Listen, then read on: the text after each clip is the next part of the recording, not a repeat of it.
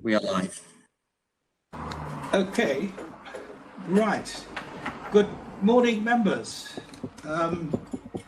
It's now 10 o'clock and I'm proposing to begin our meeting of this Gloucestershire County Council meeting with the usual opening statement, which I make. May we find wisdom to carry out our duties, humanity to listen to all, the courage to do what is right, and the generosity to treat each other with respect. As you all know, we gather again in this virtual format, which is becoming the new norm.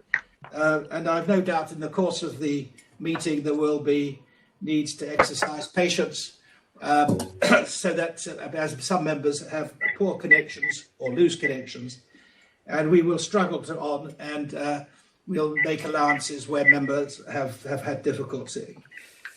Simon Harper and his colleagues from DSU will ensure that all members have the opportunity to contribute to our deliberations.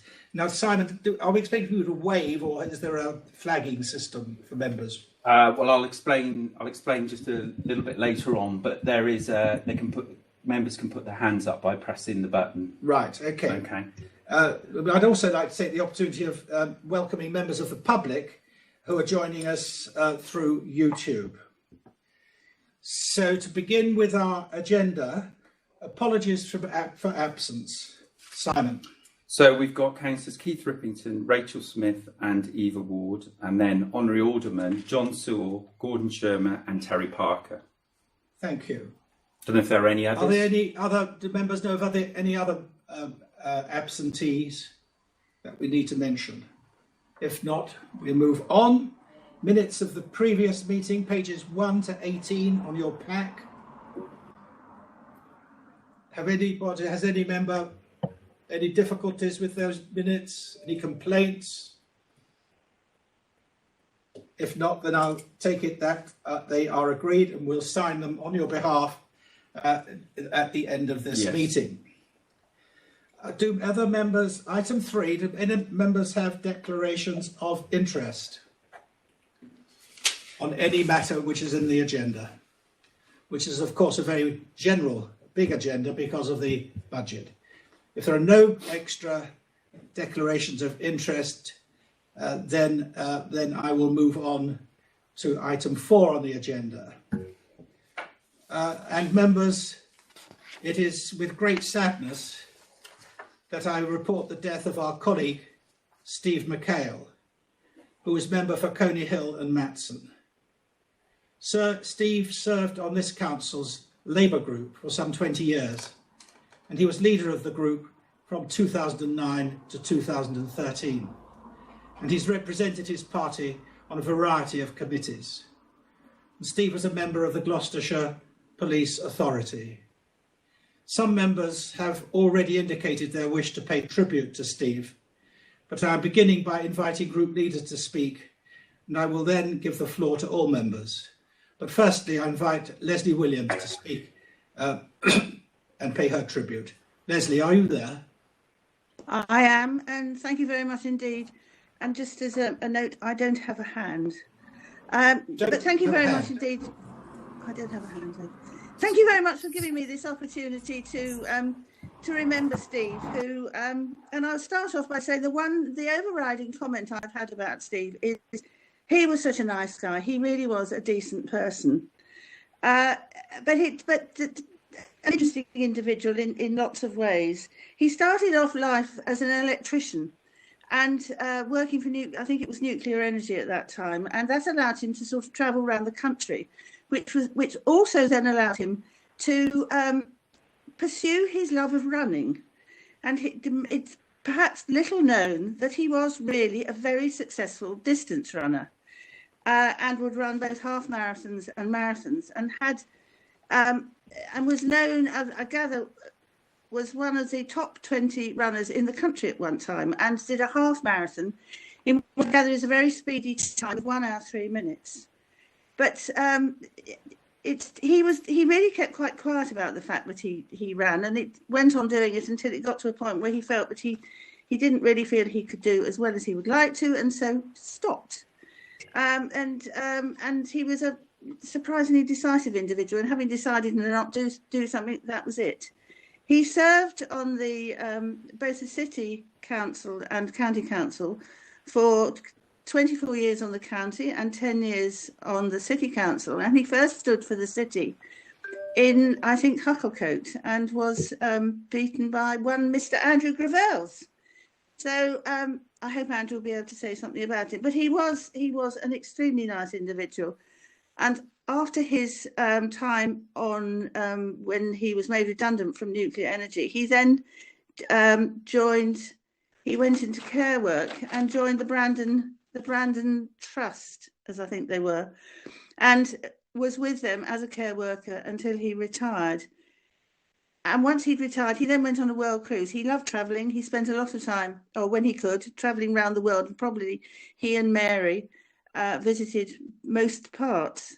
He and Mary were married about 10 years. I'm not sure lots of you will know Mary Smith, but she is, as you can imagine, feeling very sad about life at the moment. So I saw her recently, just to say hello, and there is a Facebook page. If anybody would like to pay tribute to Steve, that would be lovely, because it would serve as a memory for her at a time when it's very difficult to gather people to remember. So I will end by saying the overriding thing that everybody said about Steve was that there was no side to him. What you saw was what you got, and he was just a thoroughly nice person who served his community well, and he served the Labour Party well. And I feel very, very sad that he is no longer with us. And the picture that is on the Facebook site is exactly as I remember him. He was a dear. Thank you very much for letting me say something. Thank you very much, Leslie, for that tribute. Mark Hawthorne, do you wish to say something yourself about Steve? Thank you, Mr. Chairman. I served with Steve on both the City Council and here, obviously, on the County Council. And I seem to think we got onto the City Council roughly about the same time. He was an amazing character. He really was. He was always friendly. He was always very quietly spoken, but when he spoke, you always listened.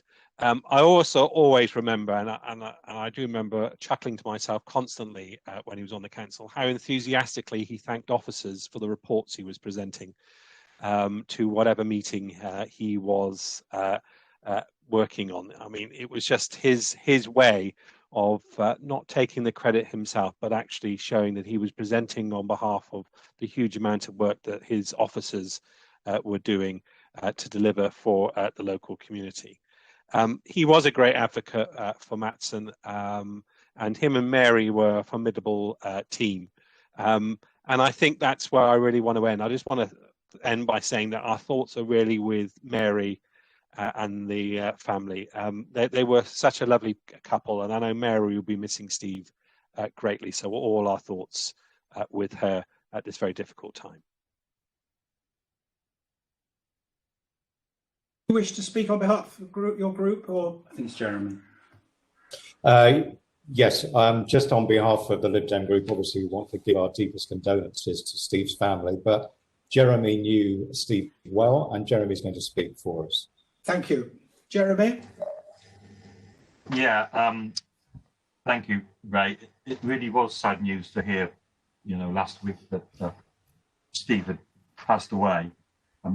I first met him really back in the 1990s when him and Mary and others from the Labour group would come into the Welsh Harp on a Thursday evening, and we'd end up chatting about politics. So we got to know each other personally, and he was always good company to be with, and we always had great conversations about politics.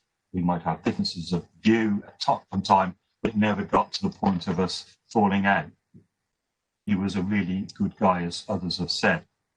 And it was a great pleasure, really, when I got elected to the County Council to work with him, but also from 2009 to 2013, when he was a Labour group leader, because it was so easy to work with Steve. We would say that the Lib Dem group were going to do this or the Labour group were going to do that, and we could get an agreement fairly easy and quickly that we'd vote together and we'd give the Conservatives united opposition. And I think that was one of the great things about working with Steve. He was very easy to work with.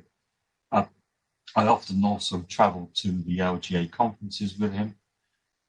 Did so before with Maureen Rutter, where we would again put the worlds to right as we were driving down. I think the only big difference I ever had with Steve in the council chamber was when we debated the imposition of the national ID cards. Maureen was against them, I was against them, and Steve was in favour of them. Possibly because he was sitting on the police authority at the time and supporting his government. He was very loyal to the Blair government. The last time I saw Steve, it was at a council meeting somewhere in North Warehouse. I can't remember exactly what it was, but he was planning to stand for re-election to the city council. Of course, the elections were delayed and are now going to be held in May. So I was looking forward to actually working with him again on the city council. He was a really good guy. My condolences to Mary. It really is sad news. Steve was a salt of the earth. He was one of those chaps that everybody liked, and there was no reason not to like him. And no doubt that's why so many people would like to say some good words about it. Thank you, Chair. Thank you very much, Jeremy. Now, members, I have two members already signalling. Andrew Gravels. Andrew, are you there?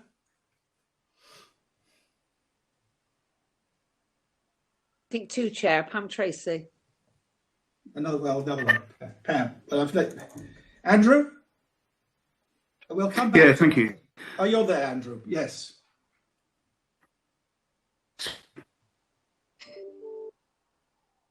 Not there? Andrew is No. there, I think. Perhaps you've got trouble with his connection. Connection. Andrew, we'll come back to you. Yes, sir.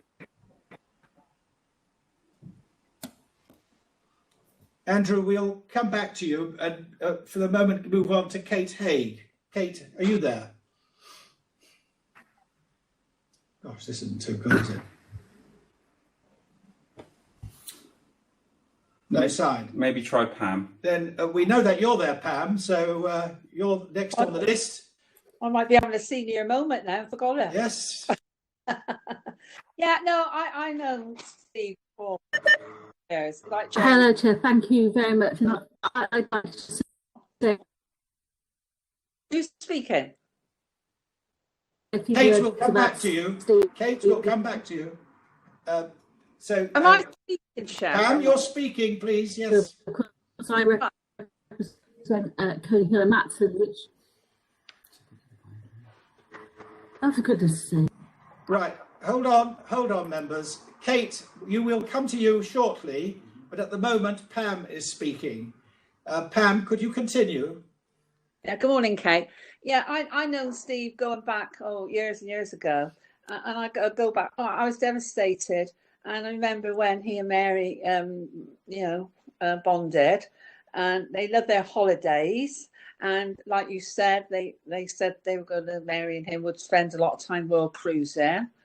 And also in his new job as a road, because I was chair of McAle, and I ran the Rainbow Club, which is still going today. And Steve used to bring his clients out to Rainbow, and he was so reserved. He was so dedicated to his job. He was homely.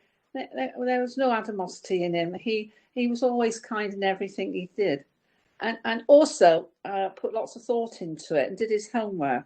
And like Jeremy did say, yeah, the Wild Shark was our haunt. We might meet in now after council on a Wednesday, probably not, but that's where with Geraldine Gillespie and all those, we all used to meet down the Wild Shark on a weekend. And Steve loved his nightlife. He really did love his nightlife. And I did hear he was going to come back into politics, and he will be greatly missed. And, I echo all what was said. But Steve, wherever you are up there, keep an eye on us all, and good. And my thoughts and prayers do go with Mary and her dear family. And I know she will really, really be devastated and really sad at the moment, but hopefully we'll all catch up later. But yeah, God bless you, Steve. Rest in peace. Thank you. Thank you very much, Pam. Kate, are you there now? I think she's struggling. Do you go to Graham? I'll go back to Andrew, shall Yeah. I think both Kate Madam and Chair. Is that Kate? Oh dear. We're struggling, I'm afraid. Chair, I'm here. I'm here, Chair. Right, okay. Andrew, if you're there, please carry on. We'll come back to Kate. Thank you, Andrew.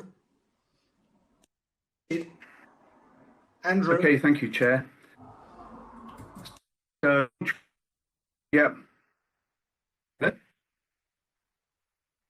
So I just wanted to say, Chair, that nice guys do win. Steve was a big. You wouldn't find a nicer guy in any of our parties. He was a of mine, a neighbour of mine. In the window at the end of this room, I can see his Maxim ward right in front of me. And we worked across the political divide on many local issues. Incidentally, in the same way that I work with the other councillors for that area, including Kate. I've already exchanged messages with Mary, who obviously is devastated. I hadn't, along with most people, hadn't realised Steve was in serious trouble with his health. It was a complete surprise to all of us. I have many good memories of working with Steve, and I remember when I was in the cabinet here at Shire Hall, County Council, with the public health portfolio, he would come to cabinet meetings, which really tough questions, best of my ability, and at the end of the meeting, coming would make a point. Thanks for answering the questions. I know they were tough. It was nothing personal. You get that, don't you? And I would always say, Steve, of course I get that. That's your road to challenge and question. I say, by the way, have you got the car? Do you want a lift home? And he'd say, more often than not, no, I'd be really grateful for a lift home. And that was Steve to a T. Also see local Morrison's pull up and say, Steve, do you want a lift? He said, no, I've got to get my steps in. Very kind of you, but no thanks. I'm going to carry him on in. He said, by the way, he'd always say, by the way, have you got yours in? And I forget to and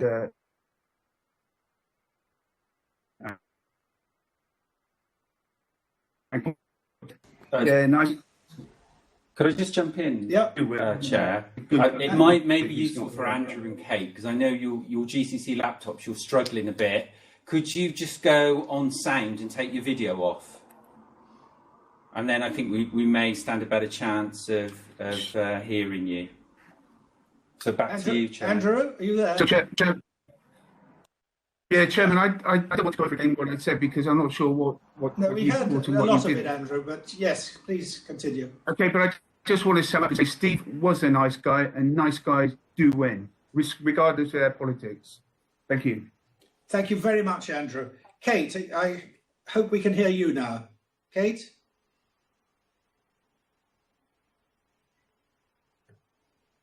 Kate, are you muted? Chair, could she not go on her iPad or on her phone? I have just suggested to Kate that she logs off the laptop and goes onto the iPad, because she won't have any problems with that. Okay, well done. Okay, Kate, if you're... Then we seem to have lost Kate for the time being. Graham Morgan wished to speak. Graham, are you there? Yeah, I'd just like to say about Steve McAle. I could never wish to a better person. And from here in the Forest Dean, we received very sad news. And just didn't know what to say, really. We sat together in the chamber. Our birthdays was he used to tell me our birthdays was 2 days apart. We were the same age. Total shock, Chair. Beautiful person. It'll be Gloucester's will be a poorer place for Steve's passing. Thank you. Thank you very much for that, Graham. Now, I'm going to make one more effort to get Kate, and then we'll have to move on. Kate, are you there? No. She's just come off mute, I can see. Oh, Kate, are you there? She may be running a little bit behind. Then I'm sorry, we will have to move on, and sorry that we have to cut you short, Kate, if you are there, but we can't hear you. Members, my own statement is to thank many people, but we're meeting once again in the shadow of this lethal COVID virus. And since our last meeting, workers in our frontline services have continued to perform their duties above and beyond reasonable expectations. And I speak of health workers in diverse roles, especially those people who have participated in the rollout of the COVID vaccination programme, which has been one of the UK's most successful operations. I pay tribute to members of the police and fire service rescue services, as well as serving soldiers who have helped us. Our own GCC staff in health, adult and children's services have continued to provide essential social services. In all the districts, staff have adapted to new work on top of the normal tasks they do, such as distribution of financial support to oppressed businesses.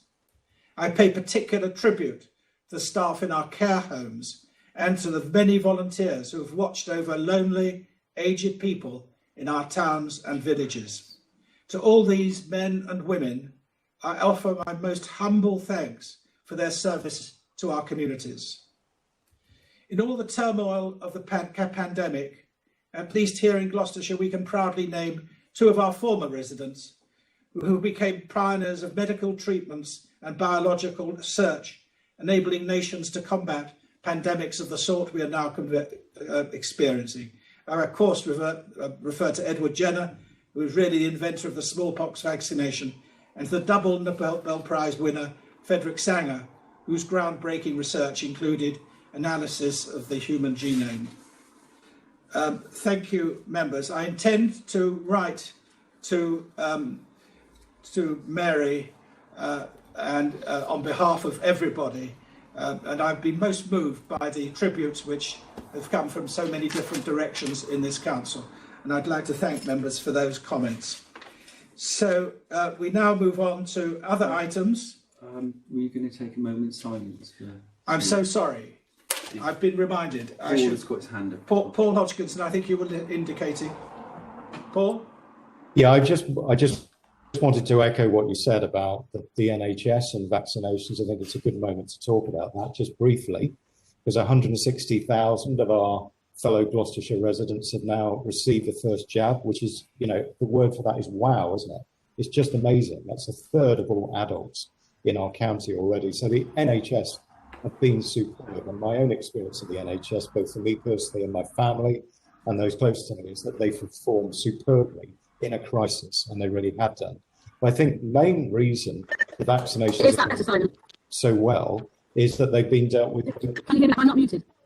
Locally, been dealt with. Sorry. I think that's Kate from a while ago. Sorry, Paul. Okay, I'll continue. I think one of the reasons why the vaccination program has gone so well is it's been dealt with locally, and that's why it's been extremely effective. So in Gloucestershire, you know, we've been leading the pack, haven't we? And I think people who've had the vaccine have praised the efficient and well-organised organisation of the vaccine centres nationally, but particularly in Gloucestershire. So I think, you know, quite literally, this is a shot in the arm, if you excuse the expression, for all of us. I personally can't wait for my vaccine, and I think that'll be in the next 5 or 6 weeks, probably, for someone of my age. So I think at the end of this very torrid 12 months, this is something we can really be proud of. Thank you, Paul. I'm sure many people will echo those sentiments. Leslie, I think you're indicating too. Leslie Williams. Right, and I too. I mean, thank you for paying tribute to the many people who have worked so well together during this past year.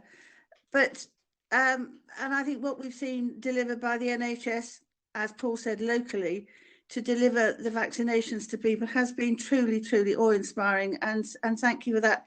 But I think I would particularly like to pay tribute to the people who are working in hospitals with those who are unwell.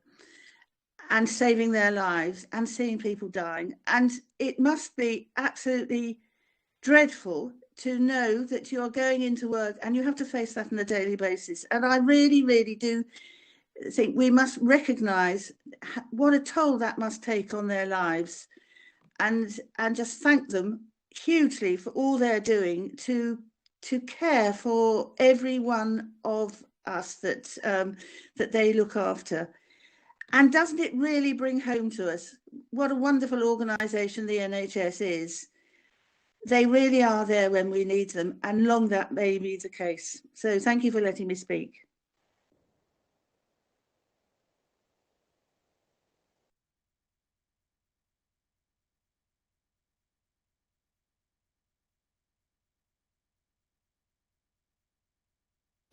Sorry. No? Mark? Thank you, Mr. Chairman. I think somewhere along the lines we got slightly muddled as to where we are on the agenda, but I believe we are now, as agreed, just reflecting and paying thanks to everyone involved in the vaccination programme. And I'm sure colleagues right across the council will join with us as group leaders in thanking the tremendous work that's been done over the last 6 weeks in rolling out the vaccine across Gloucestershire. I think we've all stood with awe and pride that as a county like ourselves, we've remained top of the leagues when it's come to roll out across the first 4 groups. And I think that is a reflection of the planning and dedication of the primary care networks and the CCG and the plans they put in place just before Christmas. And I think we all know someone in our close family or friends that has now received that vaccination. We all know the sense of hope that vaccination brings to them, that we are seeing an end to what has been a very difficult 11 months. I'm sure we'll take the opportunity later on in the debate to reflect on all the contributions and efforts that have taken place over the last 11 months in our county. But on this particular moment on the agenda, I think it is just worthy of us noting the great success of the vaccination programme, and hope it continues in the same vein over the coming weeks and months. Thank you. Thank you, Mark. Members, we have, because of communication business difficulties, been somewhat disrupted, and I'm going to conclude this part of the session by proposing a minute's silence in memory of Steve McAle. I'm so sorry, but Steve McAle. So, members, can we adjourn for a minute, please, to think about Steve? Starting now. Starting now.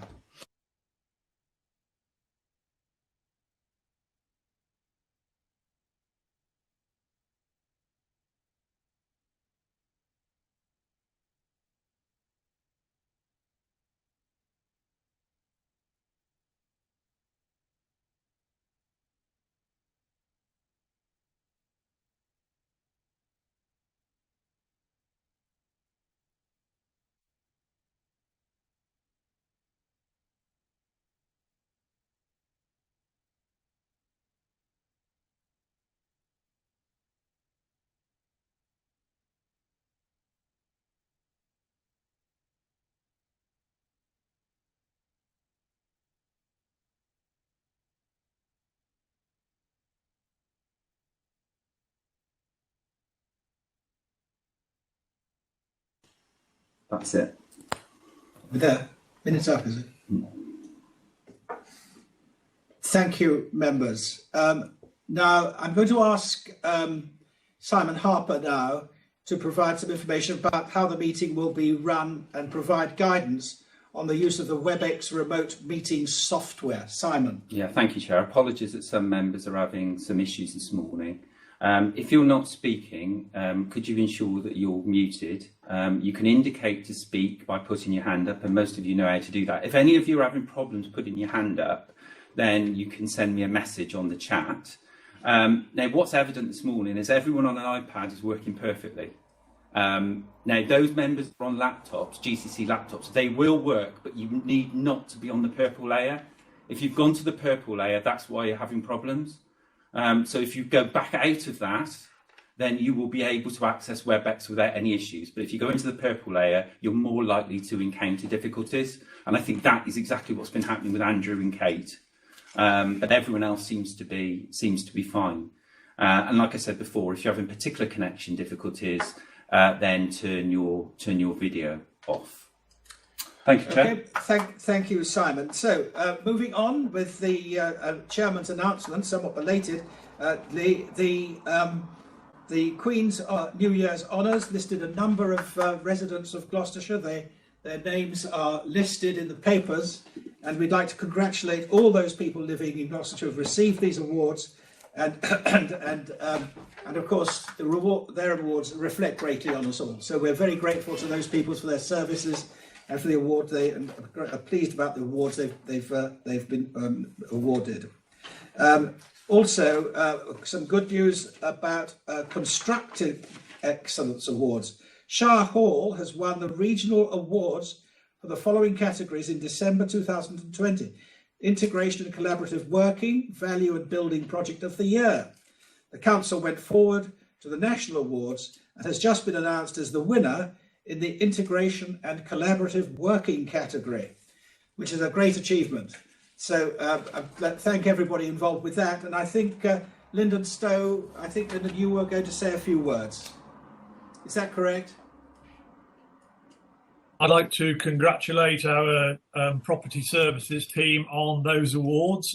3 awards at the Southwest level and the national award in particular for one of those categories. So well done for the team. And not only is it a success for us with the awards, it is of course very much part of our achievement with regard to combating climate change, because we've been able to deliver energy efficiencies, etc., at the same time as winning that award. So it's well done to the team, and thank you for the ongoing work which they continue to deliver on our behalf, particularly in these times of COVID, when they, a lot of work around accommodation, reviewing, and the dealing with homework. They're doing a great team, and this award, I think, is very much the tip of an iceberg to ensure that they receive the recognition that they deserve. Thank you, Chairman.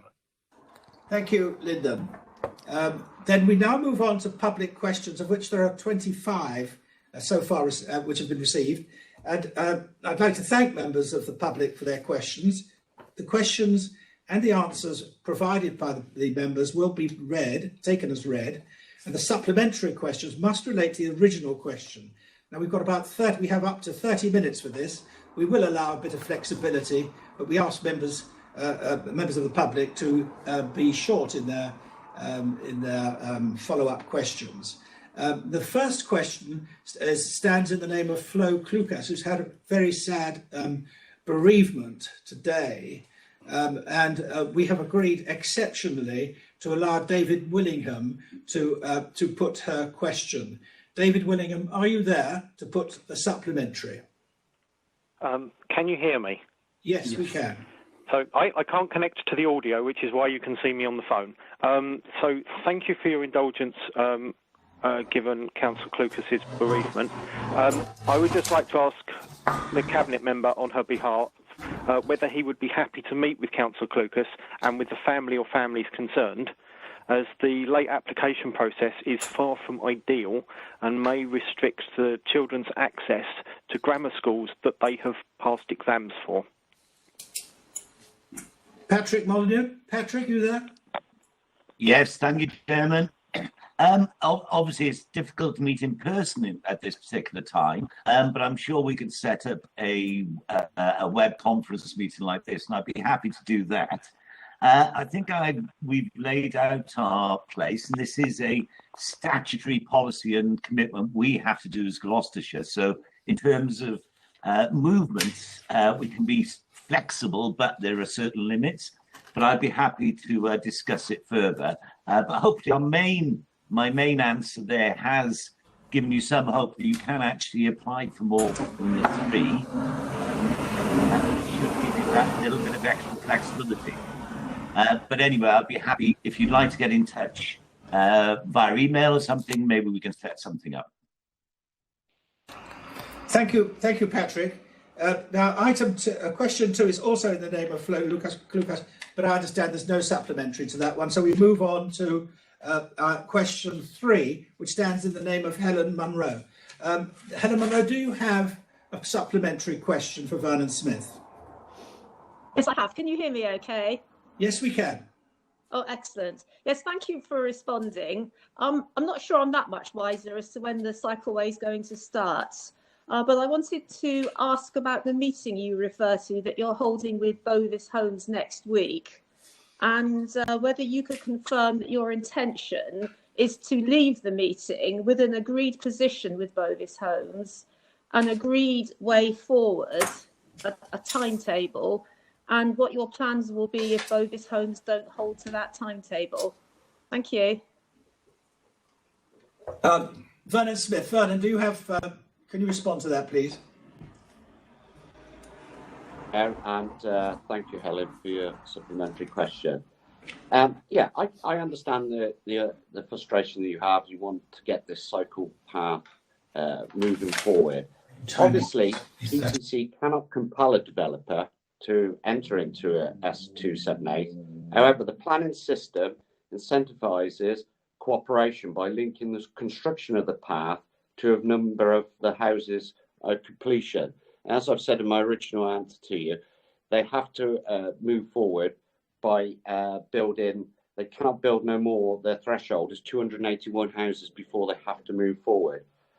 Obviously, the local planning authority, which is Tewkesbury Borough Council, has the powers to enforce any breach of that planning condition.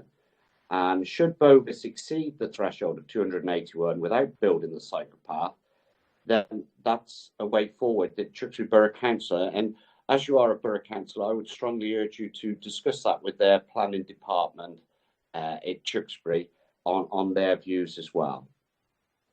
Thank you, Vernon. Next question 4 is in the name of Paul Barker. Paul Barker, are you there? And do you have a supplementary? Chairman, Paul Barker is not able to attend the meeting, but I do believe that Paul will be contacting Councillor Stowe direct for further clarification on the response to his question. Thank you very much, Jo. Then we move to question 5 in the name of Jan Mallett. Jan Mallett, are you there? And do you have a supplementary question? Jan Mallett is not able to attend the meeting, Chairman, and that's questions 5, 6, 7 and 8 that Jan is unable to ask a supplementary on this occasion. Thank you, Jo. So then we move on to question 9, which stands in the name of Chloe Turner. Chloe Turner, are you there? And do you have a supplementary? Good morning. Yes, thank you for taking my question. I wonder if you could elaborate, please, in what sense was it a miscommunication and when can we expect it to be addressed? The TRO team withdrew from negotiations with the parish councils 2 weeks ago, in the case of Rodborough, 50 minutes before a long-standing meeting, and they've heard nothing since. Dave Norman, do you have a response to that, please? Thank you, Chair, and thank you, Chloe, for coming on and asking that supplementary. I've had long discussions with officers involved once I was appraised of the situation, and I've told them to re-engage. But what I would ask you and any of the clerks of the parish councils involved, when they get back into either email exchange or getting to dialogue, could you please copy me in so I can keep an eye on what's going on? Thank you so much. Thank you, Dave. Question 10, which is in the name of Dilys Neal. I'm so sorry. Dilys Neal, are you there? And do you have a supplementary question? Yes, I'm here. Yes. Thank you. Could you proceed with your question? Yes. So I've asked 3 questions. So shall I ask the supplementaries one at a time? Yeah. So my question is not really about ash dieback, because I absolutely understand the need to fell dead and dying trees for public safety reasons. However, my concern is that along the edges of our highways, great swathes of trees have been cut down, some of which don't appear to be ash. So my question remains: is that can the council and Councillor Moore in particular absolutely guarantee that no tree of whatever species, not ash, but what of other species, no tree has been felled which was either perfectly healthy or could have been preserved by the intervention of a tree surgeon? Can you make that guarantee? Nigel Moore. Nigel, would you like to respond to that? As I've indicated in our answer, we basically take the advice of our arboriculturists and our ecologists, and I trust their advice. Guarantee is a very strange word, really, in a situation like this. We go on the advice of our officers, and I have confidence in that advice. I would point out, in fact, that already we've done quite a bit of analysis. Councillor Neal, there's already a great deal of regeneration taking place in those hedgerows. And I think as we move into spring, I think you'll see a very different situation from what you see now, just coming out of the depths of winter. Thank you, Nigel. Then we move on to Dilys Neal. Your question 11. Do you have a supplementary for Nigel Moore? Yes. I do appreciate Councillor Moore's response, and I would be very. I've asked a lot of detailed questions in question 11, and I'd be very grateful if Councillor Moore could. He might want to give me a written response to some of them, because he's actually sort of given me a general expression of good intent, which is nice to hear. But can you tell me how many trees have actually been planted or will be planted in this current planting season, November to March? And also, is GCC committed to replacing any of the planted whips which don't survive, say, for the next 5 or 10 years, which is quite likely to happen? Nigel, are you able to to respond to that today? Yes, I can respond to it. There's a great deal of material in terms of advice particularly to parish councils about the replanting, which is available online. And if you go to the GCC website, there's a very good section now, Dilys, dealing with this. There's been a fantastic response from our parishes to the replanting programme. And I would estimate that probably this year, we could be looking at 15 to 20,000 trees in terms of the ash dieback replanting. With regard to the overall tree planting programme across the whole county, as you know, we are one of a number of partners working on that with the Gloucestershire Tree Strategy. And the information I've had from the secretary to that is that across the whole piece, in terms of the Woodland Trust, the Gloucestershire Trust, right across the district councils as well, we could be looking at something in the order of 80,000 trees being planted this year. Clearly, last year was a great difficulty because of COVID, but I believe now we've got a strategy which we are working to. Thank you, Nigel. Dilys Neal, you have a question 12. Yeah, no, I was just really, I'm asking for sort of commitments again, really. So is GCC absolutely committed to preserving mature trees wherever possible, even if this is more challenging and costly than just felling them? That's absolutely the case, Dilys. As I say, we rely on the advice of officers. This is a very difficult situation. None of us enjoy seeing these trees being felled. But the alternative is worse, which is the risk of limbs of the ash tree falling. And I'm sure you're familiar with this. Those trees which are very close to the highway, and we clearly don't want to see any accidents occur because we have been, for whatever reason, reluctant. We've put nearly 1.2 million into the ash dieback programme. We're probably one of the leading councils in terms of dealing with this issue. Clearly, it's not without its difficulties, but at the end of the day, the safety of the public must be paramount. Thank you very much, Nigel.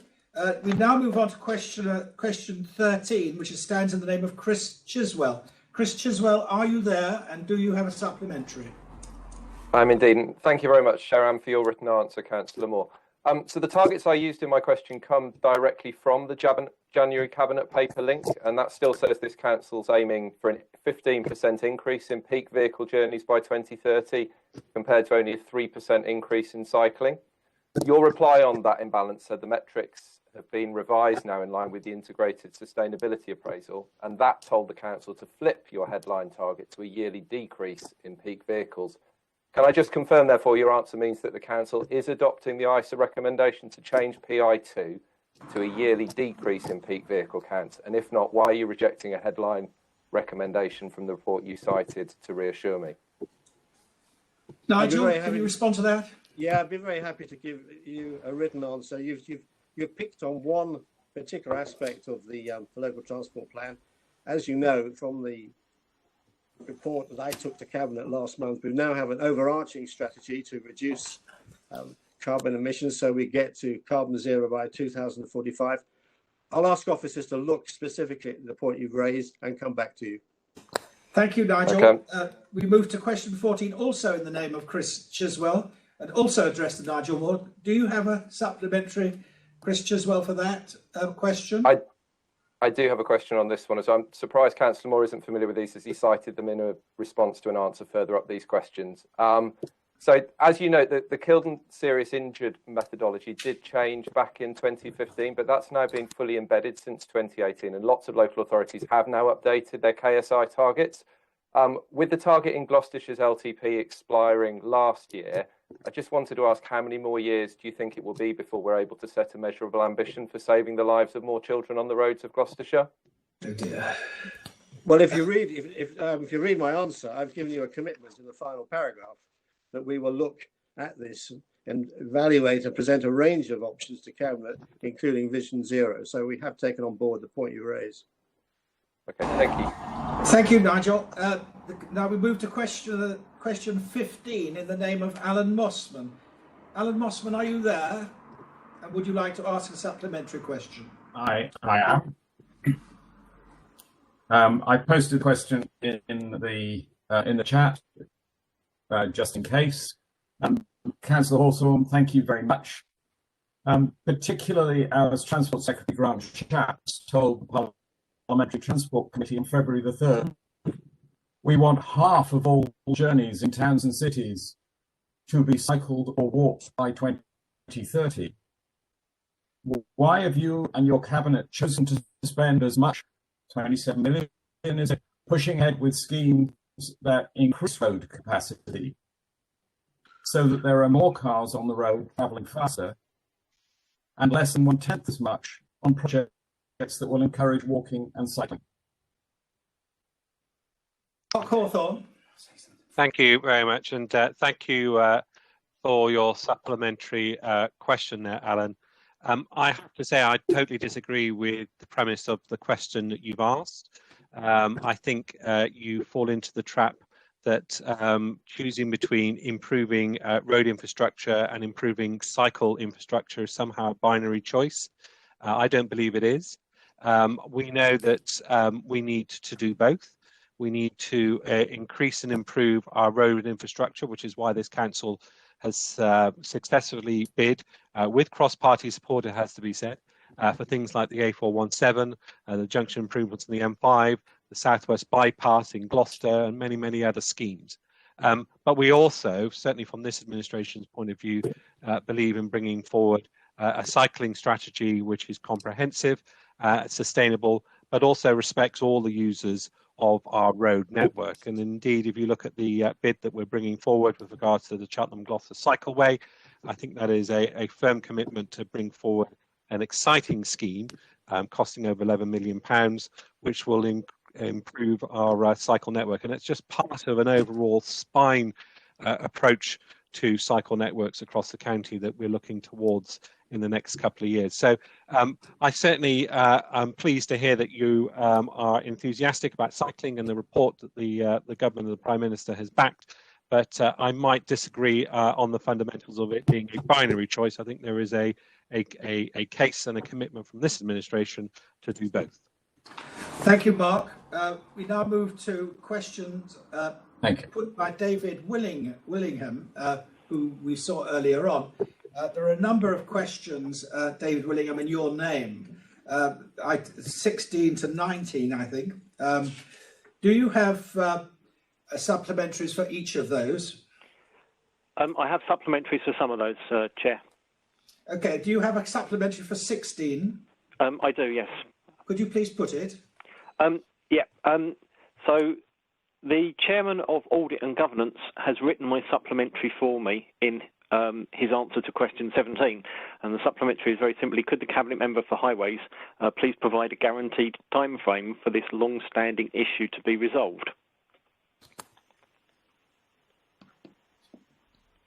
Sorry, do I understand? Vernon, are you able to answer there?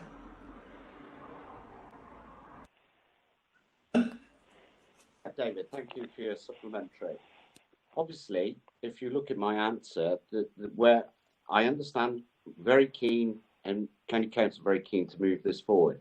But again, if you look at my answer that I've given to you, it's the trial has been discussed, but the problem we've got at the moment is due to the pandemic, traffic flows, traffic volumes are currently, are they the new normal or is this the normal? What we need to see is that trial moving it forward. Once we've done the trial and we see what the traffic flows are and we see what the volumes are, then we would be very keen, and obviously working with your local highways manager, your local county councillor, that is the way to engage and to move that project forward. And that'll enable us to give a timeline then once that new normal is seen clearly in the data. Thank you. Thank you, Vernon. Do you have a supplementary question, Mr. Willingham, to your question 17? I do, Chair. Yes. Having read the response and now having heard the answer to question 16, I am really, really surprised that over the last 3 years, highways have placed so many obstacles in the way of delivering a funded road safety scheme, with COVID being the excuse for something that was funded in the municipal year of 2017-18. Something seems to have gone wrong with this process in this case, and I would just ask whether Audit could look at this, because I've only got interest in this, but obviously if this is happening elsewhere in the county with delivering road safety schemes, it's important that someone looks at the process and makes some constructive resolutions or constructive recommendations for improving this, because road safety can't be ignored. Right. Nigel Robbins, are you there, Nigel? Yes, I am. Could you respond to that, please? Yes, I can. I hope you can hear me well enough. David, if you look at the responses that Councillor Smith has given to really every highways question he gets, he's very good at stating the policy and what highways normally does. But he entirely forgets the fact that these questions only come about because normal procedures, normal policies are not carried out. There is a specific problem. And in this particular case, you've not been given a proper answer or explanation. And I would encourage Councillor Smith to give you not only a timescale when this will be sorted out, but a proper explanation about why it hasn't happened before now. Because Councillor Coleman and the rest of his residents are entitled to know and to expect some action. It really is too dilatory for words. As far as Audit is concerned, this is an operational matter. And unless there is an indication of what I call systemic malperformance or poor performance by highways, it's not something that Audit and Governance would normally refer to internal audit. In any case, internal audit's plans normally come up through examining the work of the departments. And if highways feel that they've got problems, then they can turn to internal audit and it will come up into the internal audit annual plan. Thank you, Nigel. Now, you have another question, David Willingham, question 18. Do you have a supplementary? I'm going to ask you to be as brief as possible because we're running out of time. I want to get to as many of these questions as we can on behalf of the public. I will, Chair, if I can just ask my short supplementary to question 19, and then so 18 you don't have a supplementary, but 19 you do. Is that right?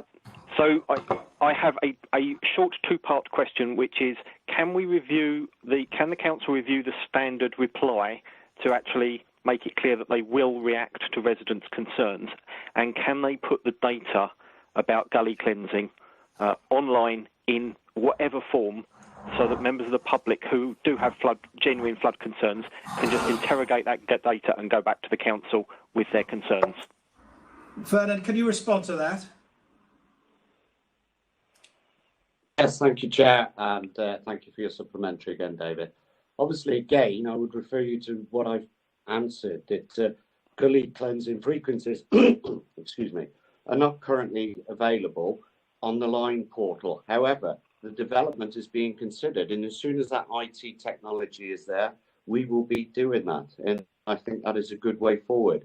Also, I would again encourage you, if there are issues that you are aware of, raise them with your local county councillor, who can also raise any issues with the local highways manager to get the gullies, drainage assisted or cleared for you. Thank you, Chair. Thank you, Vernon. We move on to question 20. Chris White, do you also have a supplementary for Nigel Moore? Chairman, Chris White is unfortunately not able to attend the meeting. Chris submitted questions 20 to 25, for which there will be no supplementaries asked at the meeting. Right. Thank you, Joe. That being the case, I think that is the end of questions from the members of the public, and I thank everybody for their questions and particularly the answers given to them. And I think we now have to move on without members of the public. Is that right? That's right, yeah, thank you, Chair. So if members of the public could log out of WebEx and then rejoin the meeting in YouTube. So if you could do that now, thank you. Will we know if everybody's going to... Yes, we'll see that. So we pause until we've seen that, right? Carry on. That's right, carry on. Okay, so we move now, members, to item 6 on the agenda, pages 21, 24 in the papers, and that is paper on from Richard Boyles on children's safeguarding and early years, and he's presenting his report, and members will have the opportunity of asking questions about the report later on. Thank you very much. So, Richard, are you there? Yeah, good morning, Chair. Good morning, councillors. Today's report outlines the educational achievements of our children in care and the work being done by the virtual school, along with all the schools and other venues where children in care are attending to give them the support they need to develop and learn. For full details, you'll need to read the Virtual School Annual Report 2019 to 2020. You will see in the report that attendance has increased and now stands at 92.6%. attendance for all school-aged children from reception to year 11, which is GCSE level. Exclusions are down again this year to 12.1% from 14.5% last year and a high of 19% back in 2015. We owe this in part to the training provided to our partners and the launch of the persistent absence strategy and the child in care protocols. There is still work to do in this area, and the improvement plan identifies this. Pupil Premium Plus and personal education plans are now delivered to 99% and 100% of our children, respectively, that are in care in school settings, and target support through the PEP and joint working is making a difference to children's learning, but much more needs to be done to improve results and really change children's lives. A priority focus for the virtual school is to improve the educational outcomes and focus the PEPs to be smarter. This will be monitored by the new Virtual School Management Committee that replicates the school governing body, as well as the corporate parenting board. We have 17 care leaves at university. We have just had 5 start in October 2020, with 1 that took a deferral through to 2021 because of COVID. 6 care leavers graduated last year in June 2020. I would just like to thank all the virtual school staff for the work that they've done over these last difficult months. And one further plea for all councillors to complete their one-page profiles so that we can identify areas where we can specifically support our children in care. Thank you, Chair. Thank you, Richard. Now, members, are there questions for Richard about the report, specifically, please, about his report today? Members, please indicate questions. We've got no one indicating. Leslie, I think. Leslie is in the chat. No? Leslie. Councillor Leslie. Leslie, are you there? Leslie, what's something? Leslie Williams. Thank you. Yes, yeah, it's good news about the education, and I'm sorry this isn't directly about the report, but has to be raised, and that is a recent report expressing concern about young people who have been at risk and possibly sexually abused, and concerns about the Gloucestershire Safeguarding Children Partnership. And I would ask if Richard could comment about this, and when we can have, please, a report explaining what is happening. Because sure as anything, if this is going on, children won't be getting education. Yeah, now that is a deviation from the report, but Richard, are you able to comment on that? I am, Chair. I thank Leslie for raising this. It's a very important point. It was a recent publication from the SCRs that we have to look into all children's cases where harm has occurred. There is a meeting taking place today, I believe, with the Director of Children's Services and the relevant partners and someone from the official London type side whose body escapes me as I sit here, to discuss the case and make sure that reassurances are given on the path of improvements that are being made in GCC to look at the issues that were raised in that recent report. Thank you, Chairman. Thank you, Richard. Jeremy Hilton, I think you've got a question. Jeremy? Yeah, thank you, Chair. I'm going to take Leslie Williams' advice and ask Richard a question that's not directly related to his report, but to the opening of the Travone House facility in Denmark Road in my division, which Richard and myself had a look round, very impressed with it during the interregnum, during the summer months before it was open. I just wonder, how is that facility progressing and how many people are now living there? What about the youngsters being trained? We talk about the virtual schools. I just wonder whether that's had an impact as well on the development of the Travone House facility. Richard, are you able to answer that question? I am. I'm sure he knows something. I have a report that I received that I asked for from Wendy Williams, which outlines the setup and start and numbers and progress of Travone House, and I'll happily share that with Jeremy post this meeting. Thank you very much, Richard. Are there any more questions on the report, please? No. There are no more questions no members indicating, in which case, thank you very much, Richard, for your report. And we move on to item 7, which is petitions. And I think Councillor Stephen Davis has a petition to present relating to the roundabout road improvements on the A38 Perryway Junction near Frampton, and he wishes to present that to Vernon Smith. I'm not quite sure how he's going to do this, but no doubt a method will be found. It will be virtually, yes. Thank you, Chair. Get this, and Stephen, you can make some very brief comments about your petition. But not a speech, please. I will be brief. There is a petition. It is not actually my petition. It is a local petition that's been put together. It has already been communicated to Democratic Services. I've already spoken to Vernon about it, and we are trying to put together a level of response. Thank you, Chair. Thank you very much, Stephen. In which case, there are no other petitions? No one else indicating. Right, then we move on to the main matter of today's meeting, which of course is the policy and budget framework and the medium-term financial strategy. I think we can start that, or it's 11 o'clock, is it? I hope we won't have to break in the middle of it. But Pete Bungard, you're going to explain how the budget debate will take place. And I think you have a handsome chart to demonstrate your comments. Stephen is going to put that on the screen now. And Stephen Bass, who I can't see, but I'm sure he's here somewhere. He is there. Is going to put that chart on the screen now for everybody. So Pete, could you explain what this is all about? Okay, so this should be a familiar process, but I can quite understand if some of us have forgotten it. So the bottom line is, under our standing orders, you can only have one motion on the table at a time, or one amendment at a time, and that doesn't really work for the budget. So the first thing we do is to suspend part of procedural rule 12.5 to allow more than one amendment on the table. We then go to the budget proposition, which will be from Councillor Mark Hawthorne and seconded by Councillor Lyndon Stowe.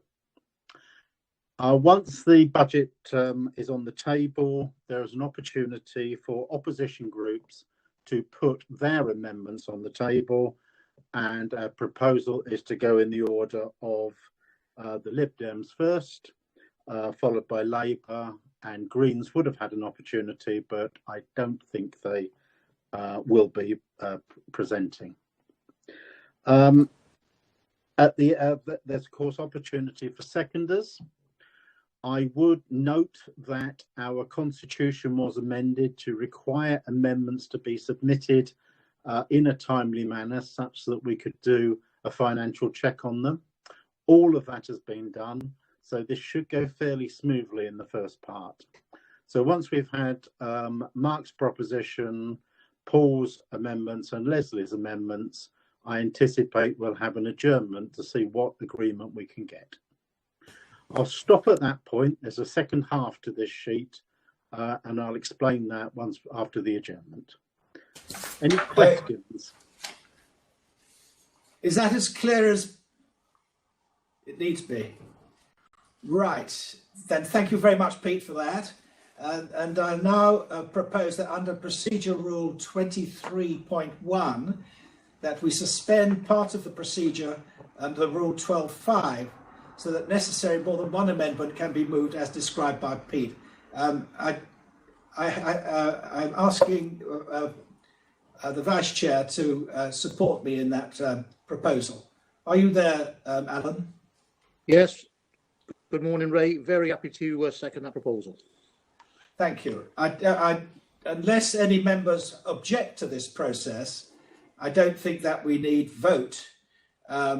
In which case I would move on straight away to the leader to propose the budget, and he has 10 minutes to do that. Are there any objectors? No, thank you. So, Mark Hawthorne, please propose the budget. Thank you, Mr. Chairman, and we have three amendments that we're tabling today on the proposed budget. And hopefully they can be shown on screen at some point during this debate. But Mr. Chairman, this is the most important meeting of the year, and as well as reflecting on our plans for the coming year, I need to reflect on the ones of how we progressed over the last 12 months. There is no doubt that coronavirus has proposed the most serious threat to our nation since World War II. Our country and our county have faced challenges that even 12 months ago would have been unimaginable. And sadly, during that time, the virus has taken 1,000 lives in this county. The time for remembering them properly will be when the virus is finally defeated. But we will remember them and all who grieve for them today. But today I want to reflect and pay tribute to the extraordinary efforts that have taken place across the county during these challenging times, and especially the efforts of our own staff, of whom we should all be rightly proud. I want to pay tribute to the work of the NHS, who've been at the front line of this virus from day one, and who many members would have referenced earlier in their work on the vaccine. Of our social care staff, who have worked hand in hand with our NHS colleagues to maintain flow within our hospitals, while supporting care homes across the county under extremely difficult circumstances. Of our public health team, especially Sarah and Simone, who have led this fight across the system, taking on new challenges every day, from testing to PPE to outbreak management and vaccination. Of our firefighters who have stepped up to every challenge they've been given in supporting the ambulance service, distributing vital supplies and PPE, undertaking welfare visits for the vulnerable, as well as supporting the vaccination rollout. To our children's social workers who have continued to deliver frontline protection to some of our most vulnerable children, despite the restrictions in place. To our teachers and all school staff who've kept schools open throughout the pandemic for vulnerable and key workers, and to all our staff who have stepped up to the challenge of the past 11 months, supporting the front line and our communities in every way they can. They are all a credit to this authority and to this county, and we owe them a huge debt of gratitude. This council has played its part too. Government over the past 11 months has given an extra £109 million of funding to local authorities in the county. We have worked with district colleagues to develop and deliver a county-wide help hub and support the shielding of over 25,000 residents. We have worked together as county and districts to get homeless people off the streets and work together towards finding them a permanent home. We've delivered hundreds of thousands of items of PPE, providing extra funding to care homes and set up over 200 discharge assess beds to help pressure on the hospital, twice as many that were even planned last summer. We have helped set up testing sites, vaccination centres in our fire stations, and supported schools when they reopened in September. We've delivered 1,500 laptops to vulnerable kids, 4,000 distributed in total across the county, and only a couple of weeks ago committed an extra £200,000 to support that programme even further.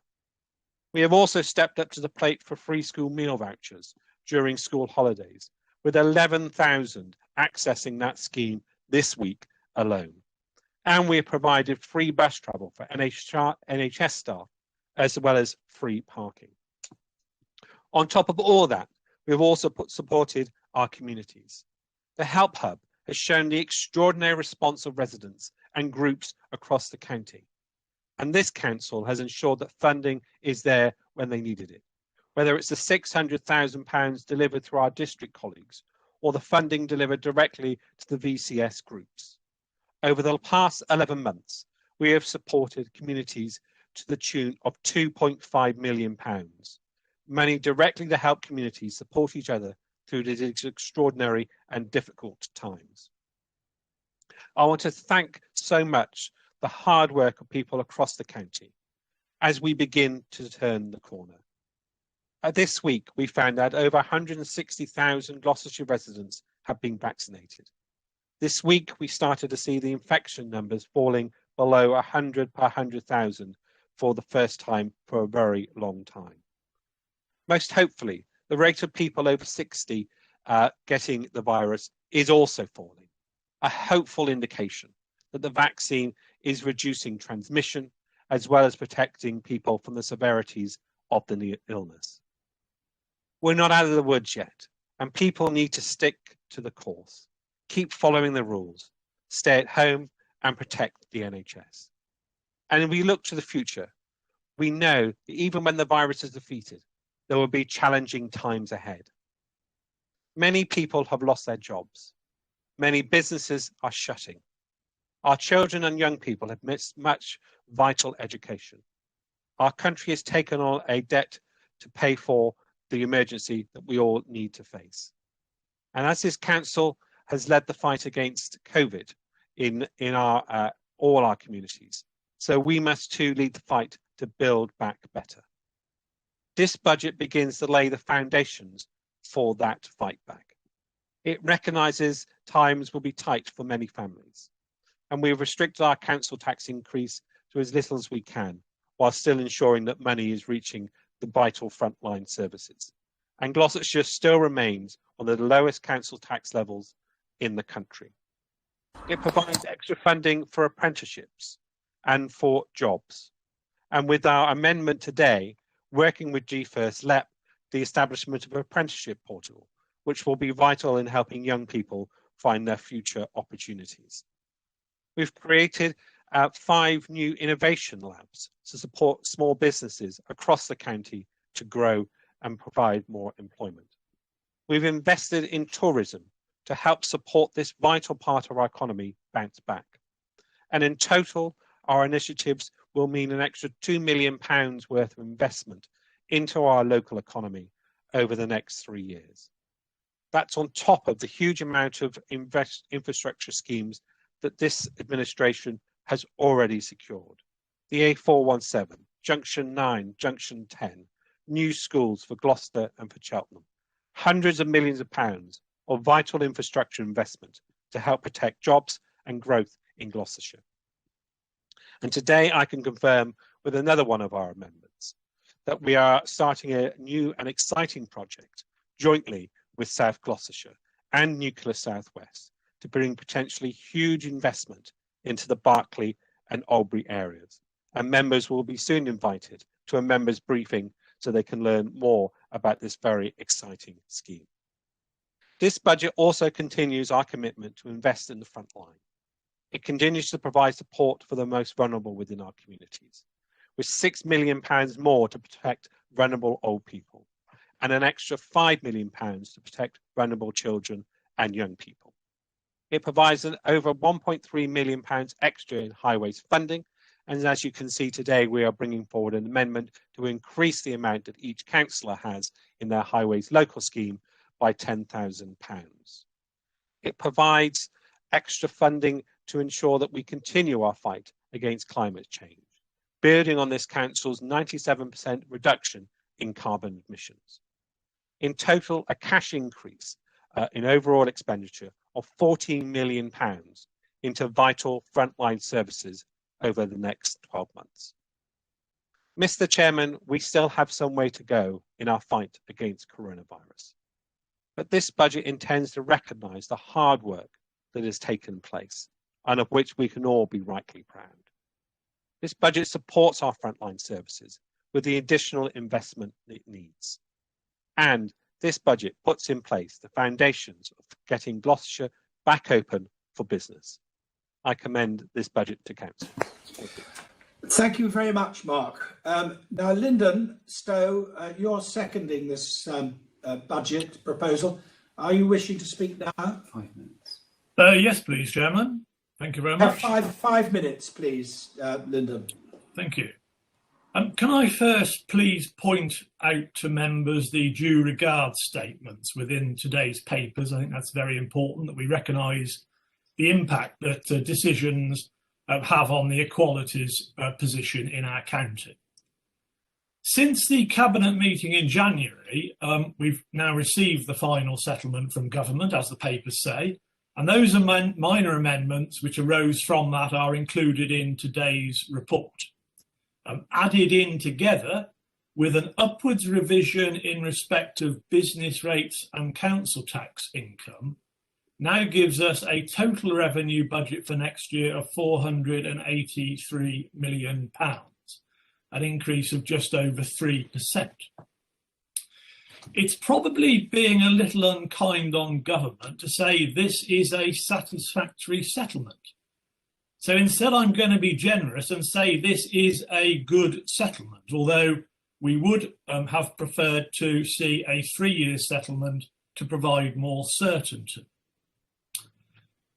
A year ago, I was asked the hypothetical question of what may happen to our reserves in the event of a pandemic.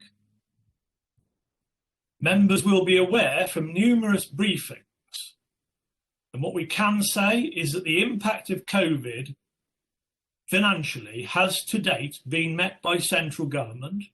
There is no anticipated financial impact on this council's budget, either in the current year or any suggestion that there will be in next year's budget either. So turning to next year's budget, the increase in revenue spending, as the leader says, will be just under £15 million. And as the leader also says, rightly so, that includes significant increases in our care services, generally demand-led. Now, specifically, in children and families, the increase is just under £10 million per annum, or a 15% increase. So I think that if we look at that and the emerging position in the current financial year, I think we can say that we are now getting on top of that particular budget. I have an expectation that next year that spending will plateau at this level. Members will know that care will always be at the very forefront of our services, and rightly so, today, tomorrow, next month, next year. But the leader has also highlighted investment in place and in combating climate change, and what two really positive stories these are for the people of Gloucestershire. Under Conservative administrations, both locally and nationally, Gloucestershire is no longer a backwater and an area stuck on the end of the South East. We are an emerging epicentre of investment, and it is investment in good initiatives which are benefiting our people, benefiting our economy, and benefiting our environment. And our capital programme contained within today's papers details much of that. And that is a capital programme that would be the envy of many other councils. Members, this council is in a good place financially, and as our Chief Finance Officer confirms, revenue reserves remain more than adequate. General reserves remain at £18.8 million. And that's why we are able to, and with prudence, take on the risk of infrastructure projects that other authorities simply could not. And that's why we have an infrastructure pipeline in Gloucestershire of more than £1 billion across highways, in new schools, in refurbishing schools, in cycle paths, in vehicle charging points, in energy efficiency schemes, that list goes on. Internally, it includes investment in a better, more efficient IT system and digitalisation, all of which will cut our carbon footprint even more than the 97% we've already achieved in the last 14 years. As we all look at... Lyndon, you've reached your time limit, but so could you please wrap up if you can, please? Okay, thank you. To do all this, Chairman, does need an increase in council tax, and that needs to be 1.99% on our general tax account, a figure broadly in line with inflation, and at 2.76% ring-fenced specifically for adult social care. So a total increase of 4.75%. And with that increase, Chairman, it is pleasing to note that we're still setting the third lowest council tax of any county council in the country. It's an increase of about £5 for the average council taxpayer. Chairman, I'm very pleased to second the budget and the strategy papers as presented today, and in so doing express my thanks to all of our officers involved in the budget preparation over the last few months. Thank you, Chairman. Thank you very much, Lyndon.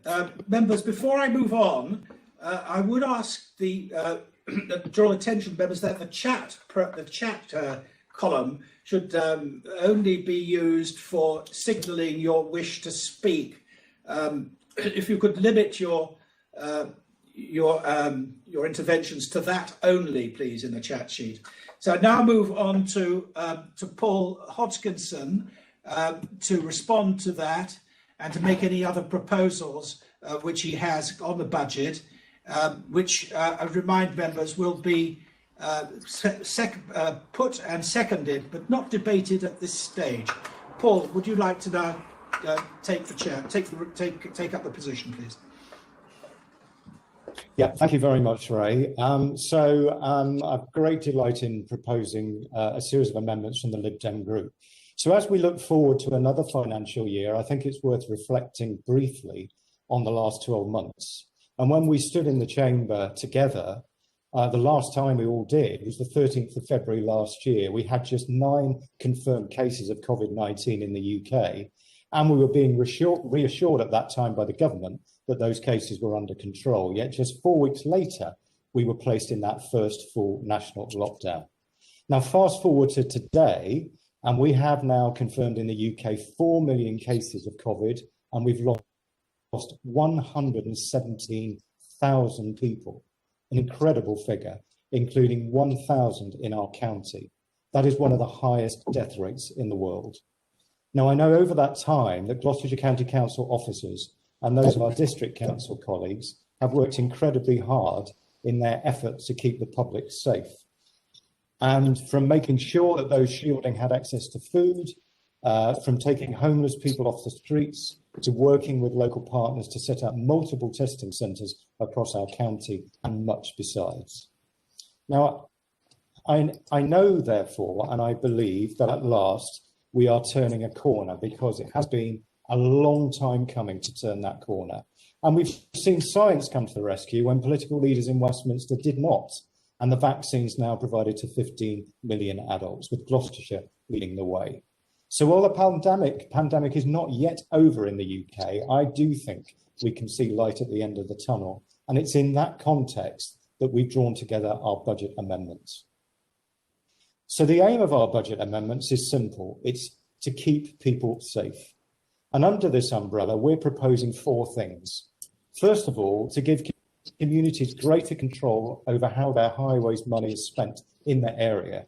For we believed that they best know where dangerous spots are that need to be resolved. That's about keeping you safe. Secondly, creating a pot of money to establish 20-mile-per-hour zones across the county in areas where 30 miles per hour is just too fast, keeping you safe. Thirdly, expanding our hugely successful school street schemes to those districts that have not yet benefited from the trials. That's to say the Cotswolds, Stroud and the Forest of Dean. That's about protecting children on their journey to school and from pollution at the school gates, keeping you safe. And finally, providing funding to remove barriers for mobility so that everyone has the equal opportunity to ride safely on our public transport, commute on our footpaths and travel along our cycleways, no matter what their age or disability, keeping you safe. Now, we have further proposals which Councillor Nigel Robbins will elaborate on later, and these include a range of proposals to help our county's young people succeed, including ways to help children develop key skills in their first 1,000 days, setting them up for life, and a pilot to help those children who struggle with exclusions from schools to be better looked after and rehabilitated back into the education environment. And finally, we have proposals to help communities and families struggling with the after effects of COVID, including a COVID recovery fund to help those community establishments or groups that have missed out on community assistance grants during the outbreak and now struggling to survive, and scrapping the planned increase on parking permits throughout the whole county for those families who are already having to take this council's near 5% increase in council tax, not to mention the 5% increase in the Police and Crime Commissioner's budget. So, keeping us safe, let's flesh out these proposals. We believe that communities know what is best for their areas, which is why we're proposing to invest an additional £1,060,000 into Highways Local. That's an additional £20,000 per councillor. Now, this will give communities and residents much greater control over how their money is spent on roads. Not only does this give residents an opportunity to prioritise road safety schemes, with crossings and low traffic neighbourhoods, just some of the schemes Highways Local has paid for in recent years, but it also enables them to spend meaningful amounts on local cycling and walking schemes, something which is woefully absent in this budget. And, of course, target fixing of the dreaded potholes. Now, over the last 4 years, we've all seen how transformative Highways Local schemes can be within our own divisions. And it cannot be right that this administration, in its original budget, allowed themselves to slash this budget by nearly £800,000 compared to last year. And it is bizarre to see the Conservatives put forward an amendment today which still slashes the amount going to Highways Local. Now, we as a party also think that 20 is plenty where people live. And so it turns out does the government. Their official advice states that councils should introduce 20-mile-per-hour speed limits where there are significant numbers of journeys on foot or where cycle movements are an important consideration. We all know in our gut that 30 miles per hour on a small residential street is plain dangerous, yet so few have seen these limits reduced. And that's why we're proposing a £100,000 fund to help communities transform their neighbourhoods into 20 mile per hour zones. We would hope that communities and districts could group together to make the most of this fund, and that this could be administered by the TRO team. Next on to school streets. And with pilots up and running, launched by our group last summer, there is no longer a debate as to whether or not school streets keeps children safe on their journey to school, help them active, and reduce their exposure to pollution at the school gates. And with a review due to take place in the summer, we're proposing a £100,000 fund to ensure that those remaining districts without school street schemes, the Cotswolds, Stroud, the Forest, are able to initiate them in September. It's essential that residents and schools are engaged at the earliest opportunity, so this fund should allow officers to start those conversations immediately. And last from me, having last year secured funding to identify the barriers to mobility for those with a disability, this year we want to create a fund that will enable us to take decisive action to break those barriers down. And that's why we're proposing to create a £67,000 reserve that can be dipped into as soon as the report is finalised later this month. The measures, as we already know, could include improving cycling access, overseeing changes to public transport, and creating an accessibility start system that buildings and places can be judged against. These changes will make Gloucestershire safer for our residents with a disability and will go a long way to making our county more equal for everyone. So in conclusion, when Nigel introduces the remainders of our proposal shortly, it will be clear to you that all our proposals are fully costed and they're watertight. They will see us reallocate just over £2 million of council funds. Now, this might sound like we're asking for a lot, but it's less than 0.5% of this council's total budget, and it is totally resourced from areas that are better spent elsewhere. In conclusion, finally, we cannot support the overall Conservative budget because of its lack of ambition. Its lack of ambition in tackling the climate emergency. There's been too much over-promising and under-delivering by this administration. Look at the appalling record on tree planting. Not a single tree planted in this financial year. For its lack of ambition in reallocating road space to cyclists and pedestrians, and for its lack of ambition in growing the green economy in our county and actually getting the jobs back after this terrible virus. For all these reasons, and with our amendments before you, Gloucestershire deserves better.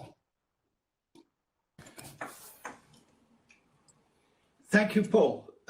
Your seconder is Nigel Robbins. Have I understood that correctly? Nigel, you have 5 minutes to add your comments. Thank you very much, Chair. Yes, you are. Good. Yes, okay, that's fine. I don't know whether Paul was expecting me to say anything about the increase in parking permits. He's already mentioned that. Delaying that increase seems to be eminently sensible, and I think will be quite difficult to object to. Can I say, first of all, actually thanks to the officers for their sympathetic reception and help in presenting these proposals, and also to the leader and his colleagues for treating these proposals with a sympathetic response. Let me come to what I consider two of the most important issues. The pilot fund for children at risk of exclusion. I think everybody knows that Gloucestershire is regarded as slightly abnormal among shire counties and having a high rate of exclusion from schools. There are lots of reasons for that, but it is a matter of embarrassment for schools if Ofsted says that you shouldn't be excluding quite so many students. And schools, of course, do their best to prevent exclusion, but they often fail, and their efforts normally are in inverse ratio to the age of the children, so that when they reach years 10 and 11, they are not able to make much effort to re-include those who've been temporarily excluded, and they can then easily become permanently excluded. The consequences of that, as we all know, are not good for society or for those individuals. Their achievement rates, as Councillor Boyles would recognise, with the children in care, are well below the average of where they should be. So the purpose of this amendment is to employ youth workers to work with the families and the young people who have been temporarily excluded from schools, with the consent of those schools, to get them back in as soon as possible so that they can resume their education. What's going to happen as a result of COVID, we don't know, but it can only be serious for those who are at risk of exclusion or who would normally find themselves on the naughty step. So that's our proposal, and we have posted it, as Paul has explained, and that is it's a new initiative, but we feel it will assist us in all our education objectives for young people and children in the county. The next issue is already established through a pilot in Gloucester with department funding. And this is, you might call this a school readiness measure, but of course there is a school readiness indicator already in use, but that's not terribly helpful because it's at the end of the reception year before children go actually fully to primary school. And that's really not very helpful. It's earlier than that the problems arise, which we're all familiar with, I think. No books in the home, inability to proceed when it comes to early reading, toilet training, all kinds of issues like that, which are actually preventing quite a number of children we've identified, particularly I think in Cheltenham, from making progress. And that's something that we wish to remedy through extending what is already a fairly well-funded but localised pilot in Gloucester, where training is already and resources have already been established, and that's a good basis to proceed. The other fund, the Community Recovery Fund, yes, there are organisations in every community that are going to fall through the gaps of support for businesses and for public authorities. Some of the larger charities may well be able to survive. There are grants also going out to districts, but there will inevitably be small organisations which are very much the web of community health. And this proposal is designed to assist them. We would actually want £10,000 per councillor for 3 years. That's our ambition. May not be possible, but that's what we're arguing for, to make it realistic and sensible.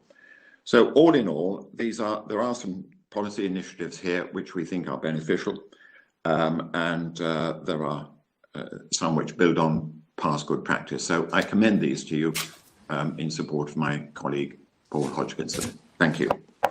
Thank you, Nigel. Now, Leslie Williams, do you have some amendments to propose? Leslie? Yes, I do. Right. Could you make your proposals, please? Yes, thank you very much indeed. And can you have 10 minutes to speak. Thank you. And first of all, can I thank the officers for the work that's gone in behind the budget, preparing all the figures, for the work they've done and for support we have been given. And I'd also like at this juncture to thank officers for all the dedication they have shown during these past months to ensuring the maintenance of everyday services to everyone who lives in the county. Everybody has been prepared to turn their hands to perhaps tasks that they would normally not do, and we thank them for that. And Mark has already made fulsome thanks to everybody. But I'd also like to thank the residents in the county, because they too have followed the guidance, and we all need to continue to do that, which is to make sure we're washing our hands, make sure we are keeping a distance and wearing masks. And the virus is still very much with us. So please do keep doing what you've been doing all this time. And thank you for doing that. And so to the budget. Well, I think this is really rather a disappointing budget. I know much has been made so far of the recovery, but I'm concerned about a particular group that's probably had more discussion than any other area, and that is our young people. We know that the one thing that is really affecting children is the isolation. And over the years, we have seen real cuts by this authority to children's services, to Sure Start, to children's services and to youth services. They have all gone. And in this I think in this pandemic, they are the group in society which has caused more discussion than any other area. They should be at school, we know, and to some extent, most children are at school. But the levels of education for all of them is really causing concern. Okay, if you can afford to employ a private tutor, which I gather some are, but not everyone can do that. And that really does highlight something which has come to light more than anything else in these past months, and that is the inequalities in our society. And the greatest effect that's having on children is the social isolation. Their mental health is not good. And if their mental health is not good, then their education will suffer. You can't learn if you're depressed. And my concern, therefore, is where is the investment in supporting young people, in supporting communities, in how they can provide recreational opportunities for young people? And I don't think they're there. And recreational means to recreate. It means that you go out and you forget about doing what you normally do and you enjoy yourself. And that is very, very therapeutic. The Labour Group's amendments are modest in comparison, particularly to the amount of money we're actually looking at overall. And as you see, they're now on the screen. We're suggesting that there is a pot of money to continue to support food projects, which can come up in many ways. And I recognise that much has been done to do this. Free school meals for eligible families are still available, and that's really important. But as this pandemic goes on and we see more people unemployed, I think the ability for communities to work together to make sure that they are looking after people when it comes to food is absolutely essential. We're also asking a continuation of a scheme cash that we've asked for in the past, funding for councillors in each of their divisions to support youth work. Youth services are just not there, and they are so needed. We talked about the social isolation, and as life improves, hopefully, then and life gets back to whatever we think normal might be again, being able to support communities with youth funding is really going to be absolutely essential. We've also asked for funding that councillors in each of their divisions could use to support initiatives to highlight climate change need. This could be planting more trees. It depends on what they want to do. It could be putting up bicycle racks in their area. It would be up to each member to decide how that could be used working with their communities. Local councillors know their communities more than anybody and has already been highlighted. Allowing them to have financial support to work in their areas to do these things is more necessary than ever. And I guess Conservative backbenchers could almost be quite disappointed that they are not having more control over what they can do in their local areas. The IT for students, what we are very concerned about is that young people who are in their final year of both primary and secondary education do have the necessary technology to do their schoolwork. Young people who are considered vulnerable, the word vulnerable gets used in so many ways these days, but if a young person doesn't have facilities at home to work even in a quiet place, then they are going to school. But some young people, I know that they are already they do not have the technology at home which would allow them to do that work. So we're suggesting that there is a fund which does allow for secondary school and primary school students in their final years to have that equipment as they move on to the next stage of their education. We're also suggesting that there is a support pot held by the County Council that voluntary groups could turn to support them if their running costs get low. I think it's generally recognised that the one thing that scuppers voluntary organisations is the revenue that keeps them going year on year. More than ever, we've seen that local communities have provided the resilience to keep people going, and it's going to be as important in the next few months as it is now. So that is why that support fund has been requested. And finally, it's becoming more and more clear that the effect of COVID on long COVID is not really fully understood, and research into this area needs to happen so that the necessary provision can be put in place to help people. So these are the amendments. I thank the administration for considering them, but most importantly, I think to the Labour group is that we recognise that young people more than ever are needing the financial support, or communities are needing the financial support to work with young people so they can recreate and invest their lives back into our society. Thank you very much. You have a seconder, I presume. Who is that, please? Yes, I do. It's Kate, and I'm not sure how Kate is with her technology. I think she's online now. I think I've managed to find a way into this meeting. Very good. I would like to emphasise my You've got technology. 5 minutes then, Kate, to second the proposals that Leslie has just made. Yes, thank you, Chair. Thank you, Councillor, for the argument indeed. Yeah, it's not my technology at the issue. It's the refusal of this county council to make a relatively small investment in something that actually works. I think that might be the issue. I think other members might agree with me. But that leads me on to talk about what our amendments are about, which is about actually investing in our communities and investing in our role as members within those communities.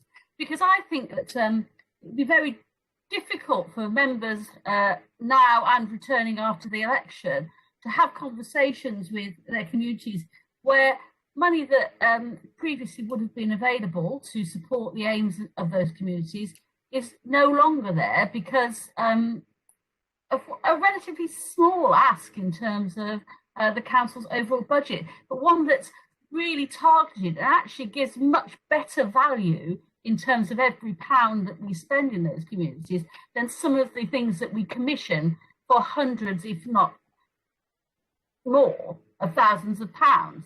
I think that there was some acceptance at the Budget Scrutiny Committee that some of that commissioning that we've done over the years has not produced the right results. And the reason for that is it is far too far away from the communities and their actual wants and needs, and not close enough to the people who know how those communities work and how they will thrive. And now more than ever, we are in a position where communities need that support. So it's really quite disappointing to see this penny pinching approach.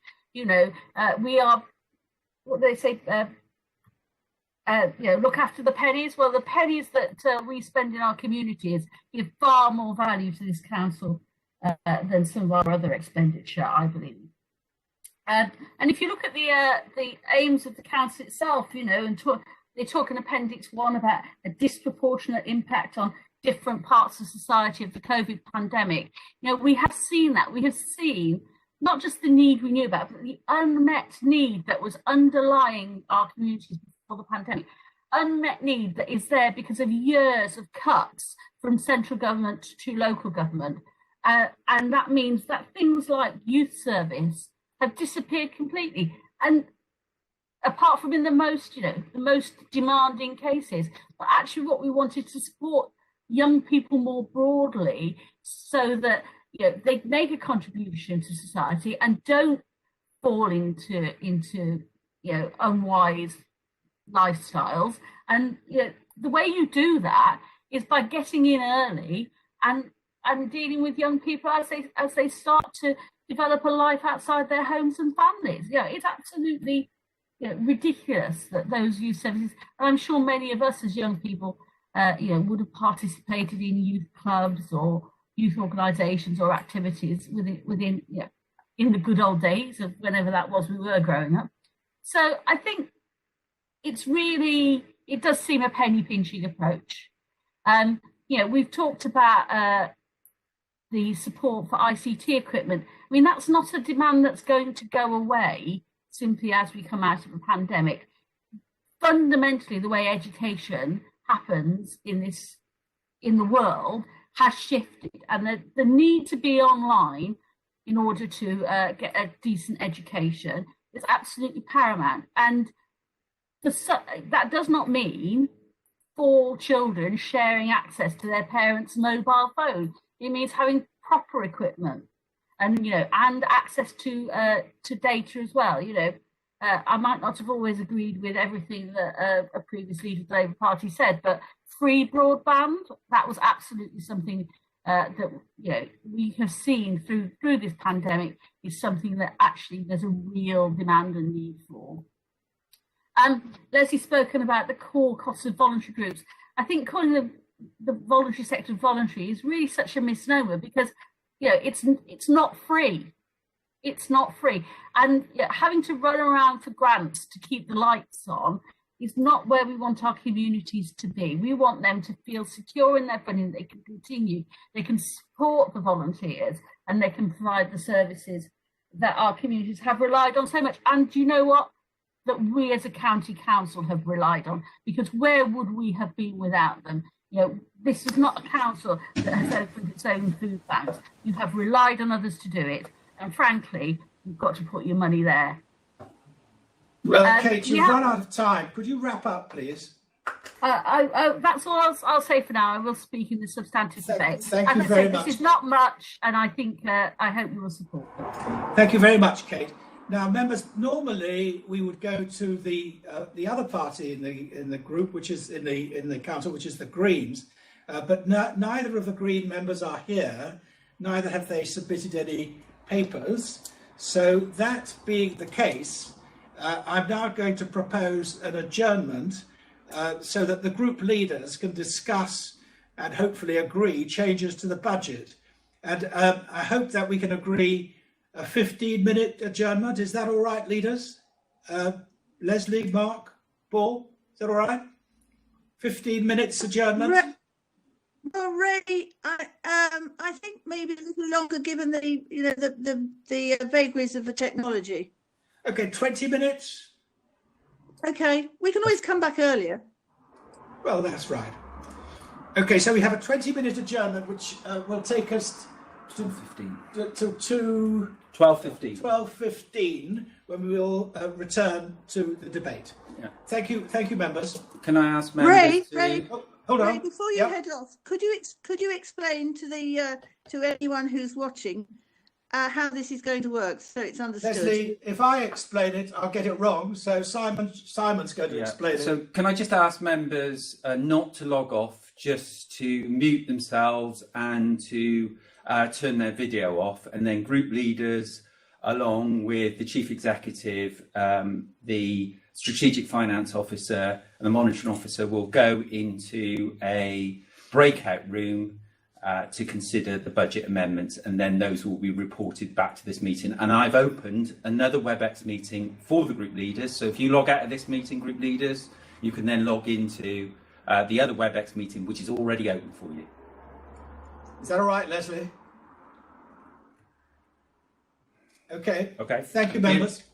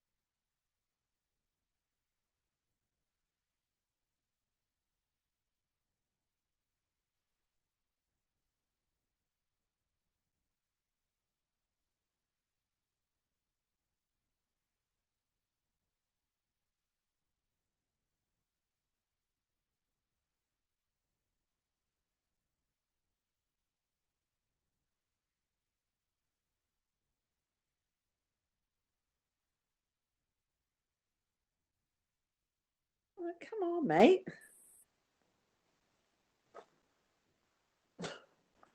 Right, Andrew? Yeah, hi Pam. Kevin? I'll leave, Hi, Kevin. I'll leave you to it. Okay. Yeah, okay. Well, I'm going to speak substantive. On mute so we can hear your conversation with Kate. Thanks for that kind observation, Mark.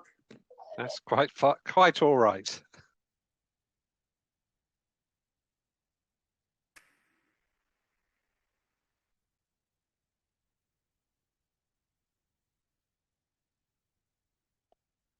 To err is human, to forgive divine.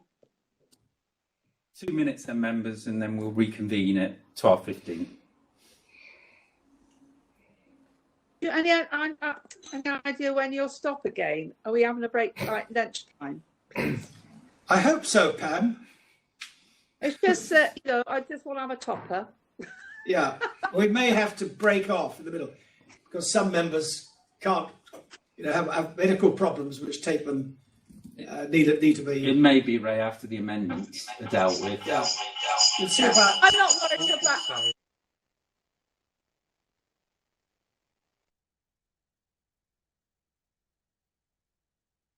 Sorry, Ray, you were just off then. Say that again. Pam, we'll find. Can you hear me? We'll try and find a natural break in order to do that, so we don't disturb the whole of the debate and make it. We'll try to keep a continuity somehow. No, I'm just fine. I just want to, just make sure that I don't sit. I'm fine. Look, I'm fine. Oh, thank you, Pam. Thank you. Done. And I just want to make sure my lunch. They get. Yeah. No, are you cooking today? Are you?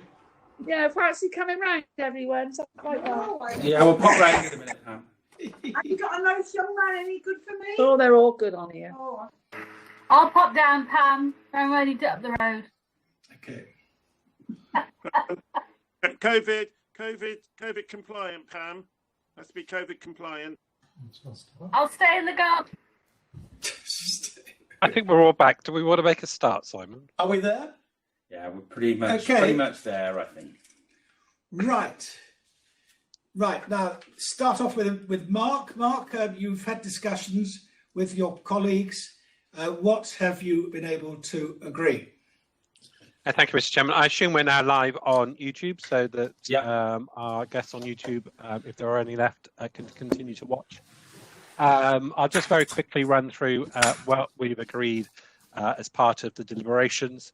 So from a supported amendments point of view, the Conservative Party are willing to support the following Lib Dem amendments: the £100,000 one-off for 20-mile-an-hour speed zones, the £67,000 barriers to mobility report actions reserve, £100,000 School Street pilot extension for remaining districts, a cancelling planned increase for parking permits with enforcement funding maintained at £33,000. We're also supporting the children at risk of exclusion, £100,000 in preparation for school early years fund of £100,000. But the caveat there is that the decision on how that's aligned with existing programmes is delegated to the Director of Children's Services. And there's a commitment there that the Director of Children's Services and the Cabinet member will keep the two Lib Dem members who've expressed an interest in this updated as to what the plans for that funding will be. We haven't accepted a number of proposals on the table for the COVID recovery and a number of other grants for counsellors. I think there were 3 in total. However, we've counter-offered to both groups a community COVID community recovery pot of £5,000 per counsellor to support vulnerable groups and communities within their area. So that combines a number of amendments. Moving on to the Labour amendments, we also support their food projects fund of £50,000 one-off, And obviously, we support the amendments for apprenticeships and Nuclear Southwest that we tabled. And members will also note that we are proposing that the Highways Local Fund, which incorporates a number of amendments placed on the table, be increased by £10,000 per councillor. The total amount of those amendments is just over £1.5 million. 1.2 million of which will be funded from the council tax and then DR growth pot, and the COVID community recovery pot of 5k per councillor will be sourced from the COVID emergency fund pot. So those are the outcomes, Mr. Chairman, of our negotiations, and therefore have been agreed by all parties, and as I understand it, are now incorporated into the substantive motion. That is our understanding as well, so we're at idem. So I now call upon Paul Hodgkinson to propose his amendments, which were not agreed earlier on. Paul, you have 5 minutes for that, and your seconder will also have 5 minutes. Paul? Yeah, thank you very much, Ray. So I'm really pleased, obviously, to respond to the offer made by the Conservative administration. I'm also happy to note that they have been persuaded to fund all of our proposals, although not fully funding our Highways local proposals and also the COVID Community Recovery Fund. Now, what I would say is funding all of our schemes is undoubtedly good for our communities. Our amendments are protecting the public, they're fixing the barriers to mobility that have arisen, and also helping to ensure that every child reaches their potential. I'm delighted that the Liberal Democrats have secured £1.3 million for such progressive schemes, and I think that shows the value of an effective and engaged opposition. So I will, however, speak briefly now on the two schemes that have been partially orphaned, as the term goes, by not funding our full request. So firstly, on Highways Local, I'm very glad to see, first of all, that Highways Local is double. However, it was a measly amount to start with in the original budget. And I have to say that granting councillors £20,000 per person is still a very significant 20% cut on the level from last year. Every single councillor, therefore, and every single division will lose out on £5,000 worth of community-led infrastructure projects under your Conservative proposals today, which now makes me look across this virtual chamber to the Conservative councillors, because I'd like them to ask themselves, you know, do you feel comfortable just weeks away from seeking re-election, admitting to the public that under your watch this year, each and every division will lose out on potential safety schemes, resurfacing and fixing footpaths by cutting this budget by 20%? I'm confident the answer is no, and therefore I'm looking forward to seeing your recorded vote on this matter in a second. Secondly, on the COVID Community Recovery Fund, yet again, community organisations little recognised during this pandemic will lose out. Our proposals are there to help those organisations that have been frustrated by having to close their doors. They want to be active in the community once more, but can't because of the government lockdown. And we all have these organisations in our divisions, but the Conservative administration's refusal to fully fund this amendment will mean that we're only able to help half as many during this year of rebuilding. And that is truly regrettable and a missed opportunity.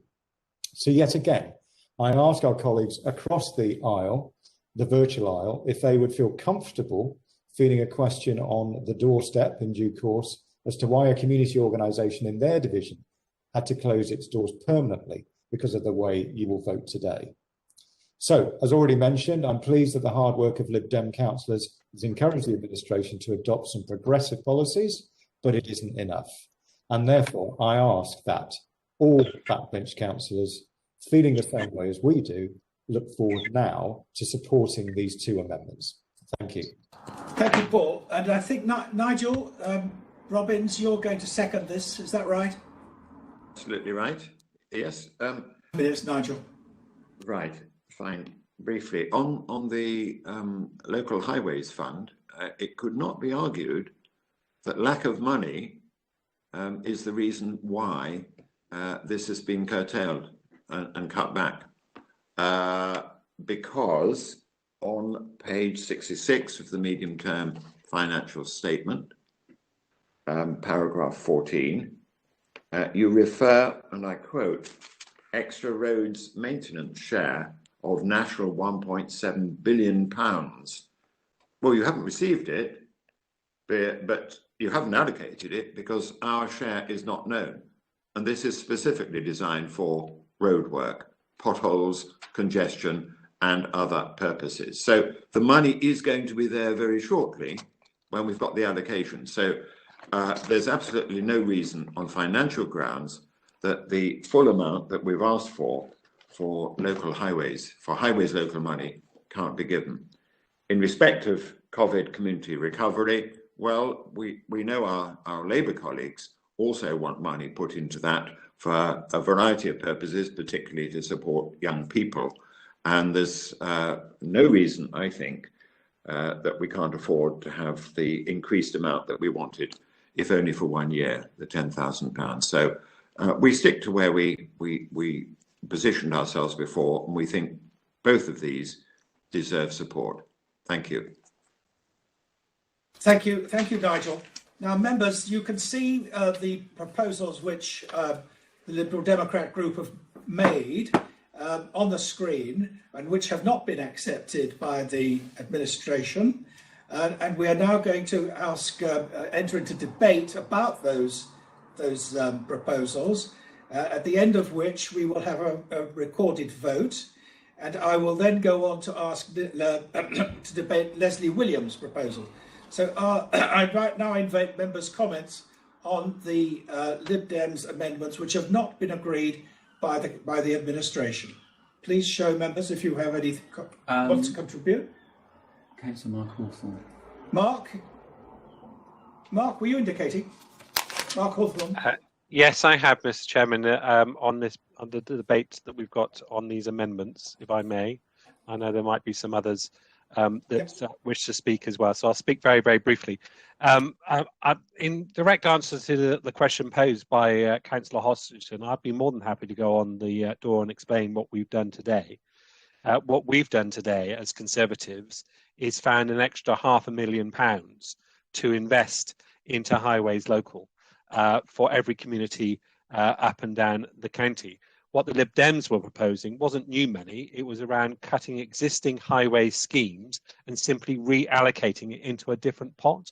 And if you look at some of the schemes that they were cutting drainage schemes. Now, it wasn't that long ago that we had members all across the county, including those in the Cotswolds, complaining about issues around drainage. And yet, 4 or 6 weeks later, they're quite happily slashing that budget and taking away that vital work that, so many rely on in order to protect their homes, which I find quite bizarre. And I wonder how they're going to explain that one when they're standing on the doorsteps of those houses that were at risk of flooding. But also, the rest of the money comes from capital and revenue for minor works, which is the pothole fund, the money that Councillor Hodgkinson was complaining there wasn't enough of. They were cutting it even further. And I just find the position of the Liberal Democrats today on that particular issue quite bizarre, which is why we found additional funding to increase the total pot available for highways and increase the amount available to members, whereas they have simply raided pots for drainage and potholes and reallocated it. That's not new money, and I'll gladly stand on that record. On the second issue, I think we have put together a sensible proposal today to give local members the opportunity to support groups within their community. But what he forgets to mention in his speech is the £2.5 million that we've already provided over the last 11 months. £100,000 direct to Lib Dem run Cotswold District Council to distribute into the community. So if he feels there's any lack of funding, maybe he might want to ask his colleagues on Cotswold District Council what they did with that money. So we will not be supporting the remaining amendments on the table, and we stand by what we've agreed, which I think is the right balance and real money going into our communities. Thank you, Mark. Kate Haig. Kate? Yes, a rather incredible speech from the leader of the council there.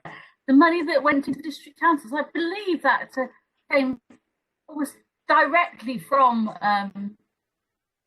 central government, with barely passing go within the coffers of the county council. He shakes his head. But of course, it's always easy when you are the administration to find money to support good projects. But what he effectively is doing with Highways Local and with the community grant schemes is actually cutting money and then reinstating part of that cut. And I think we need to be honest about that, or it would be helpful if he was. This money has been available to communities in the past in the amounts that the Liberal Democrats have talked about in their amendments. It has been found out of council funds. Why now is that not possible for the administration to do when they have seen merit in the past? And if he wants to go on the doorstep to defend it, it's not about they've put money in. They have taken money out of our community groups' coffers, and they have taken money away from our communities and their highways needs. So it's not realistic to say that they're giving us more money by supporting by what they've done with these amendments. It is actually saying that they're taking money away from communities that need it most. We can clearly afford it as a council. This is a choice that the Conservatives are making. It is a choice that you on the backbenchers are going to have to defend on the doorstep when you can't do those schemes. Me too. Kate, now we have Phil Alford, you have signalled. Paul? It's Phil? Good morning, Chair. Thank you. I hope you can hear me. Good. Okay. I'm afraid my leader rather picked my opening word, which was bizarre. I cannot believe the proposition from the Lib Dem group with the 127k raid on drainage, given all their rhetoric at the recent environment scrutiny about floods on the Cotswolds and even the motion around cleaning up our rivers. I find it quite bizarre that they're making that proposition to raid that particular kitty.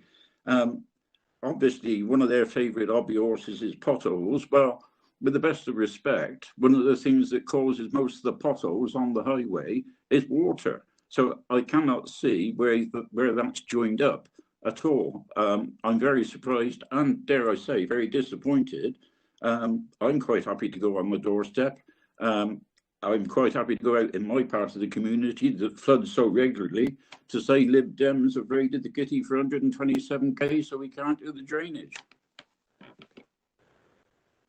I've now got Cathy Williams. Cathy? I just really want to endorse what Councillor Alford's just said. I'm very concerned that the Lib Dems Highways budget proposal includes this £127,000 for the cut to the drainage bill budget. Long Levenson Elmbridge is the area I represent, and it's very susceptible to a lot of water being held on the roads. And that's in areas that's near the Horsespear Brook, areas that have previously flooded. And they've obviously not considered the impact of the recent weather events that we've had and the danger that they would be putting properties in Gloucestershire, not just in my district, but in the whole of Gloucestershire. I just also would like to add that in my division, I have had an awful lot of highways work done. Most of my main roads have all been resurfaced. Most of the pavements have been resurfaced in the last 4 years since I've been on this particular part of the council. And I just don't understand where they get some of their ideas from or where their information is. They must be a pair of glasses. Thank you. We now have Andrew Miller. Andrew, are you there? Thank you very much. I'd like to echo and reinforce the messages that Cathy and Phil have just given, and to emphasise how important drainage is as an issue. As some of you might know, I represent residents on about half of Seymour Road. That road surface is very poor and is about to be, in fact, the resurfacing started yesterday. One of the most significant issues which has prevented the resurfacing of that road up to now has been drainage issues. And I'm really grateful to the county highways and drainage teams for putting in proper gullies, for doing a real proper dig on the drainage issues and exposing some serious issues. Just to say how important that is to drainage issues. I've also got drainage issues in Reservoir Road, and I'm really grateful to the council for the amount of effort that they have put in to investigate and expose the issues and produce plans for addressing the issues around drains. It's a real issue for my residents. I've had residents' houses flooded. I've had road subsurface problems in Seymour Road. And I cannot believe that any councillor in this house would propose cutting the drainage budget. It's madness, absolute madness. Thank you. Thank you, Andrew. John Caldwell. John, are you there? John? Are you muted, John? I didn't ask to speak. Okay, right. That's fine. Then we move to Ben Evans. Ben, are you there?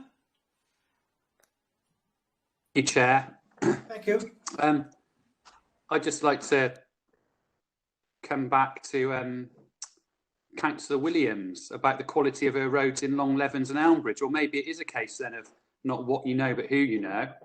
And I'd like to invite her to cross Elmbridge and come into Churchdown, because I'm completely astounded, and as would everyone in Churchdown be, as would the public across Gloucestershire, to hear somebody sticking up for the quality of roads in Gloucestershire. I'm absolutely astounded, and I'm genuinely, I don't need glasses. My eyesight's quite good, thank you very much, and I'm more than happy to walk round Churchdown, where the main road to Churchdown, an absolute disgrace. You should try walking down Hatherley Lane and then come back and then say to the public that you're completely happy because so much work's been done. It's astounding. And what I find really surprising as someone who's new to local politics is that the group who's been responsible for ignoring the state of the roads for so long, I don't know exactly 10 years at least, would stick up for that. There's no humility. There's no acknowledgement that they've completely ruined the road surfaces in the county, and will say in a public meeting in front of I don't know how many people watch this, but potentially the whole of Gloucestershire, that the road surfaces are great. It's a really odd statement. And of course, what the Conservatives are trying to do is trying to position themselves. They're trying to put money into drainage, and the Lib Dems are trying to take that away. Of course, that's utter nonsense. We all know, and the public know, the Conservatives have spent 10 years at least running the roads down to the state they're in now. And amazingly, Conservative councillors will say that they're really pleased with them. Amazing. And the frog furlong, of course, floods because of that causing the potholes. Yeah. Ian Dobie. Yeah, I'd just like to say that the fact that you've got Conservatives now lining up to promote this smokescreen about drainage is obviously well coordinated on their part. But the fact is that today, at the last minute, the leader of the Tory group found an additional £10,000 for Highways Local. It shows that the pockets are there. It's a political decision as to whether the money on highways is being delegated to the local councillors who know their patch better than anyone else, or not. And I suppose we should take it as a compliment that they've come along some way towards our vision of giving more money to local councillors to decide how the money in their patch is spent on roads. But nevertheless, the bottom line here is that the Conservative group have made a conscious decision to cut the Highways Local allocation for every councillor in this chamber. And Paul is quite right to turn that back around and say to every councillor in this chamber, including the Conservative majority, are you comfortable that your party is taking money out of Highways Local, is giving you less power than you had before? We're trying to restore that, but the Conservative leader has decided, no, we don't trust our local councillors to that extent. we're not going to give them as much as they should be getting if the Liberal Democrat amendment was accepted. That is the bottom line. Thank you. Thank you, Ian. Now, Brian Robinson. Brian, are you there? Clearly, as an independent, I haven't had a chance to be party to the discussion, so I will be coming at it a little bit fresh. But I would first of all just like to have the work that was mentioned by the leader at the beginning of the meeting, the fantastic work that was being completed by council staff, other public bodies and the community in response to an unprecedented year from the COVID challenge. And I think when we get talking about the budget, I think it has to be in that context. But I also listened to what was said by his seconder, that the actual financial outturn for the budget in terms of government grants and other funding is actually 3% higher than it would have been anticipated in December when they first set the budget. And I think that needs to be put in context, because part of the budget this year is certainly an inflation busting 4.75%, but part of that is a social care levy of 2.76%. And so if they've got 3% more in funding, the question really has got to be, why are they charging that social care levy this year? That's already taken £76 million, or will take £76 million out of the Gloucestershire community. And really for the community, we're talking here about how we can spend money on doing good things. It would be a really good thing not to be taking £76 million off of the local taxpayer, so they could actually afford to do the things they want to do. But we're not in that position, clearly, because I'm in a minority of one on that point. But I do think it's important that we should think carefully about when we're spending money, that we're spending the money that we're taking off people in the first place. But with that in mind, I do think we need to invest it wisely. And I think the proposals that have come forward for investing in children's and also in climate are very important. And I think that would actually sway my opinion on how we do spend it. But underlying all of that, I think councillors should understand and think carefully about why they insist on taking more money from the community, when clearly on this occasion, government funding has come in, and I understand the whole of the COVID crisis has been fully funded. So that isn't a factor to take into account in the budget. So the question really is, why are we making our community poorer in order for us to dish out money? The point made about we think we know best. We think the leader here, as made by the Lib Dems, is trying to control what we spend and not leaving it down to councillors. But the question for all of us is, why don't we let the community keep some of its money and let them do what they think is important, because they can probably do a better job than we can. Thank you. Thank you, Brian. Sean Parsons. Sean, you're next. I just remind members that you have 3 minutes for putting your points over in this particular time. Thank you, Sean. Thank you, Ray. I just want to really go back to this drainage issue. It's absolutely critical in quite a few of us, I think, members' areas, no more so than in the Churn Basin. And I'm not just going into my own division, but I'm going further up into Cirencester and beyond that. Drainage in particular is a huge, huge issue. So any cut to any drainage budget must be resisted, as far as I'm concerned.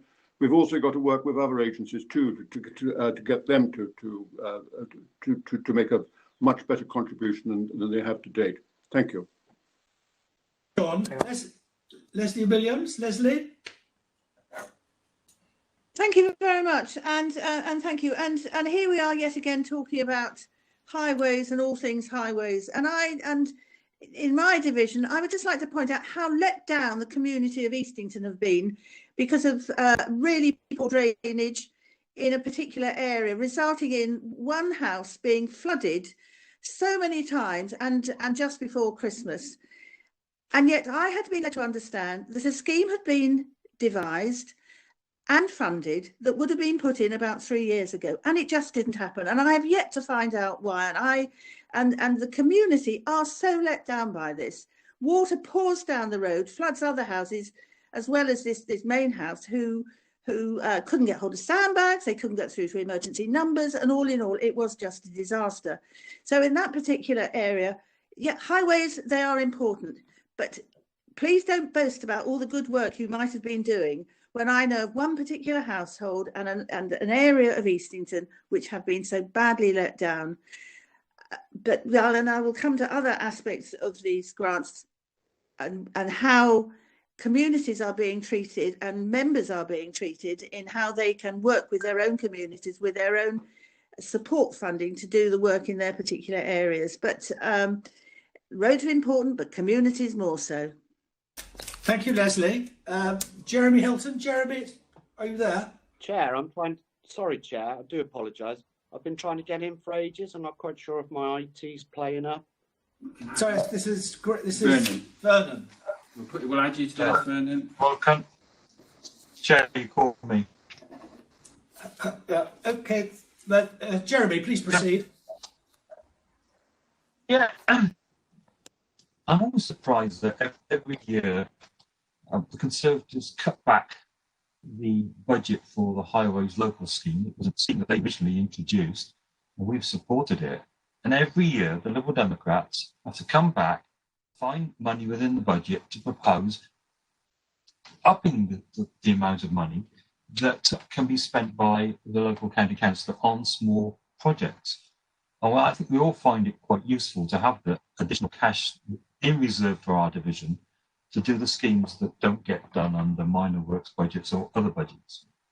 So to have a £5,000 cut for councillors next year that get re-elected to spend in their division really isn't very helpful. For me, if I'd had a £5,000 cut in this year's budget, it would mean that the speed survey that I'm asking to be done on Sandhurst Lane couldn't be funded. We're putting in a speed gate and telling people to slow down, and I want a survey to find out whether the gate actually works along Sandhurst Lane.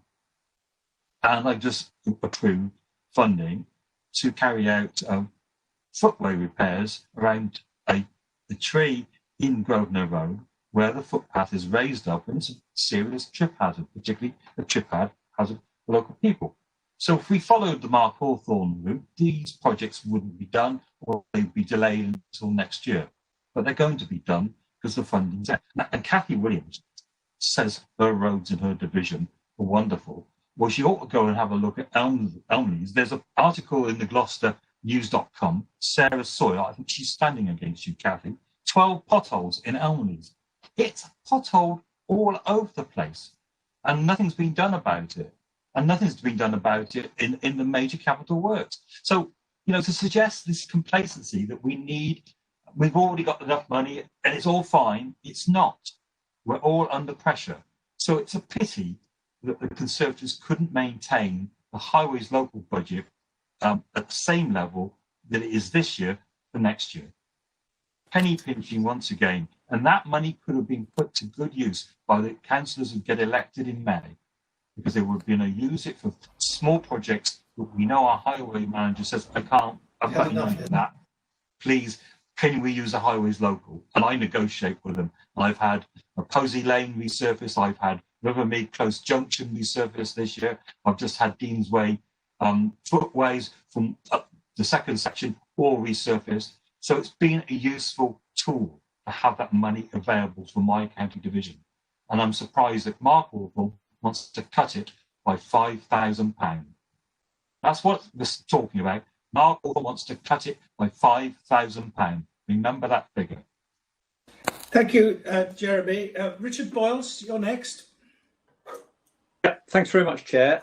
What I can see from the debate just now is the Liberals have realised what they've proposed and are now trying to back away from it. A cut to the drainage budget in their amendment proposals.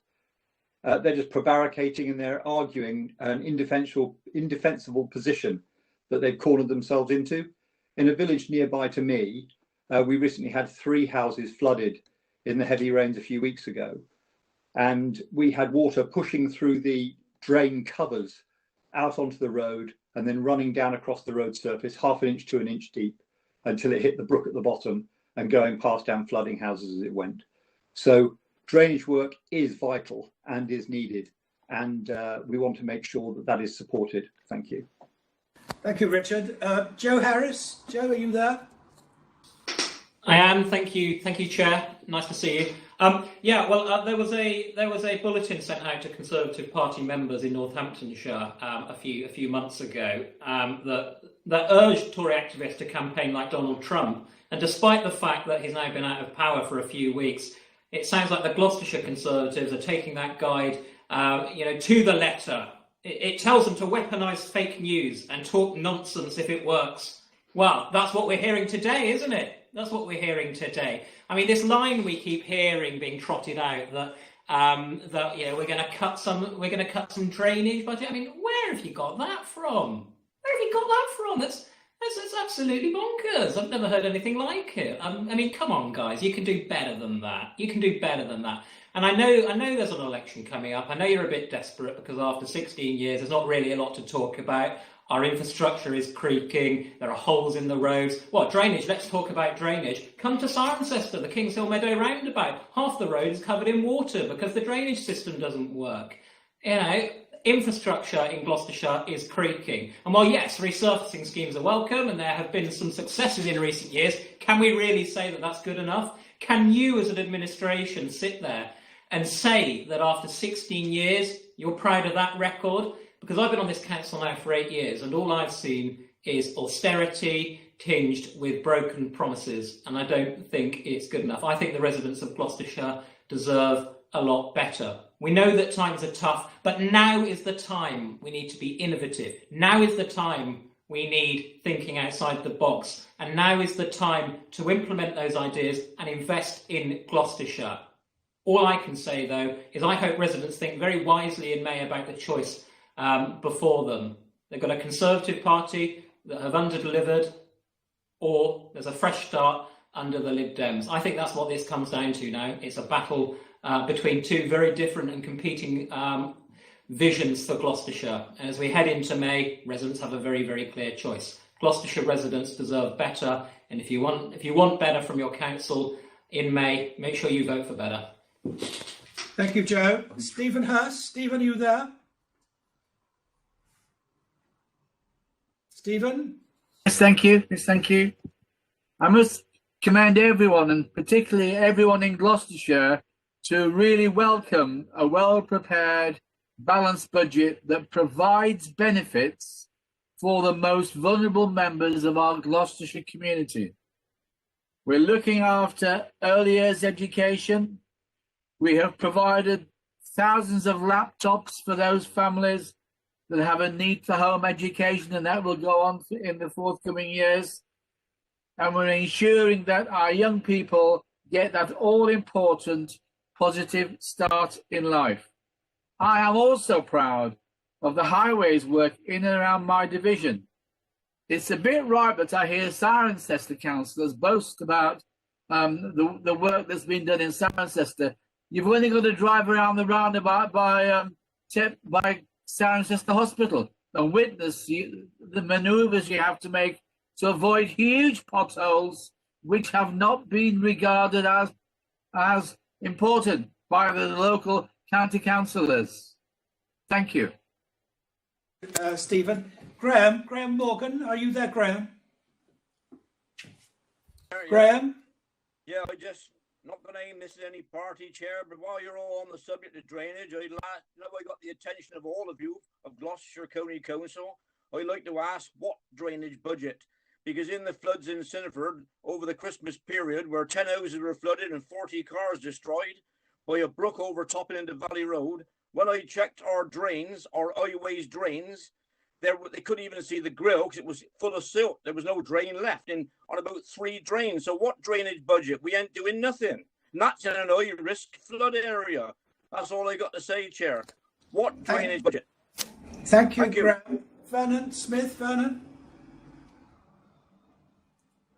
Thank you, Chair. I appreciate it to come into this debate. I have to say, Mr. Chairman and councillors, yes, we do this political football about issues, but I have to say I'm genuinely today outraged, absolutely outraged at the Liberal Democrat amendments, their proposals. Because what they're effectively saying, and these are facts, and we need to stay to facts, and I think everyone in Gloucestershire needs to know these facts, that they want to cut our drainage budget. We've just had the recent rainstorms, and I know Councillor Alford and myself, we've been out there, Councillor Cromwell, helping people, protecting, working with the Gloucestershire Fire and Rescue to stop people's homes from flooding. And we do 2.1 million budget. I would urge councillors, 2.1 million ring fence for flood alleviation works. Yet here we are, yet again, Liberal Democrats, hypocrisy, are going to cut the flooding budget to pay. And not, I just cannot believe, I want everyone to hear about this in Gloucestershire, because I think it is appalling, Mr. Chairman. I really do. And I feel, as a flood victim myself, I feel outraged that the Liberal Democrats would put forward a proposal to cut the budget. And then we look at the potholes. Will they ever learn, the Liberal Democrats? The only way to eradicate and reduce potholes is resurfacing, major resurfacing. 150 million, I've been talking about it. We've got that 5-year program. And what do they want to do? They want to cut the resurfacing program so we can all run around sticking plasters all over our network. That is not what the public want. It is been proven. The way forward is resurfacing. But I have to say, I'm totally opposed to these amendments.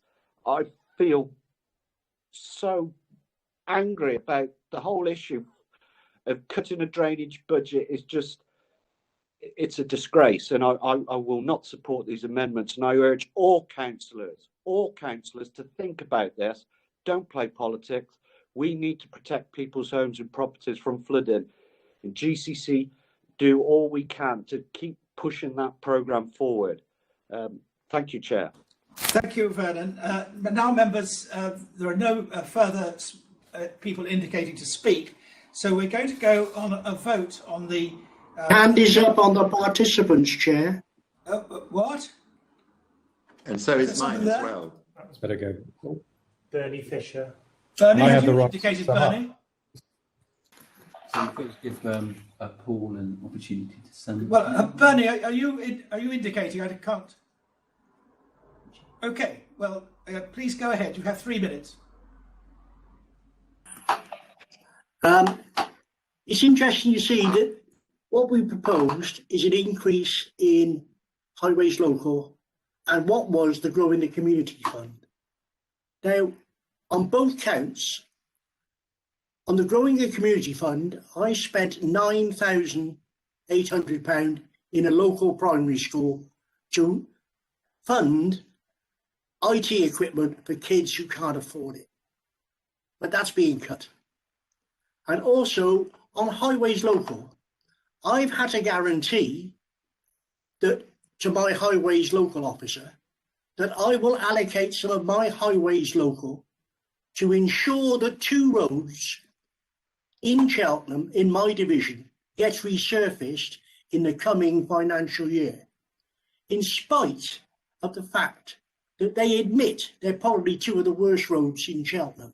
But the only way I can guarantee to get them resurfaced for my residents is to allocate a large sum of my highways local fund. Now, this is unacceptable. People I speak to and who contact me on a daily or a weekly basis are appalled by the state of our highways. We have not seen any improvement in the road surfaces of Gloucestershire. I see press releases in my division saying how well they've done resurfacing Swindon Road. In fact, they only done half of Swindon Road and a bit of Poole Way, whereas the rest of Swindon Road is not complete. We're living in half-truths from press releases, and we keep hearing how things are getting better. But that's not what we hear from the public.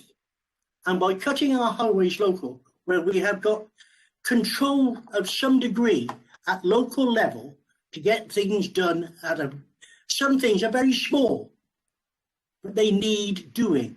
I've had to pay for a grit box out of my highways local for an area of Cheltenham that is on a slope because there's not one there. The only way I can get it is to pay with my highways local. Not acceptable. These amendments are good and they give the local member control to an extent, not enough, but better than what we're going to get by the sound of it, to help the people they're there to represent. And that's what I do as a local councillor. Thank you, Chair. Thank you, Bernie. Now, Lyndon Stowe, and I'm hoping that Lyndon will be the last speaker of this section before we invite Paul to sum up. Now, I know that Nigel Roberts has indicated, but Nigel, you've already spoken as seconder, so that has been your opportunity. If I can go to Lyndon Stowe, please. Yeah, thank you, Chairman. I think we do need to just challenge Councillor Harris's assertion on this drainage once again, because he needs, as I'm sure the rest of his group will have already done so, they need to read their own amendment. It is very clear. It reads 127,000 revenue from drainage schemes. It's in black and white. It's on your amendment. So, let's not play any further games on that.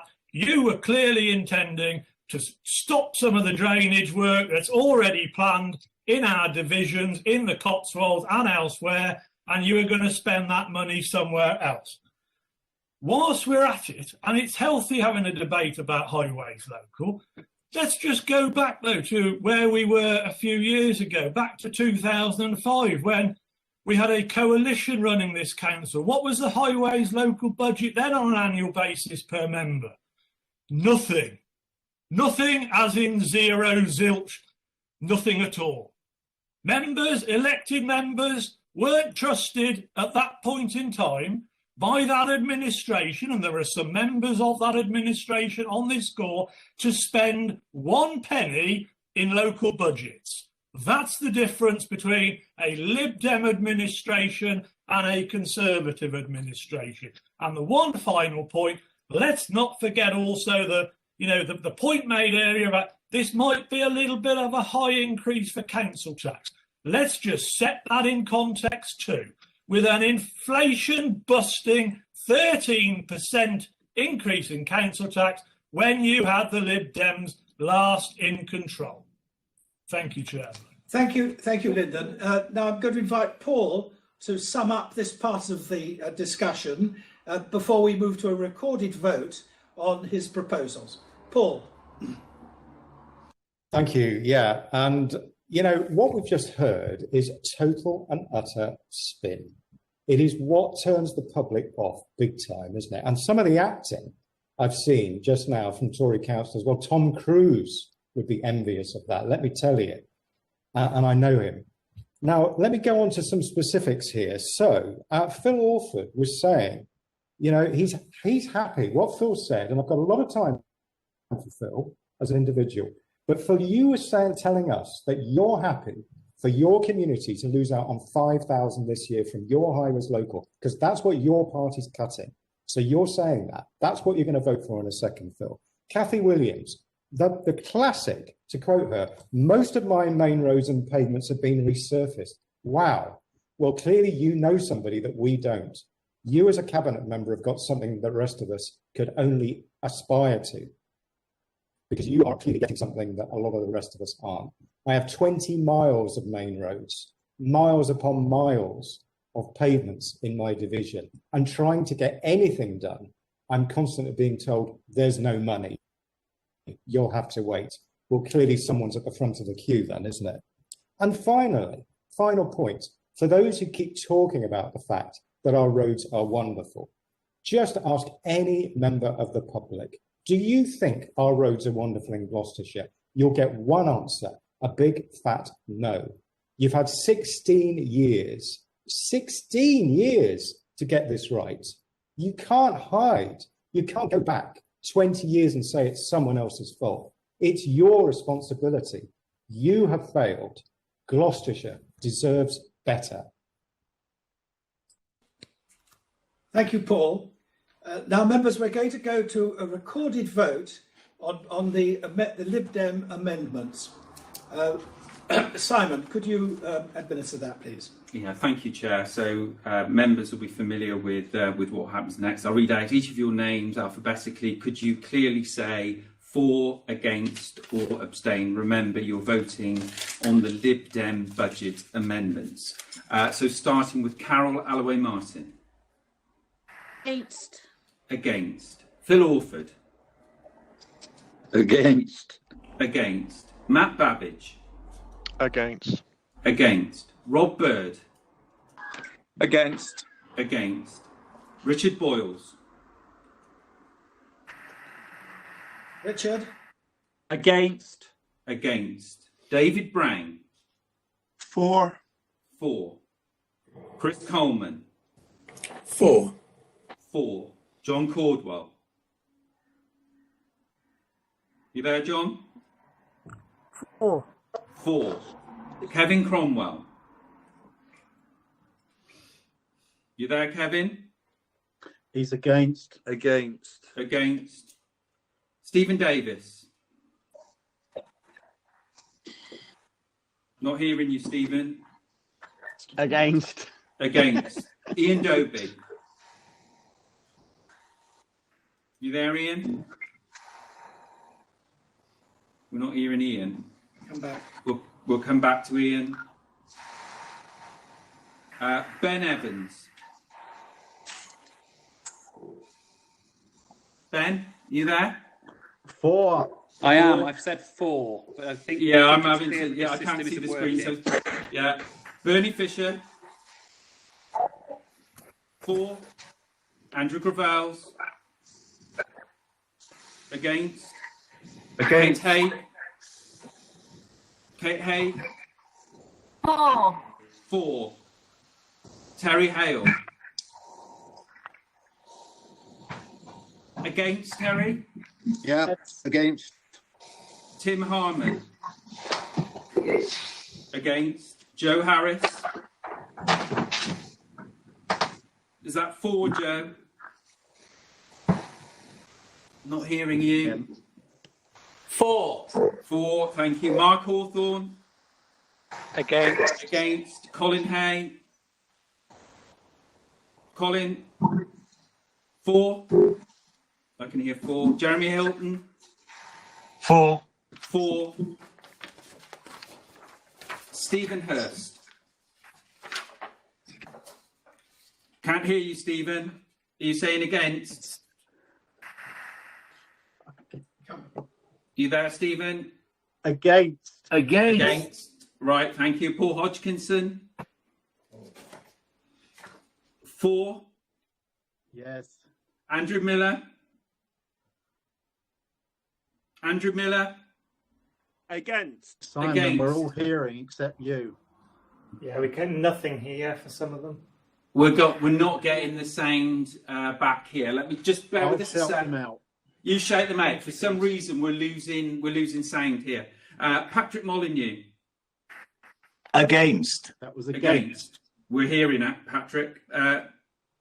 Nigel Moore. Against. Against. Graham Morgan. Graham Morgan. 4. 4. Dave Norman. Against. Against. Brian Esthausen. Not hearing you, Brian. 4. 4. Sean Parsons. Against. Against. Sajid Patel. Against. Against. Lorraine Patrick. Against. Against. John Payne. Not hearing you, John. Against. Against. Alan Priest. Against. Against. Nigel Robbins. Is that 4, Nigel? 4. Brian Robinson. 4. 4. Steve Robinson. 4. 4. Vernon Smith. Vernon, is that against? Against. Lyndon Stowe? Against. Against. Clara Sudbury? You there, Clara? For. For. Ray Theodolou? Against. Brian Tipper? Against. Pam Tracy? Was that against, Pam? Yes. Yeah. Against. Robert Vines? Against. Simon Wheeler? Is that for, Simon? For. Kathy Williams? Against. Against. Leslie Williams? Was that for, Leslie? Yes. Suzanne Williams? Well done there. Suzanne, are you there? Oh dear. Can't hear you, Suzanne. For. For. Will Windsor Clive? Against. Against.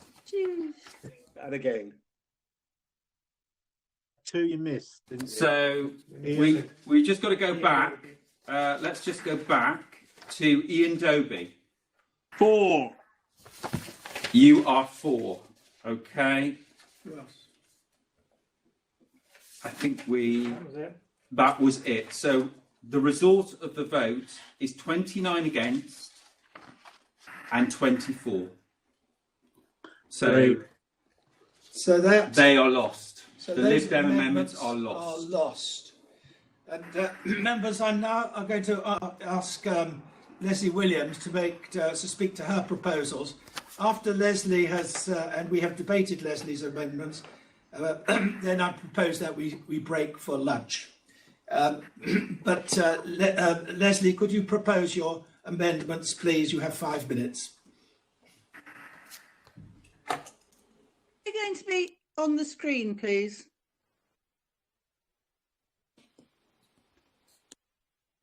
Thank you very much. And I am disappointed that the only area of support we've had was for our suggestion that there is a continuation of the holiday hunger or food project budget, and that's great. I'm delighted to hear that. But for the rest of these amendments, they're very much about supporting communities. And what we've heard is that already some things have been put in place to support communities, to give laptops to young people. But I'm looking to the future, which is what a budget is meant to do. Somebody has already mentioned that they use some of their growing communities funding to provide laptops. I too did that in 2 of the schools in my division. That shouldn't be the case. That's not what the money was intended for. I'm delighted they've got the technology, but the growing of communities budget is to do other things, to improve the public realm, to support communities, support voluntary sectors in the area. So it is disappointing. Budgets are there to look to the future, and we do not know what's going to happen. We know at the moment that the vaccinations are working, which is fantastic. We know that the infection rates are falling. We know that at the moment life is looking more settled. But these things should be, the budget amendments are there to support communities and to build back fairer, so that there is the resilience in this society, in the Gloucestershire communities, that will be able to continue to provide that resilient support that so many need. And to, in a way, just say, well, we've done that, we don't need to do it again. Sadly, yes, we do. Voluntary sectors have for a long time really suffered because the revenue money which supports them pays for the electricity, pays for the possible staff that they might recruit. It's all there to do that. And it's now not going to be there without any certainty. So I am disappointed, and I hope that others will feel that these amendments are filling gaps which have emerged. It will be allowing local members to direct and support groups in their communities that are needed. We all know our communities better than anybody else, and we need to be allowed to do that. So the decision to not support the amendments other than the food projects are a disappointment. And I do hope that some of you will change your mind, realise what a relevant sum of money it can do to be there when needed and support them. You'll be able to canvass on it, and that would be great. Many thanks.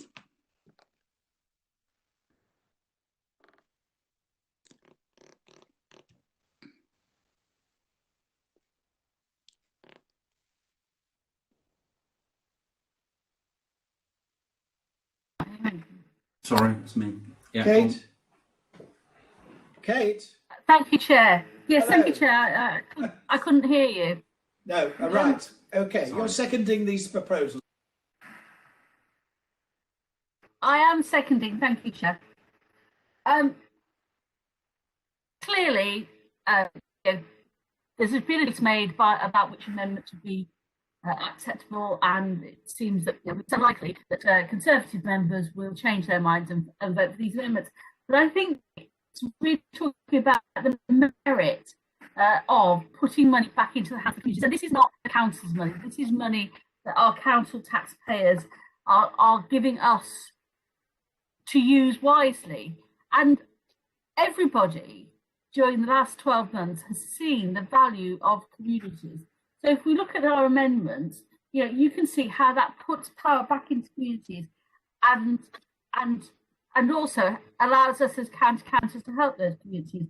And I was really interested in the previous part of the debate to hear references to an administration that ended in 2005, a time when I suspect Councillor Harris's parents had barely met, let alone considered bringing him into the world to become a councillor at this meeting. That's a long time ago and a very different world from the one we're in today. And community activism by councillors is absolutely a critical part of the council's role. So I'm sure that you're all very happy to go along and say, no, we're not going to have the money to spend on our highways, etc. No, we're not going to have the money to give to our community group. No, we're not going to fund the outreach youth work that your community really needs to deal with the young people who are hanging about with nothing to do, and they've been out of school for months and they need a bit of support and direction. I think, and the climate change amendment as well. We all know that combating climate change relies on individual actions as well as on the actions of large organisations. So as councillors going and advocating for that, and it might be that we're talking about having working with communities to prevent food waste, or working with communities to understand that the particular kinds of housing in our divisions have particular challenges around insulation, and maybe getting in some people to advise our communities on what they can do. Or maybe it's about, encouraging people to grow food in their gardens, or for people who can't look after their gardens, to have a scheme where other members of the community come in and support them so they can grow food, and that can be shared within the community. These are all the kinds of things that, as I said in my previous remarks in this council, small amounts of money can return huge results. And I really think that it is unfortunate that these are not being supported. A small amount of money invested in a young person through some youth work could mean the difference between that person going on to get some skills and a job, or going to university, and then getting involved with a gang and ending up in prison. And I'm sure we're all aware that that route is not a cheaper route for anybody involved along the way. So I hope you will support these amendments. It's not a lot of money. It's certainly not a large percentage of the council's budget, and the money is there because we're funding it out of the council tax base. So I hope you will consider supporting them, and I hope you will be asking questions, if you're a Conservative councillor here, of your leadership as to why they are taking power away from you and reserving it back to them. Kate, members, it's now open for members to talk. And the first person I have is Mark Hawthorne. Mark. Mr. Chairman, and I just wanted to react and reflect on the amendments that the Labour Party have put forward before us today. We pick up the issue on laptops. A huge amount has been done by the government and by ourselves on distributing laptops to to vulnerable children in school who don't have access. And it isn't just about laptops, it's about 4G dongles and other forms of technology to allow them to be able to continue online. I think we should actually praise and support both the government and also the schools that have supported remote learning from scratch over the last 11 months. And we, as an administration, just a couple of weeks ago, recognised that effort by putting an extra £200,000 into buying and supporting schools in buying IT for schools. Now, the reality is buying a laptop at the moment is quite difficult. There is a shortage of laptops. And if you talk to schools, it isn't the money that they're concerned about. It's actually being able to get the laptops in the first place. But we have, as I think, put on record, over 4,000 delivered. Now, the Labour Party's amendment is £50,000. And let's just work out how much. That's probably about 100 laptops. Or if we break it down by a council division, less than 2 laptops per council division. Now, that is, I think, a reflection of how tokenistic the Labour Party amendment that we've got before us today really is. It's an issue that they know is being dealt with, and it's a small sum of money they know will never meet the need. And I'm afraid that's what pretty much sums up a number of Labour amendments that we had before us today. If we move on to the issue around long COVID, now we know that long COVID is an issue, and we know that the CCG is setting up its long COVID clinic. In fact, it's going to be open for referrals in just a couple of weeks' time. And I think that's a great initiative that we'll be working with via public health teams to support and ensure those people have the support that they need. But again, what we have from the Labour Party is a tokenistic amount of £50,000 to put towards what, the University of Gloucestershire, which doesn't even have a medical school, to undertake a study into long COVID. I just don't think that this has really been thought through by the Labour Party at all. And on the issue of putting more money into communities, I can only repeat what I said earlier. Nearly £2.5 million over the last 11 months. Our amendment of putting £5,000 per councillor is more than what the Labour Party were asking for and had put it on the table for us today. So I think we've got a good track record of this. We've gone above and beyond what the Labour Party are proposing, and I think we should really reject these amendments for what they are. Not well thought through, and certainly tokenistic in the amount of money they're asking to invest. And no one else indicating.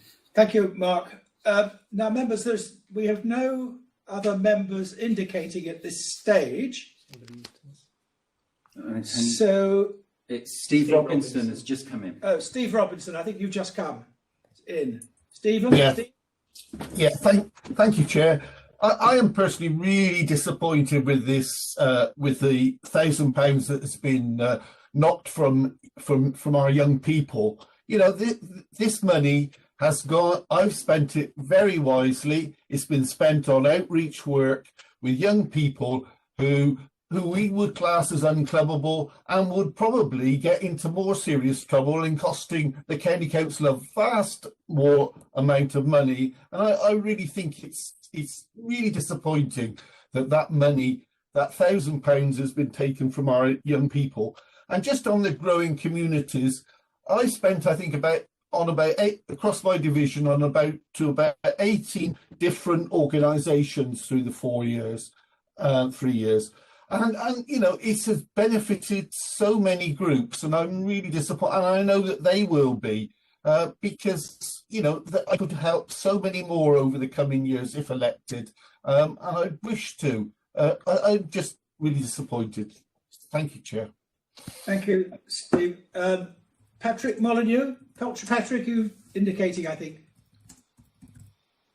And yeah, I would just like to reiterate the leader's comments and just note how, as he said, tokenistic some of Labour's proposals are. The £1,000 per councillor for laptops, less than 2 laptops per councillor, but the bureaucracy and the time spent in working out who that councillor should give that to is just a nonsense. We have the government, and through the government to us, we have delivered over 4,000 laptops to our maintained schools, either directly to the schools or through ourselves. And that figure doesn't include any of the trusts, of course, because they're doing their own thing.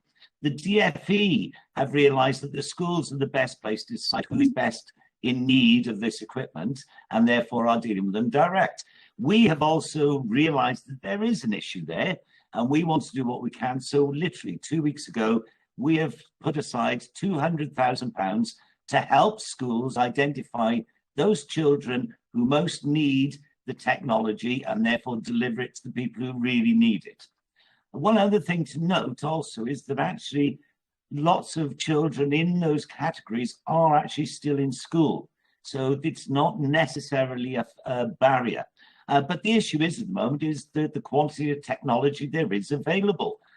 This is limited. Every school in the country is looking for more equipment for their children. So again, it's a tokenistic gesture, will have no benefit whatsoever. And I think the realistic approach to do what we've done in our budget today, set a good sound budget, to work with the government and work with the schools to help us distribute those pieces of equipment, and put our money where our mouth is and put in an extra 200,000 to help those schools deliver the equipment to the children who really need it. Thank you, Chair.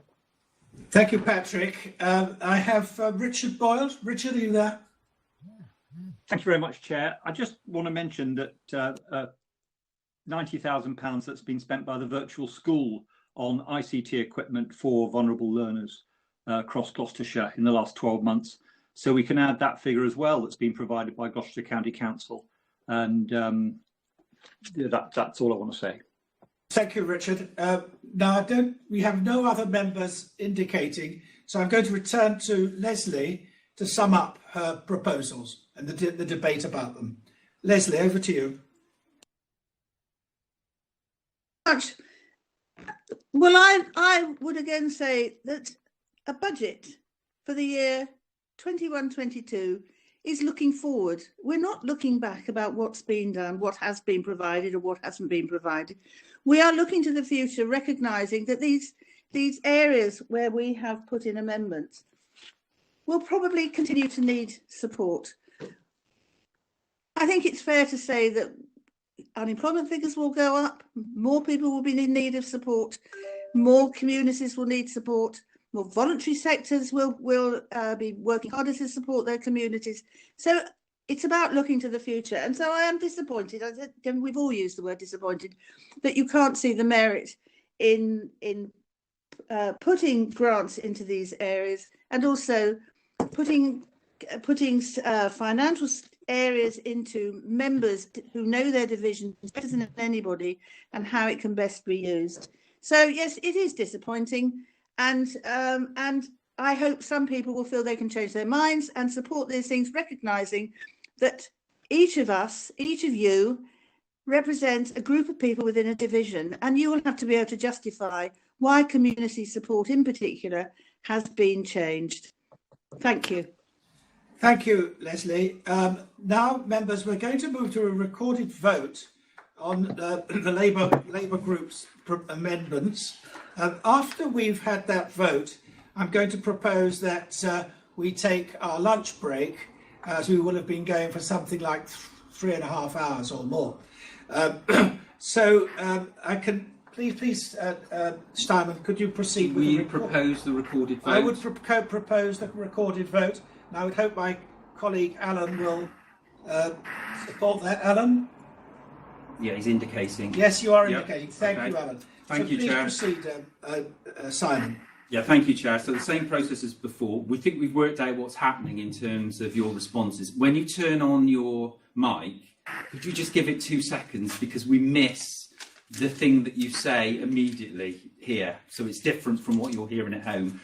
We're missing what you say if you speak when you turn on your mic. So just give it 2 seconds after you turn it on. So starting with Carol Alloway Martin. Against. Phil Orford. Against. Against. Matt Babbage. Matt. Against. Against. Rob Bird. Against, he said. Against, Rob. Richard Boyles. Against. Against. David Brown. For. Chris Coleman. For. John Caldwell. For. Kevin Cromwell. Against. Stephen Davis. Against. Ian Doby. You there, Ian? 4. 4. Ben Evans? 4. 4. Bernard Fisher? 4. 4. Andrew Gravels? Against. Against. Kate Haig? Against. Kate Haig? 4. 4. Terry Hale? Against. Against. Tim Harman? Against. Against. Joe Harris? 4. 4. Mark Hawthorne? Against. Against. Colin Hay? Colin? Not hearing Colin. Come back. We'll come back to you, Colin. It's 4. 4, got you. Okay. Jeremy Hilton? 4. 4. Stephen Hurst? Against. Against. Paul Hodgkinson? 4. 4. Andrew Miller? Andrew? Against. Against. Patrick Molyneux? Against. Against. Nigel Moore? Against. Against. Graham Morgan? Graham? 4. 4. Dave Norman? Against. Against. Brian Isthausen? 4. 4. Sean Parsons? Sean? Against. Against. Sajid Patel? Against. Against. Lorraine Patrick? Lorraine? Against. Against. John Payne? John, not hearing you, sorry. Against. Alan Priest? Against. Against. Nigel Robbins? 4. Brian Robinson? Brian? 4. 4. Steve Robinson? 4. 4. Vernon Smith? Vernon? Against. Against. Lyndon Stowe? You there, Lyndon? Against. Against. Clara Sudbury? Clara? 4. 4. Ray Theodolu? Against. Brian Tipper? Brian, you there? Against. Against. Pam Tracy? Against. Against. Robert Vines? Against. Against. Simon Wheeler? You there, Simon? 4. 4. Kathy Williams? Against. Against. Leslie Williams? You there, Leslie? 4. 4. Suzanne Williams? You there, Suzanne? 4. 4. Will Windsor Clive? Against.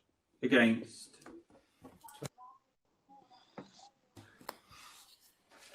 So the result of the vote is that there are 29 against and 24. So the amendments fall. So those amendments are lost.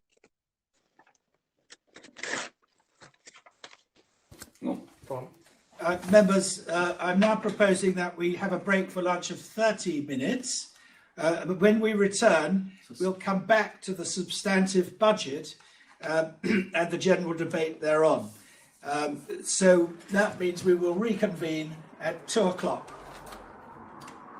Thank you, members. Can I ask members to turn off their video and turn off their microphones, and then we'll put a banner up on the screen, okay? Because it will still be live on YouTube over lunch, okay? So if you're chatting, people will hear it.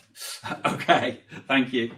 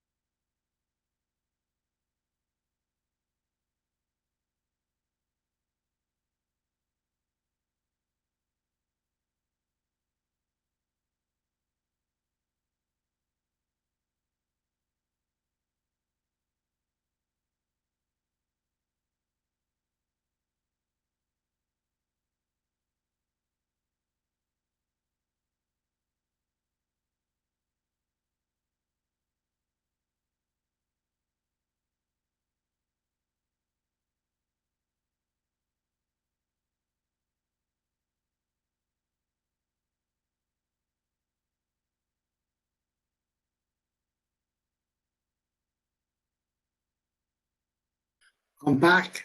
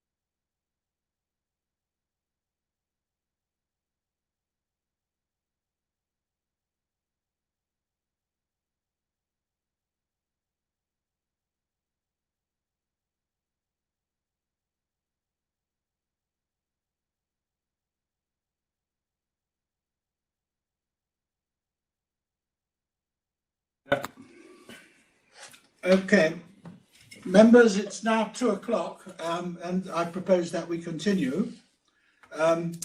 So the amendments having been lost, we now move to the substantive debate on the debate on the substantive document. The leader has already proposed, and Lyndon Stowe has seconded it. So we now move to the contributions of all members. Each member will have 3 minutes time. I'd ask you to try and keep to those 3 minutes, please, members. So the debate is now open. Have we got any contributors? Nigel Robbins. The first name I have is Nigel Robbins. Nigel, are you there? Do you hear me?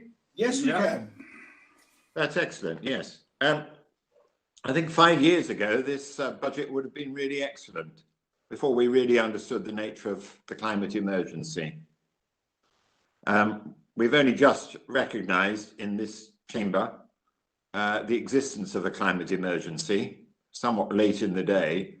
And I'm afraid next year's budget for 21-22 is really very much in the rear guard of what we should be doing. So that's the first point I want to make, and it's how we as Liberal Democrats, if we were in charge, would make a difference. You'd see a clear gear shift towards tackling the climate emergency and assisting everybody to be more sustainable. But the other point, that's a fairly obvious point. The other one is something that's emerged during the COVID emergency.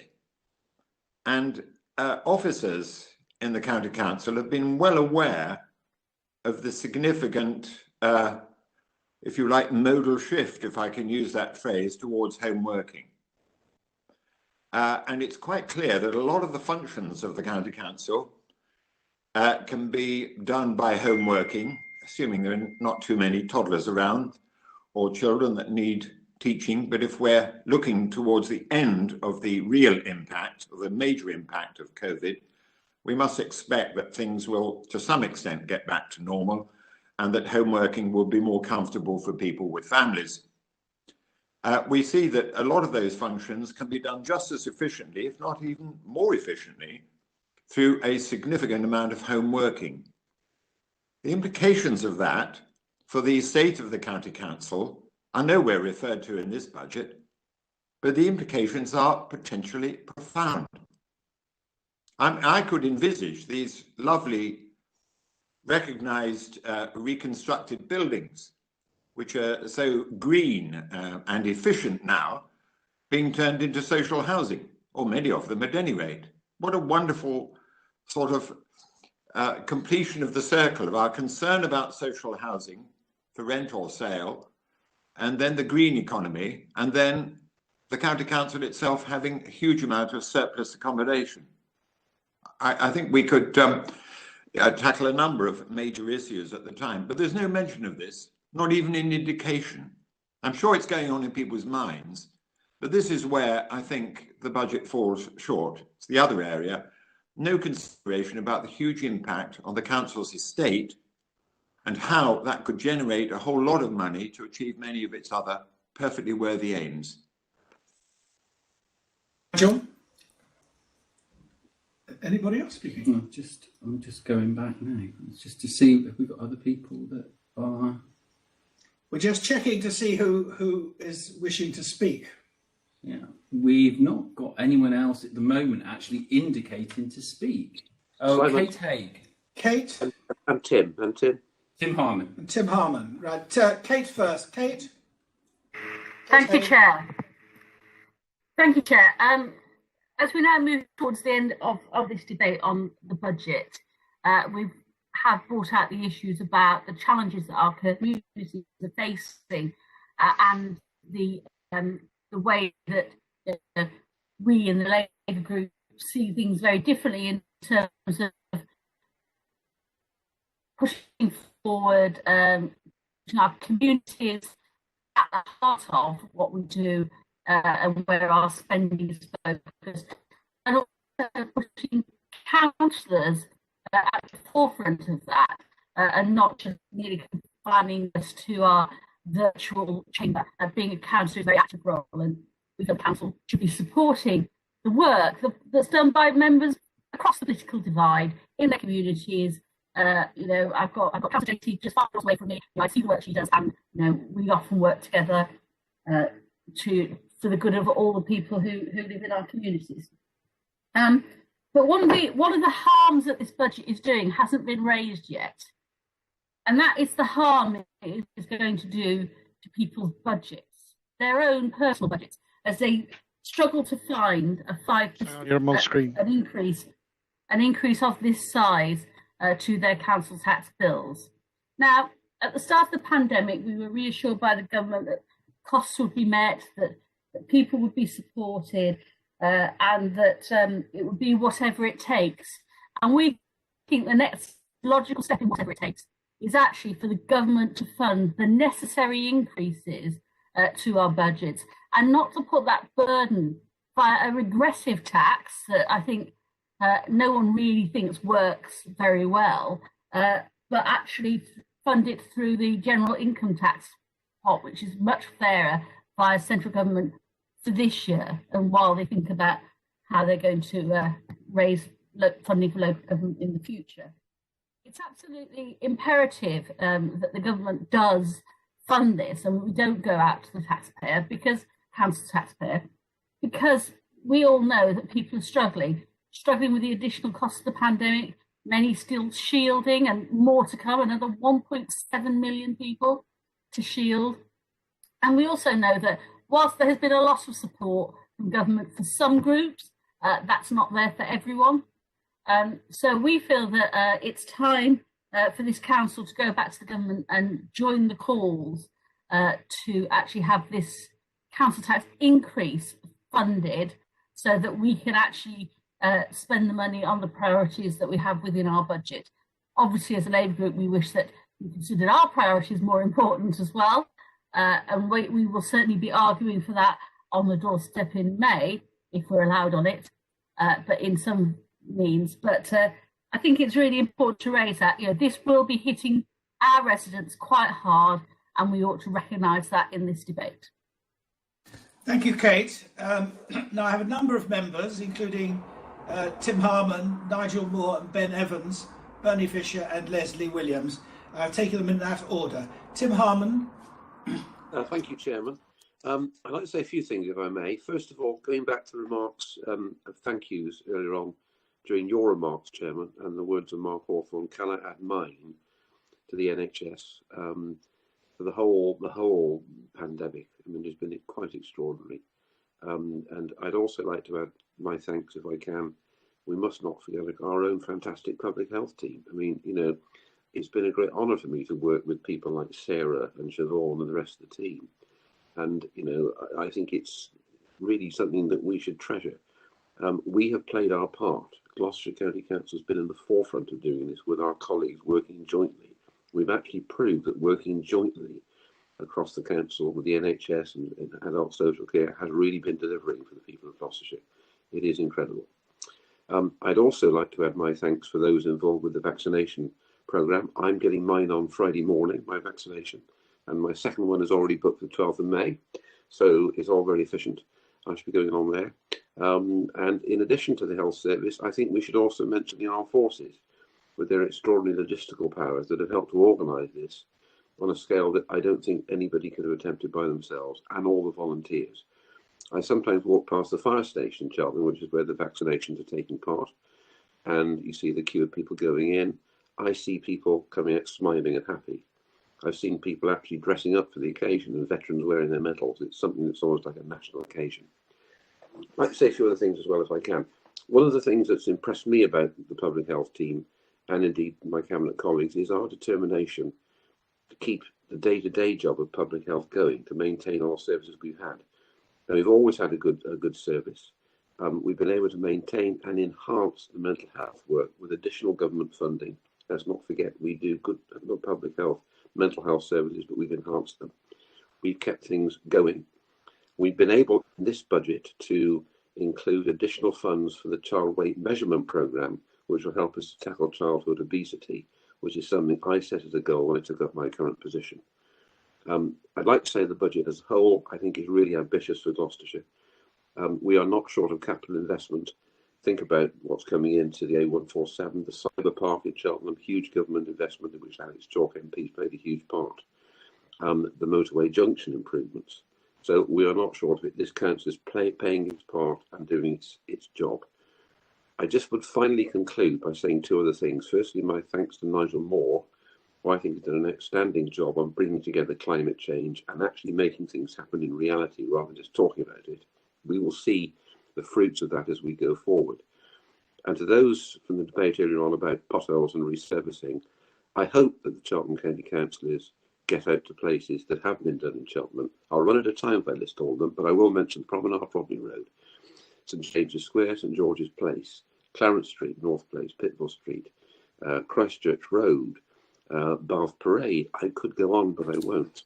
Tim, could you wind up, please, Tim? You're over time. They have been delivered and they will continue to be delivered under the next Conservative administration. Thank you, Tim. Nigel Moore. Chairman, this council can take no lessons from a member of the Liberal Democratic Party ruling Cotswold District Council for the moment. Just to remind people, this is a council that received £80,000 worth of government funding, basically to encourage social distancing, £80,000.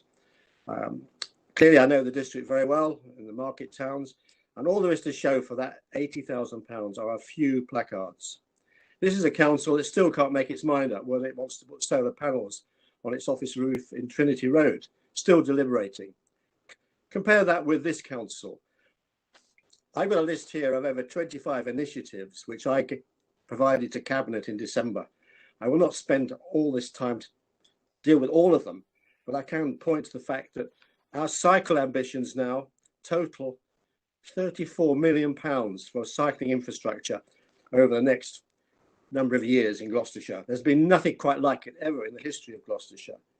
Our local transport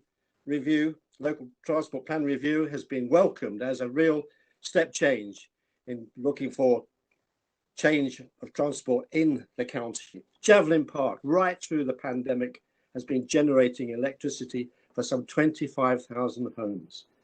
This year, I make a solid commitment that this council across the whole of its estate and all of its activities will be carbon zero. There are very few, if any, other councils in the country that can match our record. So yes, you can talk, we deliver. Thank you, Nigel. Ben Evans. Ben? Thanks. Thanks, Chair. I wanted to make some observations, really, on the budget around children, young people and families. I raised these previously, but as everyone will be aware, that in 2018, the budget was set for children and families, and midway through the year, there was a £9 million overspend. It surprised the administration, apparently, that there were as an increase of children in care. That surprise, you'll get the theme, the groundhog theme, as I go along. 2019, a year later, the administration was surprised again that there were an increase in numbers of children in care. And so there was a £7 million overspend on children's services. 2020, does anyone want to guess? 2020, there was a £6 million overspend in children's services. Again, because the administration was surprised by the number of children in care. So you'll forgive me if when this budget is announced and I look at the budget for children and families, that I don't believe it. I don't believe that, because I base it on evidence, as the voting public will do. The voting public aren't silly. They will look at what's happened and they will know that every year the Conservative administration says that they will spend a certain amount, and then halfway through the year, 2018, 2019, 2020, they pretend to be surprised. And I can only say it's pretending to be surprised because they cannot actually genuinely be surprised because it happens every year. Now, there are two issues for that for me. One is the incompetence of the budget planning process. I think it's incompetence. It may be dishonesty, but I don't know that. So I'm going to go with incompetence. That year on year, 1 year, okay, I get it. And I've been really generous actually, because in 2020 the overspend's 13 million, but I didn't count the money that's probably COVID related. We can accept that there are things that happen that are out of the usual that would need an overspend, but it's every single year this happens, and so we don't know, but we can guess that this will happen next year, and I fully expect October or November they'll say there's been a surprise because there are more children in care, or there's some other issue that of course will come up. But actually I'm more concerned with the real value and the real cost of that, which is around people. That's the real cost here. And of course these increases in spending are to do with an ideological position, which is not to invest in people, is not to protect the most vulnerable in society, is not to upstream funding, which is where the real problem is. Could you wrap up, please? Yes, I will, Chair. Yeah. So the real problem is not spending the money when it's needed, and every single year having to spend the money retrospectively because the money hasn't been invested in people and in communities as it should be. Sorry for overrunning, Chair. Thank you, Ben. Bernie Fisher, are you there? Bernie? I'm here. Thank you. Your turn to speak, Bernie. So can you hear me? Can you hear? Yes, we can. Righto, I'll carry on. I'm disappointed, but I knew I was going to be. We talk about fixing our roads. The asphalt industry actually says there is an 11 billion, not million, backlog in road repairs in this country. We're ranked 37th in the world between Slovenia and Lithuania to the quality of our roads. This administration has been in charge for 16 years and they have not improved. Regardless of what councillors say they have spent or done, it has not improved. I don't like children's films, like, you know what I mean? I'm teenage. Can somebody switch off, please? Sorry, Pam. Come on, Pam, shut off. Hang on, bear with us, Bernie. Let me stop the clock a minute. That's all right, I'll bear with you. Hang on, I've stopped the clock for you. Hang on, we're just... Don't worry, don't panic. I'm just seeing you. Bear with us a minute. Members, could you make sure you're muted when you're not speaking, please? Away you go then, Bernie. Okay, right. Bernie, off we go. Okay, where did we get to? Yes, we're between Slovenia and Lithuania. And it's not getting better. Regardless what you say, you talk to the people in the street and they will say, what are you doing about our roads? And we're not doing enough, nationally or locally. And when I've got to spend money for my local highways to guarantee of getting 2 appalling roads, and I'll name them, Richards Road and Bridge Street in Cheltenham. Vernon, go and drive down there, but very slowly, because you'll wreck your car. Go and look at them and tell me why they have not been fixed by the normal process of resurfacing. Because they are not, and the only way I can guarantee that in the next financial year is to already allocate money I didn't even know I was getting, because the budget hasn't been fixed, of highways local money to guarantee getting them done in the next financial year. That means there'll be other things I want to do in the next financial year, should I be re-elected, but that will not get done because of the lack of highways local money I've had to spend on what should be done as resurfacing. And of course, if I'm not re-elected, the person who takes over from me will be £5 grand short because I've already allocated it. This is where we are with the state of our highways. It is ridiculous. And for people to say... Give them a bit of leeway. Give them a bit of leeway. It's just not on. This budget is not sufficient for our needs. Thank you, Chair, and thanks, Simon. Thank you, Bernie. Next, we have indicating Leslie Williams. Thank you very much. When the horror started to dawn about the effect that the pandemic was going to have, I can remember somebody within central government saying that they would do whatever it took to see us through the pandemic. And that pandemic continues. And so it is disappointing that the increase in council tax is not being supported by central government, but it is the county that has to carry that cost. And when it was mentioned earlier, it was talked of in really quite, well, it's only a £5. Well, actually, £5 to some people is quite a lot of money. And so that sort of comment comes from somebody for whom £5 is pin money. So we must be cautious about how we talk about that. But central government is not seeing us through this pandemic. We still have to carry on, and communities are suffering because the reduction in the community funds are going. They are cuts.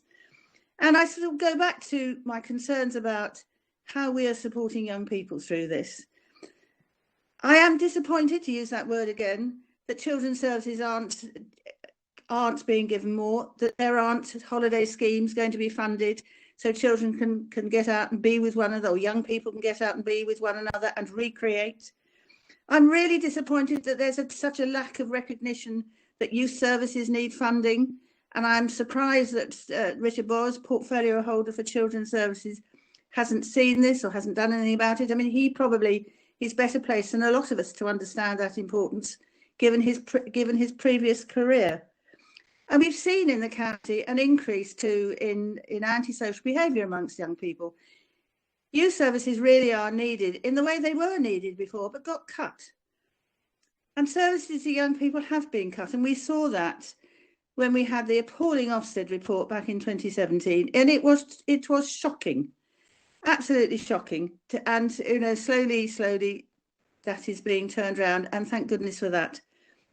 But there is not enough focus for young people who have been served very poorly in the past few years to support them. We've recognised that adverse childhood experiences can have a lifelong effect.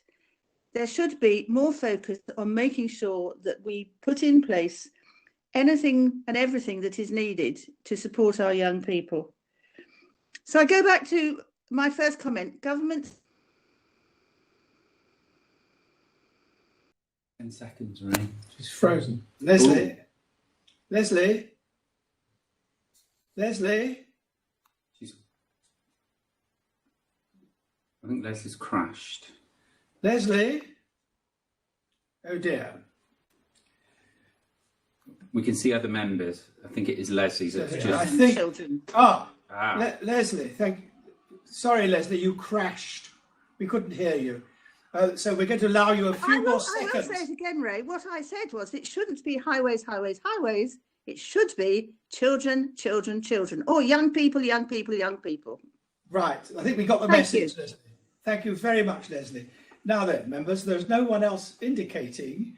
That being the case, I will now return to the leader, Mark Hawthorne, to sum up the debate. Sean is just... Oh, wait a minute. I raised my hand on the participants. Oh, sorry, who's that speaking now? That's Colin. Colin, sorry, we didn't see you here, Colin. Mark, I'm sorry, Mark. We have to. There were a couple of people who late arrivals or weren't seen before. Colin, could you proceed, please? Yes, I just wanted to add some comments and actually challenge what was said that this was a good settlement from the government. I take the view that it was such a missed opportunity. We've seen billions of pounds being spent and wasted on COVID, on schemes which didn't work. Because Tories always go as the first choice to the private sector, and that's proved totally wasteful. By contrast, the really big success has been the vaccination programme, which was delivered locally. And I can't understand why government can't see that. And what a missed opportunity not to give local authorities extra money now to put into communities, which everybody has agreed is really important in times like this during a pandemic, but more importantly, in ordinary times. So I can't understand why they haven't taken that opportunity. And it's such a missed opportunity. And I agree with Leslie and some of the things she's saying about the youth service. We must return to something which is more universal, just rather than targeted. By the time you need targeted interventions, you're costing huge amounts more. And we know this from, children that find themselves in difficulties, in particular, those children that are out and about and are subject to the kind of county lines issues that happen, and they are happening here, albeit actually the police have done a really good job at stopping some of the bigger gangs. So I think it's, the main point is about a missed opportunity and how disappointing. And it's surprising how many times that word disappointing has been used. And I just add my comments to that. We could have done so much for people with a relatively small amount of money, which would have saved money in the long term. Remember back to Pete Bungard talking about demand management? That's how you manage demand, is putting investment into the communities so that you don't have to get involved in more expensive interventions. Thank you. Thank you, Colin. Members, I have Sean Parsons in Adobe. And unless you indicate immediately while they're speaking, I'm going to ask the leader to sum up. So please, if you want to speak, please indicate as quickly as possible. But meanwhile, Sean Parsons. Sean? Right. I just want to come back to this whole thing about climate change. I think I will make a slight criticism of our current administration. I don't think they highlight this enough. We've actually achieved a tremendous lot, and I think they ought to be trumpeting, putting this across much stronger than they have done to date. I'm just looking at the introduction to our to our council strategy, which is part of this item, I think. And if we look down there, the fourth paragraph down, it does say we've shown strong leadership in tackling climate change and have made significant progress with our climate change commitments, bringing out an ambition of tree planting that will see 35 million, etc., etc. More important, what has been achieved is, of course, the cutting of carbon emissions by 73% against the 2006-7 base level, and brought an end to household waste going straight to landfill, which is a significant improvement in terms of climate change, etc., etc. We can go on. So what I would ask the administration is to highlight much more the tremendous achievements which they've made on climate change, so that there's more to be done. Obviously, there's more to be done, but I think we should be very proud of what this administration has done in respect of climate change to date. Ian Doby. Thank you, Chair. Yes. Now, every year, the Conservatives talk about how they're protecting the most vulnerable when they come to this debate on the budget, and this year's been no exception. But I'd just like to pick up on something which rather gives the lie to that. In the budget, some £3.2 million is being cut from the Adult Social Care Fund. And we have asked for an explanation as to the detail of this money being cut. I mean, I've asked, and I believe Nigel Robbins has asked as well. He's nodding there. And we've had no explanation on that. So that is a fact, that money is being cut from the most vulnerable people through the Adult Social Care Fund, with no explanation in the budget, no explanation despite repeated questions, no explanation today. On a more positive note, and following on from Tim Harman, can I just say, when I got my COVID vaccination last week at the Gloucestershire Fire and Rescue Service station in East Cheltenham, I found myself reflecting on just how well our county was handling the inoculation of the 600,000 people which we here represent. And the programme, which highlights the success of cooperation between the County Council and local NHS, puts Gloucestershire in the front rank of service delivery to the public on COVID inoculation. And the same has been true of COVID track and trace, where Gloucestershire local public health workers have far outshone the performance of Dido Harding's £12 billion national privatised effort. So Matt Hancock is currently threatening the reorganisation of overstretched public health, which I previously described as like rejigging the fire brigade during a conflagration, having underfunded it for years. Hancock is also seeking more direct control for himself and national politicians over the NHS. So I'm now looking to our leader, to Mark, to argue the case on behalf of Gloucestershire for local organisation and responsibility in public health, and more generally to take a stand against the clear trend under this government to over-centralise political control of public health and the National Health Service in London. So will you now do that, Mark, on behalf of Gloucestershire? Thank you. Thank you, Ian. Now, members, there are no further members wishing to speak. No. So I am going to ask the leader to sum up the debate. Mark Hawthorne. Thank you very much, Mr. Chairman. And much of that debate was off topic, and I won't be addressing some of the points that made, though I do have to pick up on Councillor Hayes' comment around the private sector. Let us not forget it was the private sector that developed the vaccine that is getting us out of this COVID pandemic. So maybe don't cherry pick your facts when it comes to having a pop at the work that everyone's been doing to address this crisis. But I do think today very much is a story of a missed opportunity from the Liberal Democrats in particular, as well as the Labour Party. There was talk, I think, from Nigel Robbins that the Liberal Democrats would seek a gear change, and then quite a lot of waffle around what they would potentially do if they were given the levers of power. But here is the budget. Here is your opportunity to say what you would do and how you would pay for it. And quite frankly, you have failed to do either.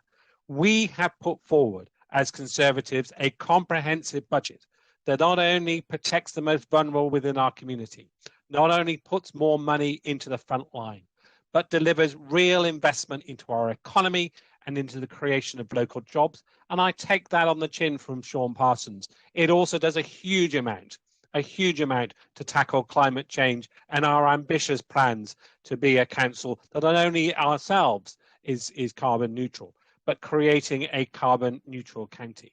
And therefore, when people reflect as they go into the ballot paper, they will be faced with a stark choice. They will be faced with a stark choice between a party that delivers, that a party that is delivering, and the Liberal Democrats and the Labour Party who simply talk around the issues without ever evidencing how they're going to make any changes. Now, earlier on, right at the beginning of this debate, you may have noticed that Paul Hodgkinson, in presenting his amendment, said that he would not be supporting the budget today, which is a great irony, given that that budget contains a number of his own amendments. But equally, it is a budget that increases expenditure in adult social care, Ian Doby, by 6 million. Read the papers. Read the papers. It's in there in black and white. That increases the funding, Ben Evans, in children's by 5 million. Read the papers and understand where that money is being spent. But also increases our overall capital programme by £120 million. So that's what you're voting for this afternoon. Are you going to vote for those increases in expenditure? Are you going to vote for that increase in money to the front line? You're going to vote for that extra investment into our community through capital programme? Or are you going to vote against it? Because if you vote against it, we'll make sure that every resident and every voter in Gloucestershire knows that you did not support this vital infrastructure investment, this vital investment in the front line. That's your choice. Make it. Thank you, Mark. We're now going to move to, I'd like to propose that we move to the vote, a recorded vote, and I think I have a seconder for that. Alan, yes. Alan? Yes. Alan, seconded. Yes, thank you, Chairman. Happy to second that. Thank you, Alan. So now we move to a recorded vote on the substantive budget as proposed by the leader. So, Simon, will you start the process? Yeah, thank you, Chair. Usual process. So this is the vote on the budget.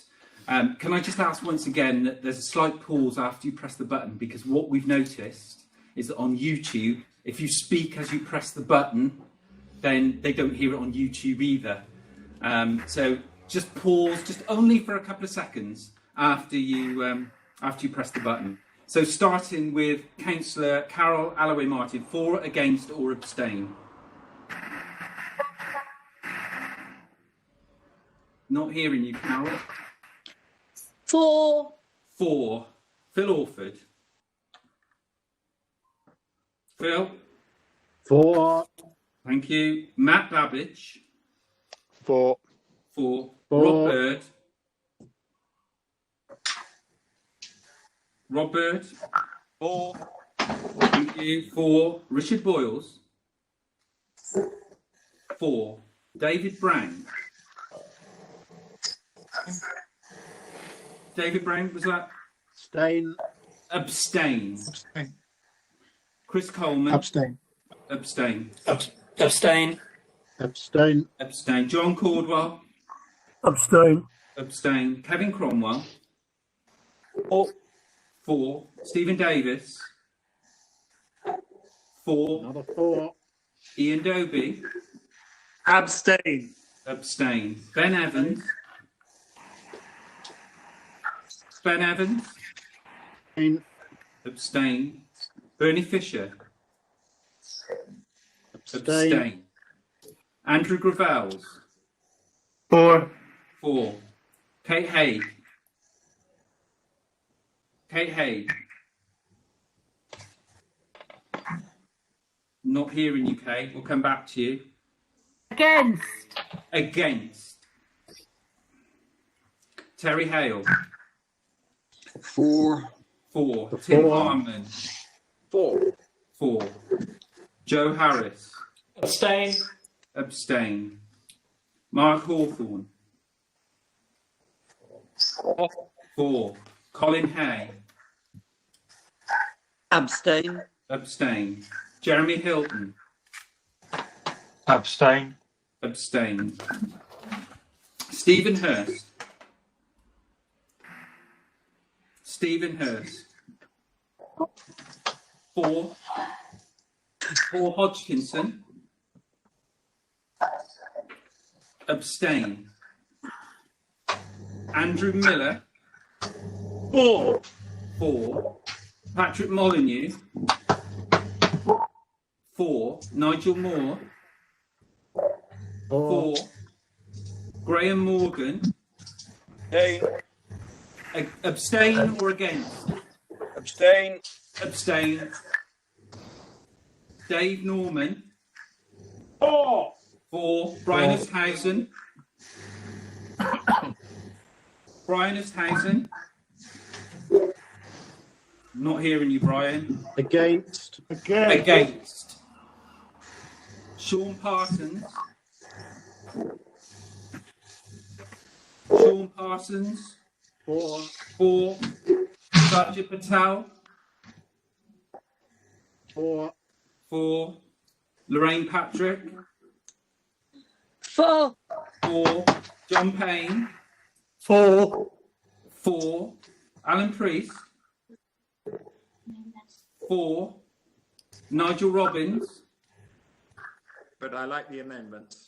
Abstain. Abstain. Brian Robinson. Against. Against.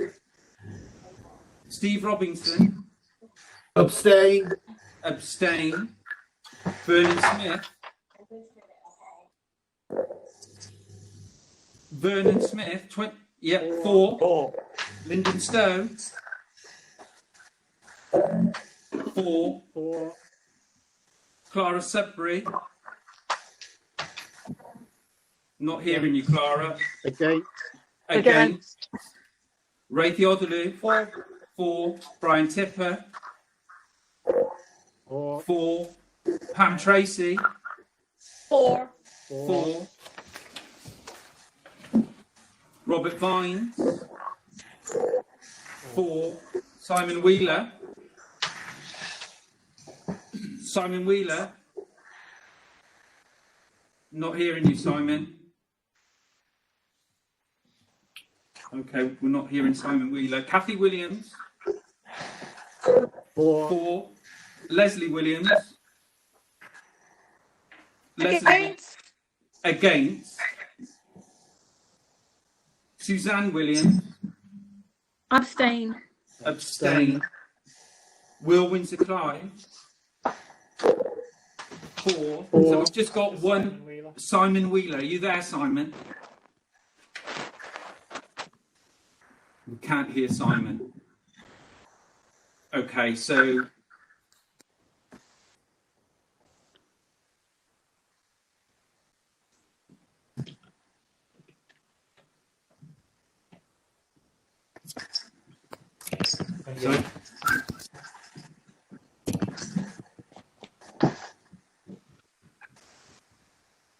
So it's 29 in favour of the budget, 5 against, and 14 abstentions. Thank you. Agree. Thank you. Hang on. What? You're back on, Ray. Say again. Sorry. So the budget is carried. Thank you, members. We now move on to members' questions, of which there are 23. And as usual, the questions and answers will be taken as read, and supplementary questions, can I remind you, relate to the original question. And we have 30 minutes to complete this particular item. And the first question is the name of Paul Hodgkinson to Mark Hawthorne. Paul, do you have a supplementary? I don't have supplementaries for questions 1 and 2, but I do to question 3. So we move to question 3. Thank you. Thank you. That is also, that's Nigel Moore. Thank you. Yeah. Okay. Question to Nigel. Nigel, thanks for your answer. You've given me what you think will be planted in the way of extra trees. by the end of March of this year, but I asked what has been planted since the Cabinet meeting on the 27th of January. So could you confirm once and for all how many trees your administration has planted since the Cabinet meeting on the 27th of January? Thank you. Because we're embarking on this programme now, and I do despair of your attitude to this, because with your 21 parish councils, I think you could have done far more to encourage them to make bids to this council. I was thrilled yesterday at Naunton Parish Council in my division of discussing with a landowner the planting of 5,000 trees this year, and have made a bid to GCC. We're all in this together. I think looking for the opposition to engage in this as much as we are. Thank you. Paul, question 4 also in your name to Nigel Moore. Do you have a supplementary to question 4? Yeah, I do. Well, talking of despairing, Nigel, we all despair of you for avoiding the answer. You still have not answered how many trees have been planted. Here's your opportunity just to answer it, so I never have to ask you again. Wouldn't that be nice for you and me? How many trees has your administration planted since the Cabinet meeting on the 27th of January?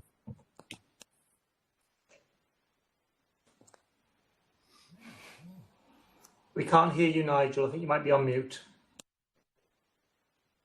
I've explained to you countless times the difficulties we had last year with the pandemic.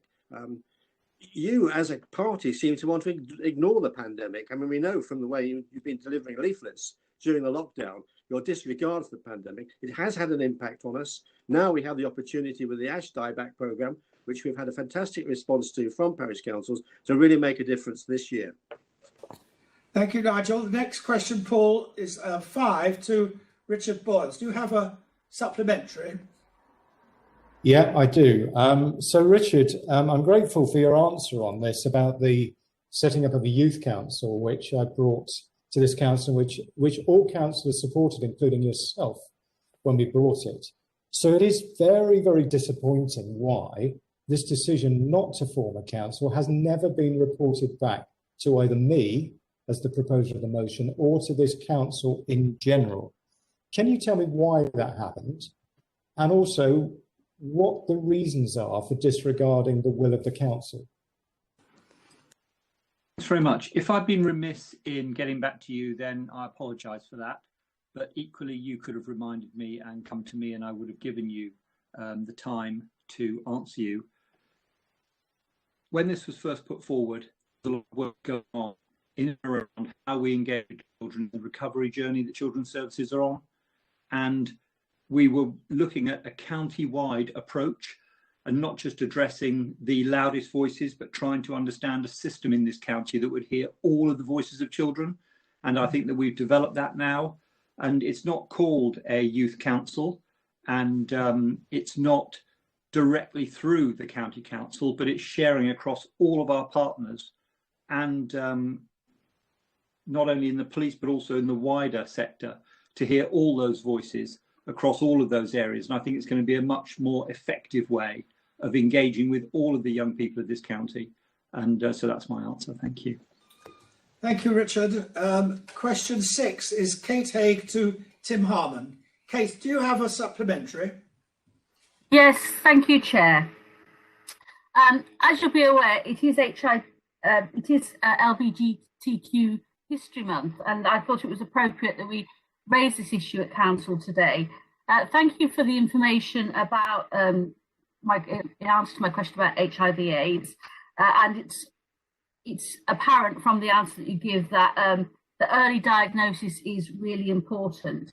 And for those members who have been watching the Channel 4 drama It's a Sin, times have very much changed since a diagnosis with HIV and AIDS was a death sentence, and we must welcome that. We must also welcome that PrEP is now available in the county. But my question is, what are the County Council doing to promote that availability of PrEP to people who are at risk of contracting HIV? And when people attend to access services such as HIV tests or to access PrEP, What work has the council done to ensure that people are comfortable with the way they're asked questions, asked their pronouns, and asked what their orientation is? Because from what I have heard anecdotally, there are some issues about the language that is sometimes used by our public health team and by the services that some of the services that we commission. Yeah, I'm actually grateful for you asking the question, because I think it's given me a chance to put on record what we are doing. What I'd also say is it's an example, as I mentioned earlier, of where we're keeping the day job going, the important things, you know, not just COVID, because these things are going on. We work with a number of partners to publicise our services, and we're always very keen to get any feedback on, you know, if we can do anything better. I hope you'll find an acceptable answer. I hope you find the answer I've given you reassuring that we are aiming for that 2030 target. It's just a comment I would make. I think we've seen with COVID, the vaccination, the vaccine, the amazing power of British science and global science in getting a vaccine in an extraordinarily short period of time. Wouldn't it be good if we could do the same for HIV, engage those energies so that we can get a vaccine well before 2030?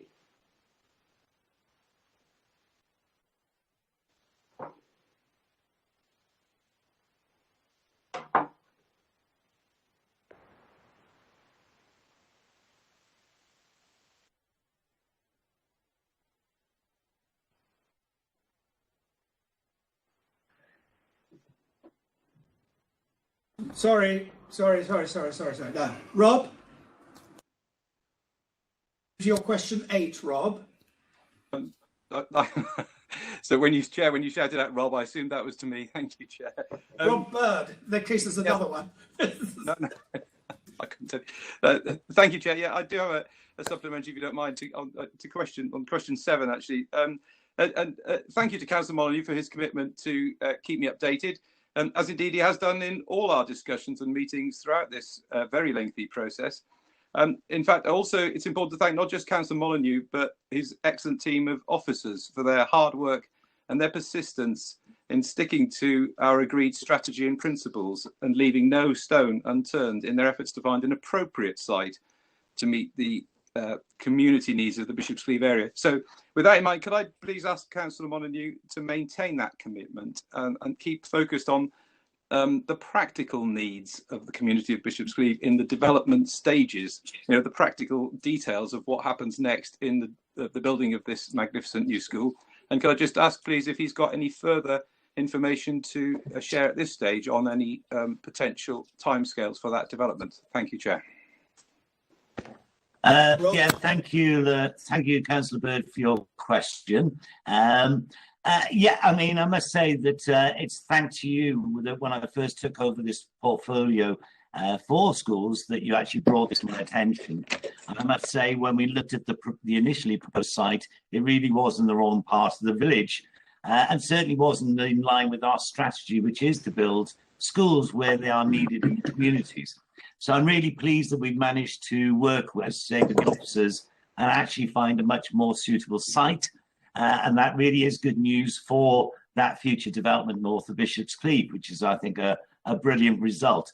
I mean, the building process will be going on forward. There will be information coming through. But effectively, what we're looking for is to initially open 2 forms of entry. That's 420 places from the 2023-24 academic year, going to 3 forms of entry. That's 630 places when the school is fully opened and all the development in the area is done. So that's potentially over a 7-year period. But in terms of that initial getting us to 2023, we will be keeping you informed of the progress of the project. Thank you very much. Alan, are you there? Because the chair has just popped out, so the vice chair is just going to take on this bit of the meeting. Yes, thank you, Simon. Just step in for a minute. I believe Rob's next again with another question. No, I don't have any supplementary. That I think Councillor Molyneux has just comprehensively answered everything there is to know at this stage. Thank you. Thanks, Rob. Next, I believe, is Colin. It's Paul Hodgkinson, actually. Oh. It's me. Question 9 is to Tim. Thanks, Tim. And I'm glad you're agreeing with me that supermarket workers have been remarkable in this crisis. Thank you for acknowledging that.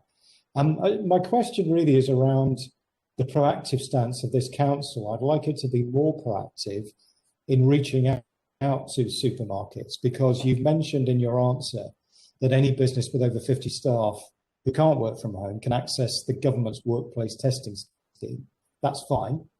But what is the council actually doing proactively to reach out to food shops and to supermarkets in our county to tell workers and bosses of supermarkets what's available, to get them much more knowledgeable about what's available to them? Because I think at the moment they don't really know. I might add, I do very much agree on supermarkets and retail, to which I'd also add people in public transport. Ubico, the people who do our waste, you know, I think they're also in those sort of positions where they're in very close contact, and I think it is something we should get right. The answer specifically to your question is we take part in discussions with business organisations, First Lep and so on, and that's a useful channel.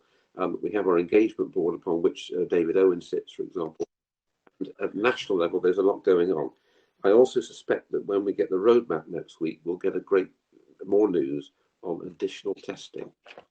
I undertook a home test last week, which is a request that you're doing a scheme. Pleased to say I'm tested negative, and I managed to do it, but I couldn't find my consoles, and I realised I've taken out those 5 years. Yes, we're very active. Thank you. Thank you. Thank you, Tim. Question 10, Colin Hay to Patrick Molyneux. Colin, do you have a supplementary? 10 and 11, and then possibly on 12. I do want to say thank you. 10 first then, please. Yeah. Thank you for at least half of the question, the answer to it. And it is good that so many computers have gone out. But I was trying to get a picture of what proportion of children who needed a computer would have one. And what I got was the numbers. And the other thing was, the other half of the question was how many people needed the 4G routers, dongles, whatever, to go with that computer equipment. So that would be really, I think, important information to get out there is how many people, how many children still need it, need this equipment. Yeah, thank you, Colin, for your question. It's very difficult to know fully these details, as in the response. Most of this equipment is being delivered via the schools directly. As a local authority, we're not in as much, or we don't have so much to do with lots of the schools, certainly the trusts, and they deliver themselves. Of course, a lot of children on free school meals will actually still be going to school anyway, as part of the vulnerable, and therefore will have access to the equipment at schools. So it's difficult to get a realistic idea of those numbers that would actually make any real sense of the needs necessarily. We are working, the children's team are working very closely though with all of our schools to make sure that we do try to identify those children who really need the help with this extra equipment and really target those. So I think we're at this stage trying to make sure that we identify the children we need to be helping and get that help to them. In terms of dongles, we've distributed almost 300, I believe, to date, but I can confirm that. Thank you, Patrick. You have a supplementary to your question 11, Colin, do you? I do, and I understand what you say about the trusts and academies and so on. We are still responsible for children in Gloucestershire. So having an idea that we have got to most, that we're doing well, it could be that half of them have got and the other half haven't, because the numbers in themselves don't tell the story of the need and how well we have coped with that need. You may not be able to give an answer now, but I think the council members need to know that children who need one will get one within a reasonable amount of time. So are you confident that they will have had their computers before they go back to school? Well, again, I mean, when you say go back to school, once they're back in school, of course, then there'll be less need for that equipment. I mean, we're trying to get the equipment out as fast as we physically possibly can. There are a number of things. First of all, it is about working with those schools to identify the needs, and it is trying to find the equipment to be able to distribute. And there are lots of parts of our children that we're very concerned about in terms of making sure that they have access to the equipment. Another cohort of children, of course, is those home educated, which, of course, we tend to have even less to do with in some respects. And that is a great concern for me. So I have made sure that we are looking across the piece to try and identify all of those children that we can and help them where we possibly can to make sure they do get hold of the education that they are so desperately in need of. And we really need to help them to deliver it. So absolutely, I give you my full commitment to doing absolutely everything we possibly can. And I will try and find out what sort of figures we could gather in terms of the delivery, the needs, the gap in that, if you like. But I don't want to distract them from the actual day-to-day business of getting those laptops out right now. But we will look into it. I'm sure we'll discuss this in the near future, Colin. Thank you, Patrick. Colin, do you have a supplementary to your question 12? No, it's okay. Thank you very much. So we move on to question 13 in the name of Ian Doby, to Nigel Moore. Ian, do you have a supplementary? Given that time is limited, I have no supplementaries to my two questions. Thank you, Ian.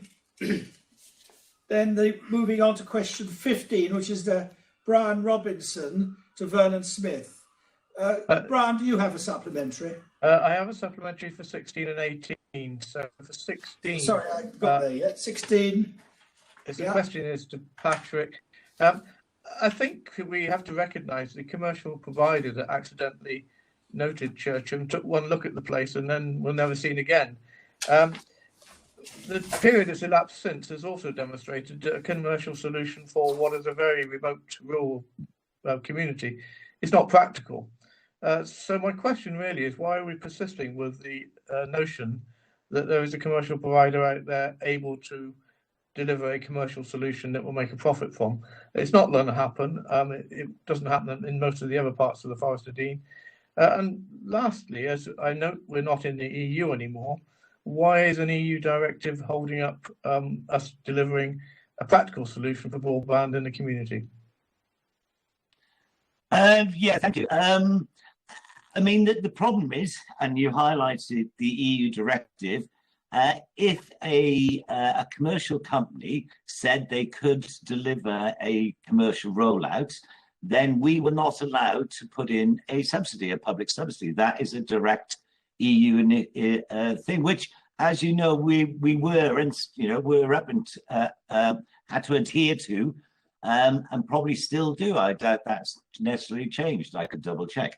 But the problem is those companies, once they say they can do it commercially, we could not go in and give public money to support it. We have realised we are working with the commercial companies, but we're also trying to roll out the DPS grant scheme, which I think you have been acknowledged of. And we do actually currently have full fibre, GigaClear and Airband all in discussion about how to deliver this in Churcham. We're doing everything we can. We have been held up, like in lots of places in the forest. There is elements of the very nature of it, the way the land is strung out. Some of these companies look at it as a commercial opportunity. When they look closer, they realise how difficult it is. And unfortunately, that then does delay our ability to get in there and spend the money we have to deliver that to that local community. But we are doing everything we possibly can to deliver in Churcham. Thank you, Patrick. Next question is from Brian to Lyndon Stowe. Do you have a supplementary, Brian, for question 17? My next supplementary is on question 18. It's noting the response to the flooding. which is good. Members of my community in Corse, in Rudford and Longhope would actually feel that they haven't actually had that response to date. In particular, they found that a number of the culverts under the roads have not been able to take water flows properly. They haven't been cleared. So can I have a commitment that you will make sure that we attend to that and deliver the solution that you've identified in your answer? Thank you. Vernon? Chair, yeah, thank you, Brian. Yes, certainly. I think what is important, Gloucester County Council's flood alleviation team is always on the forefront trying to help parishes and districts councillors. So I would be very keen that you as the local county councillor talk to the flood alleviation team, pointing out the details, probably working with your local highways manager as well, and get them across to the team so we can get them reviewed, looked at, and put in a process and a package to get them cleared as soon as possible. Thank you, Vernon. Moving on to question 19 in the name of Colin Hay to Patrick Molyneux. You have a supplementary, Colin? Yes, I do. I think what I was wanting to ask is that excluded children are classed as vulnerable. So what I'm saying is, what percentage are being educated that have been excluded, either temporarily or permanently? And I understand the alternative provision, but during this COVID, they're particularly vulnerable, I would suggest. And I'm really after what additional effort is being put in by those centres and by schools to make sure that excluded children aren't really badly affected. Yeah, thank you, Colin. And again, I fully appreciate and understand your concerns. I mean, I would say that all excluded children have the opportunity for education. It is there in the alternative provision or in remote learning from those provisions if necessary. And like all children across the piece, they are all important to us, and we are making sure that none of them get left behind in this process, and that every one of them has the opportunity and the ability to have an education as best as possible in this current circumstances.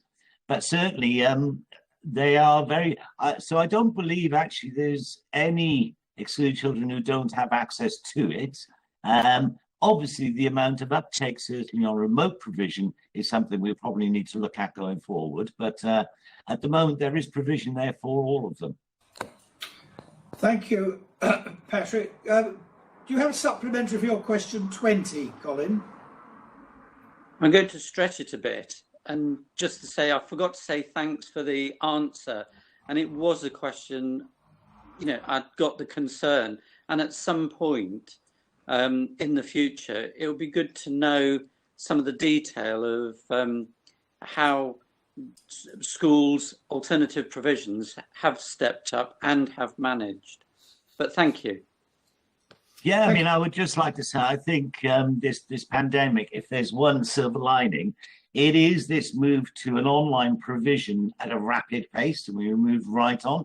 And actually, there could be some really good ways where that online provision could help a lot of children, and certainly children like excluded children going forwards or what have you. So I think there are a lot of lessons we can learn from this pandemic and our use of technology to deliver an education to children. And I think this would be a perfect time as we come out of it to make sure that we take full advantage of the opportunities that we've seen through the use of technology. I think that will only be a benefit going forward.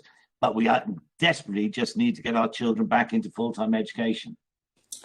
Thank you very much, Patrick. Question 21, 22 and 23 are in the name of, stand in the name of Leslie Williams. Leslie, do you have supplementaries for all your questions? Ray, I do. So my first supplementary to question 21 is that I would have thought a lot of the information that would be needed to carry out the analysis of achievements of young people in the country would be historic. So I'm slightly surprised that we couldn't have some information there. And so I say again, when are we going to see that, please? If ever there was a time to understand what's going on, it's now. We've seen the equalities in society writ large, and particularly with education. So there's that one. If I can roll on, my supplementary to 22 is that. Do you not have a supplementary for 21? Do I understand? I think it was just a comment. Yeah, I've given you my supplementary for 21. So it was a comment, not a question. Is that right? No, it was a question. It's when are we going to see it? Given that a lot of the information Right. will be historic. I'm so sorry, missed that. That's right. Richard, do you have a response to that? Yes, thank you very much, Chair. I did question this exactly as you have of me now, Leslie, and I was advised that the previous head of education was confident that there was no decent comparators in Key Stage 1 and 2. There was no benchmarks. It was all teacher assessment, and that was the reason why he made the decision that he did. I realise that there is historic information apart from the last 12 months, and work will start when schools are properly open again, was the answer I got from the Director of Children's Services. Thank you very much, Richard. Okay, well, I would go back. Thank you, Ray. I would go back again to saying so much of the information we need to see is historic. Anyway, question 22 to Mark. Yes. Thank you for saying what you said. Yes, I know there's now a body of information about notable women in the county, and if it is available, could it be made known that it's available, particularly as the 8th of March, not very far away, is International Women's Day. And so if there is stuff there that could be, that comms team could tell everybody exists and put out lots of information about it, we can then share it on our Facebook pages, and that would be brilliant. So that's a request. It is a question. Thank you very much. That's a stretch on a question, Leslie, and do allow me to come back. If there are any other ways that we could help communicate that out, please let me or Adam know. I'm sure we can help do that. Thank you, Mark. So, Leslie, you have your question 23, again to Mark. Have you a supplementary? Yes, please. I remember that with the Care Workers Charter, the reason for possibly not signing it was that we employ companies to do the work, but I think we also do employ our own care workers now. So what's being done about the ethical charter there? And secondly, the modern slavery one. And really, what I'm asking to see is what are we doing about it? We've signed them. Where's the action? Well, I think we'll probably have to provide you with a written answer to that one, Leslie. It would have been quite useful if you'd have asked that question in the first place. But I think I've given you an answer to your original question, and you might just need to wait for us to gather the information that you've requested supplementary. Thank you very much, Mark. In that case, can it be distributed to one and all? It will be if we agree to the amendment on the Constitution, which is further down the agenda. Thank you. Thank you, members. That brings to an end this part of the agenda. We now move on to item 10, which is scrutiny. And I'd like to invite Sean Parsons, as chair of the Corporate Overview Scrutiny Committee, to provide an update to Council on scrutiny activities. Sean. Ray, as always, I think the members of the Scrutiny Committee has continued to be active, looking at a wide range of issues, including, of course, those which are very topical, such as the COVID response, the Director of Public Health's annual report, and the NHS Integrated Care Strategy. We've also Gloucestershire Youth Offending Service, the River Severn Partnership, electric vehicles infrastructure, and governance of the G1st Local Enterprise Partnership. There was a successful, I would like to think, budget scrutiny day, which was held on the 7th of January, with involvement of members from different scrutiny committees, cabinet members and directors. And I'd like to thank all those who participated, particularly the officers and the cabinet members. Since the last meeting, the task group relating to public participation has been reported to Cabinet. And of course, we have ongoing scrutiny, and maybe in view of comments made earlier on today, it's appropriate to draw attention to the comprehensive report on the recent flooding issues, which will be going to the environment scrutiny shortly.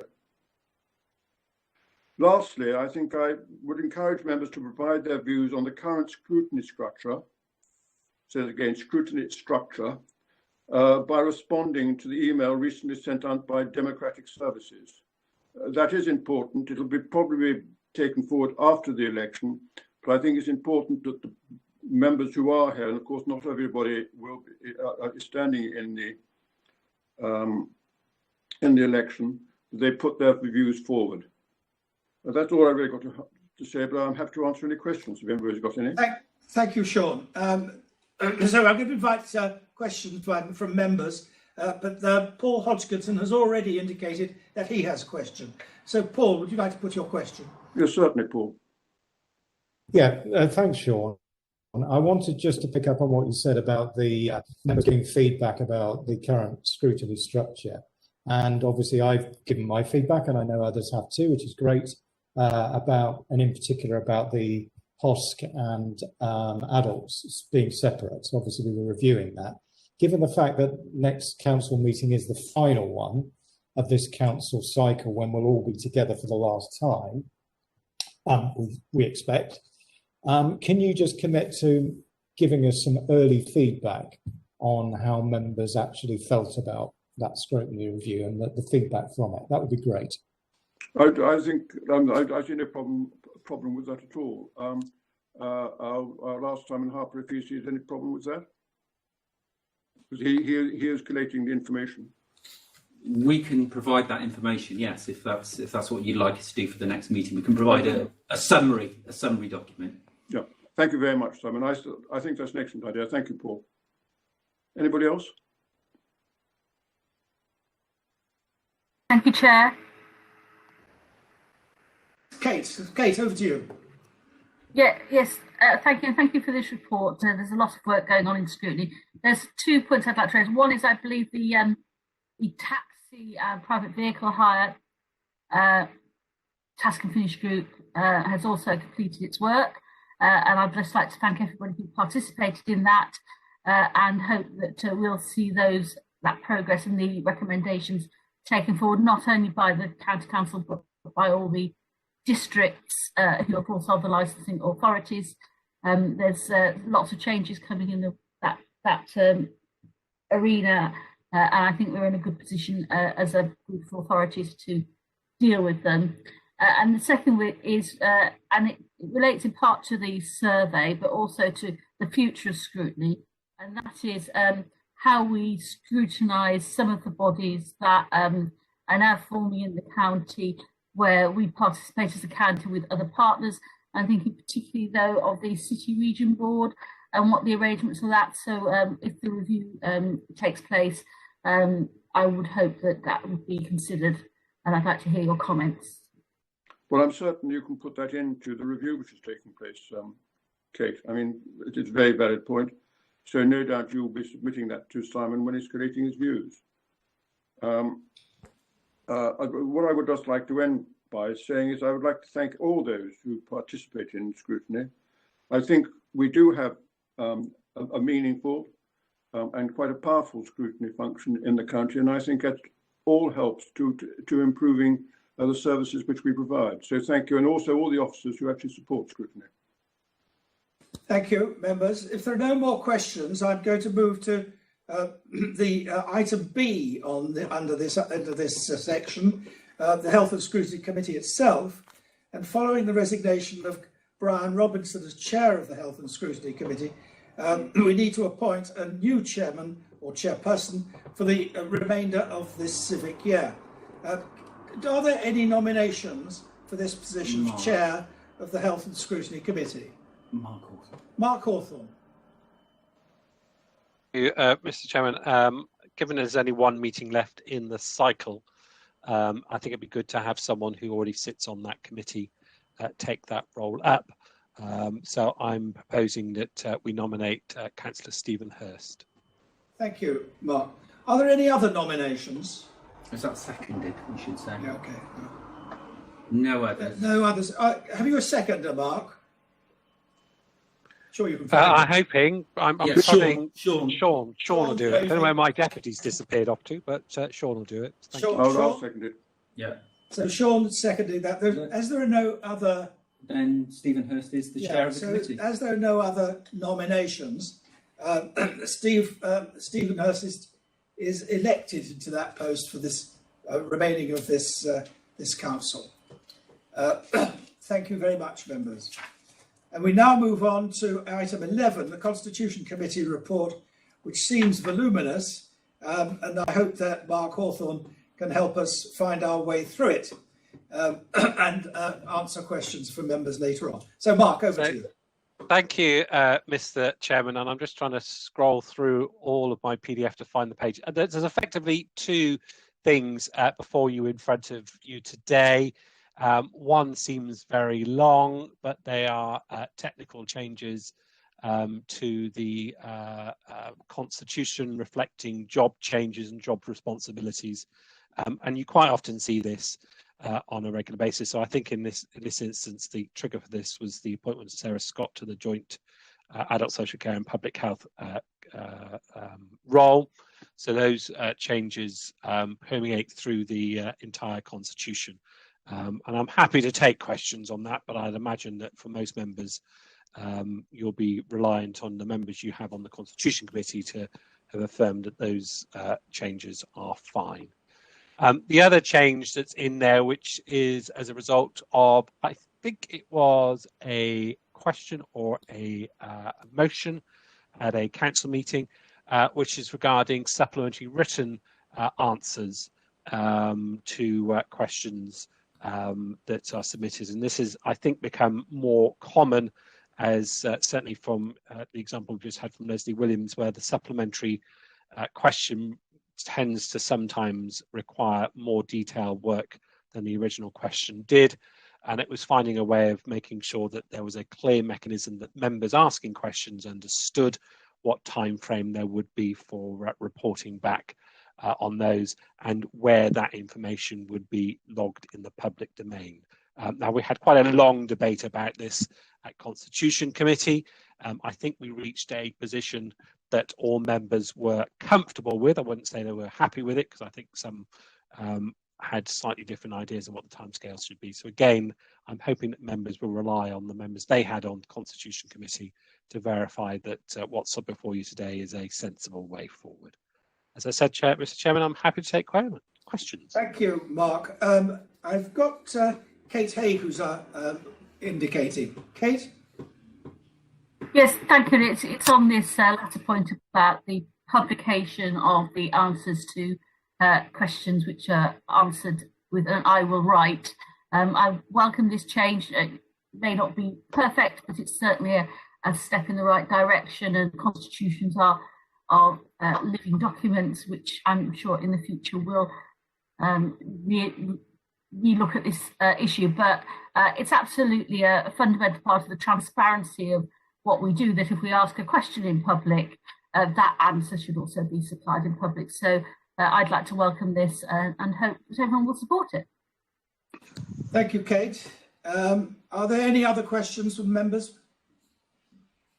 No, if not, Chair. Who is that? It's Colin. Colin. Yeah, it's all right. I did raise my hand and put in chat that I'm raising hand and waved, but I got there in the end. Good. I just want to say it was agreed that it was 14 days. I rather thought that an answer could be given within the 7 days, and if it was going to take longer, that within the 7 days, an indication of when the answer should come could be given. I was the lone voice voting against it. Not that there were that many there, and I just make the point that I think people tend to work to a deadline, and it's usually officers that have put the question together. And if it's fairly, so it'll be fresh in their mind about that subject. And I think so. If there's a supplementary, and it's relatively straightforward, I think they should be able to answer it within the 7 days. I'm not going to go to the wall over this. 7, 14 is much better than it was. But I just wanted to make that point that I did think it could be within the 7 days, which is roughly how long you get to answer a question in the first place. I understand Mark's points, but I think on most occasions, an answer could be given a little bit sooner than the 14 days. I'll come back on that. I think we're in danger of reopening the debate that took place at Constitution Committee. So I think if everyone is satisfied with what's on the table, it is, I think, the best way forward, given, I think, vote on this. Concerns on either side. Yes, we'll have to see if there's anyone objecting. Ask a question. Who's there? Leslie. Hello, Leslie. It's Leslie. Thank you.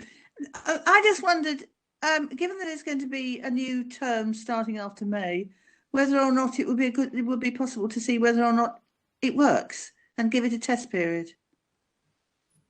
Well, on that one, Leslie, the entire Constitution is a test period, because it's if something doesn't work, the Constitution Committee can always go back and relook at it. So I don't think there's any need to put a sort of a timetable in.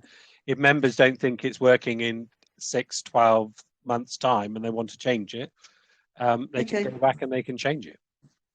Okay. Thank you, members. There's no one else indicating. We would normally go to a vote on this, but if there are no objectors, if everybody is supportive of the proposals made, then I would say that Council has approved these amendments and we would move on. Are there any objectors to what has been said? In that case, I suggest that we take that as approved. Thank you, Mark. We now move to item 12, which is individual cabinet member decision statements, which are on page 365 to 372 in your papers. May I invite questions from members to individual cabinet members? They're for noting, Mr. Chairman. The report is for noting, yes. For noting. No questions. No questions? That's noted. So it's noted. Thank you. Then item 13, we move also to cabinet decision statements on 373 to 386 to consider the decision statements for the cabinet meetings held on the 16th of December and the 27th of January. This also is for noting. Are there any questions for the cabinet members? No one indicating. There is no one indicating. So we have noted. So we have noted that. And we then move on to the final item of today, which is Gloucestershire Local Government Pension Scheme Annual Report, which I'm sorry to say is another voluminous document on pages 387 to 540 in your document, in your papers. And I have, that stands in my name, and I'd be happy to answer questions from members if there are any. Although this report is also for noting. No one indicating, Chair. If there are no members indicating, then that is the final. It's noted. We note it, and it is the final item on our agenda.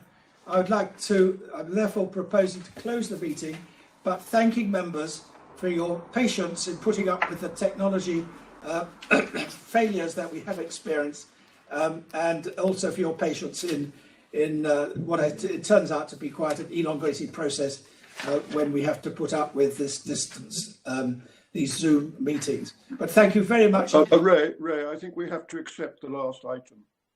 I think it's for noting. Accepted. It's for noting, Sean. I think they're noting or accepting. You actually didn't ask us to accept or note.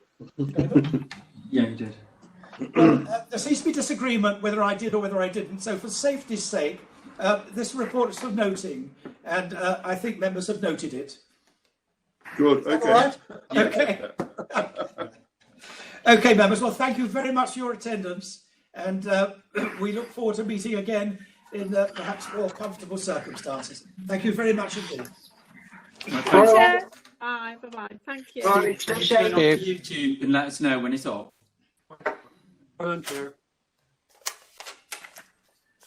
So we're still live on YouTube.